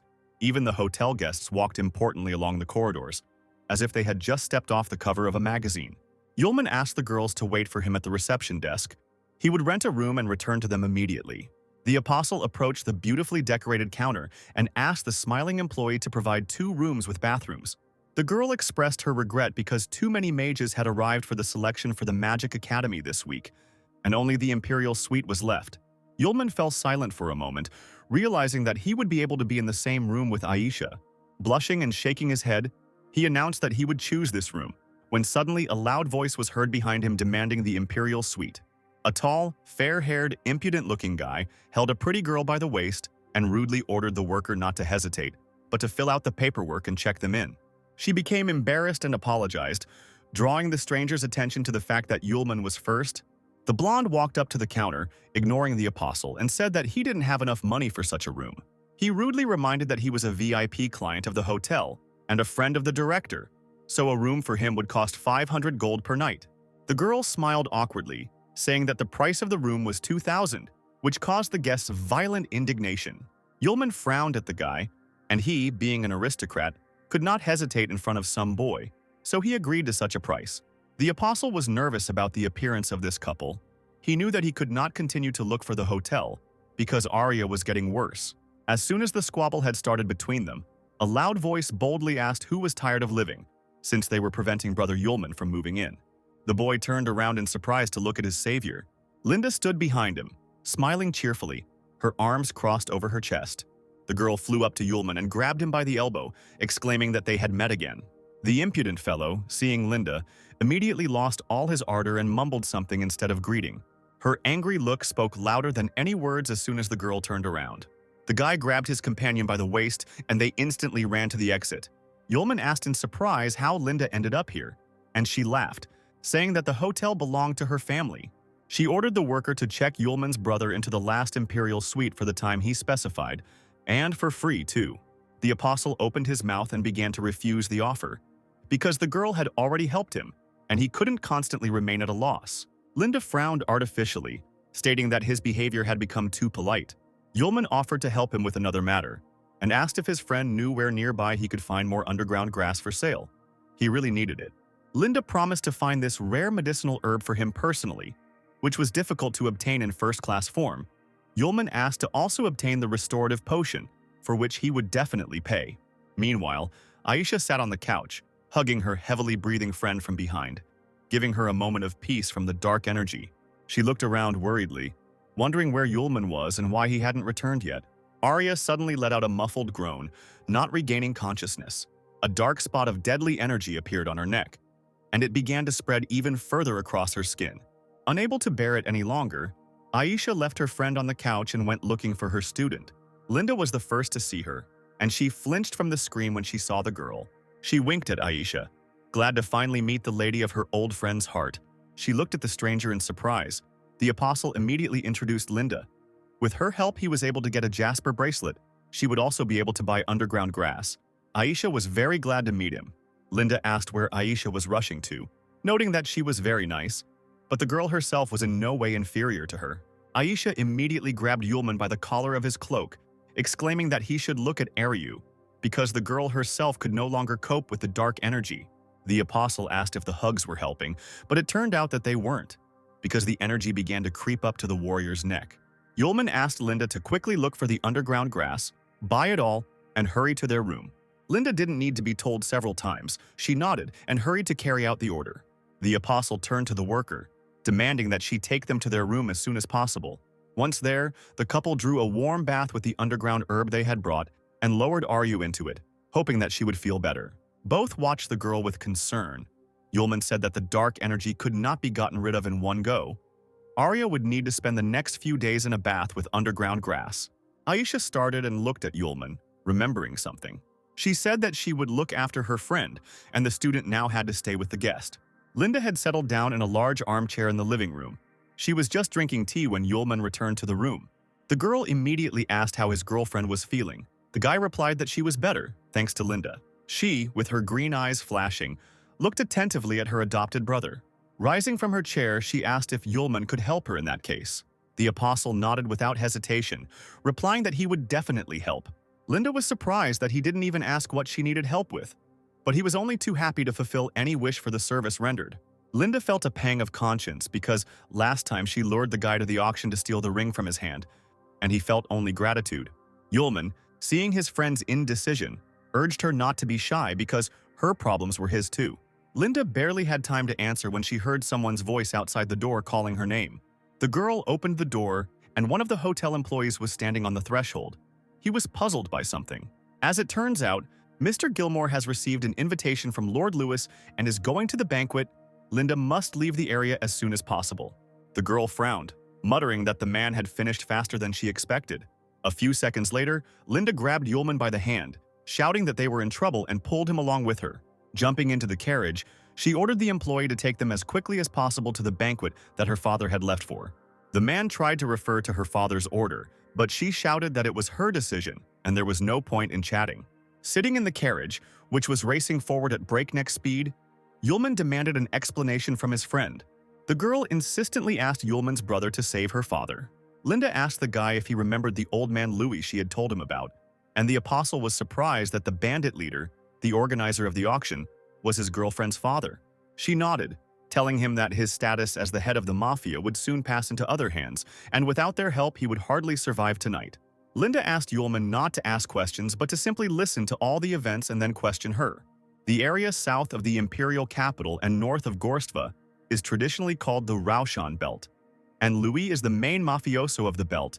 He has enlisted the help of one of the three big clans, the Capella, helping them build underground trade routes to gain control.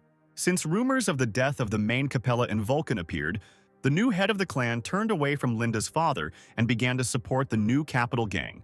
The laws of the mafia are such that there cannot be two tigers on one mountain. When a new one comes, the old one must die. Yulman asked why Louis was afraid of the newcomer. Linda sadly explained that the bandits saw the lack of support from her father and became close to the visiting gang. The girl lowered her head, saying with pain in her voice that the head of the new gang had long been hatching plans to overthrow his father, and this banquet was simply a feast before the subsequent execution. Louis hoped that his daughter would run away, but she could not leave her father. Linda regretted that she had allowed Yulman to participate in this, but she had no help at all. The apostle interrupted his friend by placing his hand on her shoulder and squeezing it. He said that he understood everything and asked his friend to calm down, because while he was here, no one would lay a finger on Louis. After some time, the carriage stopped at a large estate in the suburbs. The hotel employee informed Miss that they had arrived. Linda and Yulman slowly walked out into the street. The girl suddenly stopped dead in her tracks, barely having stepped out of the carriage. A crowd of bandits in formal suits had gathered in the courtyard of the estate, and it seemed they were only greeting Linda herself. She swallowed hard and put on the most menacing expression she could muster. Pretending that she was not at all afraid, Linda clenched her fists and, together with Yulman, walked towards the house, passing the men. Stopping at the entrance, the girl abruptly opened the door, which swung open with a loud bang. In the middle of the richly furnished room stood a long table, behind which sat a dark-haired man. His face was covered in scars, and Louis couldn't help but let out a surprised cry when he saw his daughter. The man ran up to Linda, hissing that she shouldn't be there since he had sent a man to warn her. Yulman looked at Louis. wondering how such a large and hostile man could suddenly have such a beautiful daughter. The guy's gaze fell on the numerous snacks. The dishes sparkled every now and then in the bright light, and the various dishes beckoned with their aroma. The apostle felt dizzy from the abundance of aromas. He had not eaten anything special for a long time while on the road. Linda pounced on her father with accusations, screaming that her own daughter could not abandon him at the most important moment in her life and simply run away. A loud voice was heard, belonging to the man who sat at the head of the table. He was stripped to the waist, covered in scars, with a long red beard. The stranger praised the energetic daughter of old Louis. As it turned out, the man had invited the whole family to this wonderful feast, and it was a good thing he didn't have to send for Linda. The stranger bared his teeth and wanted to say something since the girl had dared to appear in person. He was immediately interrupted by Yulman, who shamelessly grabbed a glass of drink standing on the table, asking Linda why this juice tasted so strange. The girl warned that this was a fruit wine from the Western continent, and that it would quickly make you drunk. The tipsy apostle hiccuped, saying that the wine was simply excellent. Those gathered at the table, watching Yulman, openly laughed at the one who dared to interrupt Gilmore so openly. The apostle, holding a glass in his hands, looked around dazedly. He was so carried away by the drink that he completely failed to notice the big guy's fist flying towards his face. Not expecting such a vile maneuver, the guy lost control of the glass and flew into the opposite wall. Linda perked up, looking at her falling friend, screaming his name. The apostle, still intoxicated by the wine, landed on the ground, hitting the back of his head painfully. Those present jumped up from their seats to get a better view of the unfolding squabble. Gilmore, clenching his fists so hard that the veins stood out, growled that he hated those who interrupted him the most. Linda came closer to the big guy, and a fiery tornado began to form on her arm like a hoop. Seeing this, one of Gilmore's bandits jumped up behind the girl. Old man Lewis took the blow, pushing his daughter aside.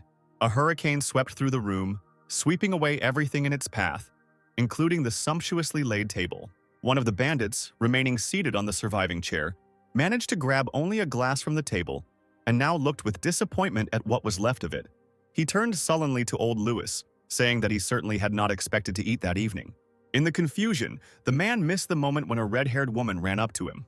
She, smiling cheerfully, demanded that they give way to the young people, because the old man himself understood everything perfectly well, so let him not interfere. Another guy with a massive chain around his neck grinned, saying that in the world the weak always obey the strong. Lewis lost his support. Let him not blame anyone now. The other bandits got tired of listening to this. One of them jumped up, getting ready to deal with the man, shouting that it was time to finish off the annoying old man. The muscular, bald-headed bandit landed on the ground, punching the floor with all his might. He raised his head and looked defiantly at the former leader. He reminded him of his good attitude towards the gang, warning that they could take his life, but they should just leave his daughter alone. The guy with the chain raised an eyebrow, pretending to apologize for killing everyone. That was the order from above. Old Lewis's face darkened with anger as soon as he heard these words. He pushed his daughter aside, asking her not to interfere. The man rolled up the sleeves of his jacket, reaching discreetly into his pocket. He turned away so that he could not be seen and took out a small weapon from there. Lewis turned sharply and threw many small daggers towards his enemies. However, they were well prepared and immediately repelled the attack with their blades. Lewis immediately ran up to the woman and grabbed her by the hand in which she was holding the sword, then hit her right in the face. He turned around and slammed his fist into the guy with the chain around his neck. Next on his list was a former subordinate who had been sitting at the table earlier. Lewis broke the blade of his sword with one hand. The man looked in disbelief at the fragments of his weapon crumbling right before his eyes. Taking advantage of his opponent's confusion, Lewis kicked him in the stomach with all his might. Bandits rushed towards the former leader from all sides. Lewis was not the head of the mafia for nothing, so he was able to emerge victorious in this unequal fight. The guy with the chain got what he deserved, letting out a stifled cry. The bald-headed bandit fell to the floor, losing several teeth. Louis straightened up and walked over to the bandit, placing his foot on his back. The man clenched his fists and quickly scanned the room for danger. Linda and the hotel worker whistled in amazement, noting the strength of the mafia boss. Gilmore bared his teeth, angry that no one present could handle Louis. Deciding to show how to fight, the big guy flexed his fists. He immediately approached the old man, smiling slyly, and offered to teach him a lesson using one of his techniques. Gilmore's smile widened as he watched his opponent's reaction. Louis didn't answer. He too tried not to lose sight of the enemy. The next second, the old man took knives out of his pocket and sharply threw them at the big guy. He, without even moving, instantly caught them with his bare hands. Two daggers clashed behind his back, never having tasted the blood of another. Louis let out a startled cry, not expecting him to be able to dodge his attack. Gilmore scratched his bruised shoulder, which the dagger had not hit. The man bared his teeth, calling his opponent incredibly pathetic. Shouting that he would leave Louis alive, the red-haired villain rushed towards him at great speed. Everything happened so quickly that the old man only had time to look down. He let out a strangled cry as someone else's fist knocked the wind out of his chest. The next moment, Gilmore hit Louis with even more force, sending him flying backwards. Linda screamed desperately, calling for her father. He didn't have time to fall. Ullman stood firmly on his feet when the man flew straight towards him. The guy, with his inhuman reaction, managed to grab his girlfriend's father, holding him with one hand. Gilmore stared blankly at the skinny guy he had just beaten up. Ullman turned to Louis and asked if he was okay, calling the man father, still hiccuping from the wine he had drunk. Those present began to talk among themselves in surprise, wondering why the stranger was addressing old Louis so dismissively. Someone called Ullman a son-in-law, and this brought Linda into incredible delight. Gilmore couldn't figure out what was wrong with the guy, why he was still alive from a punch to the face. The man decided to find out more about everything. He turned to his accomplices, saying that he was giving them another chance to get rid of their opponents. The guy in the torn t-shirt smiled slyly, thanking his master. His name was Wolf, and the bandit exclaimed that he would gladly carry out this task, running straight towards Ullman and Linda with her father.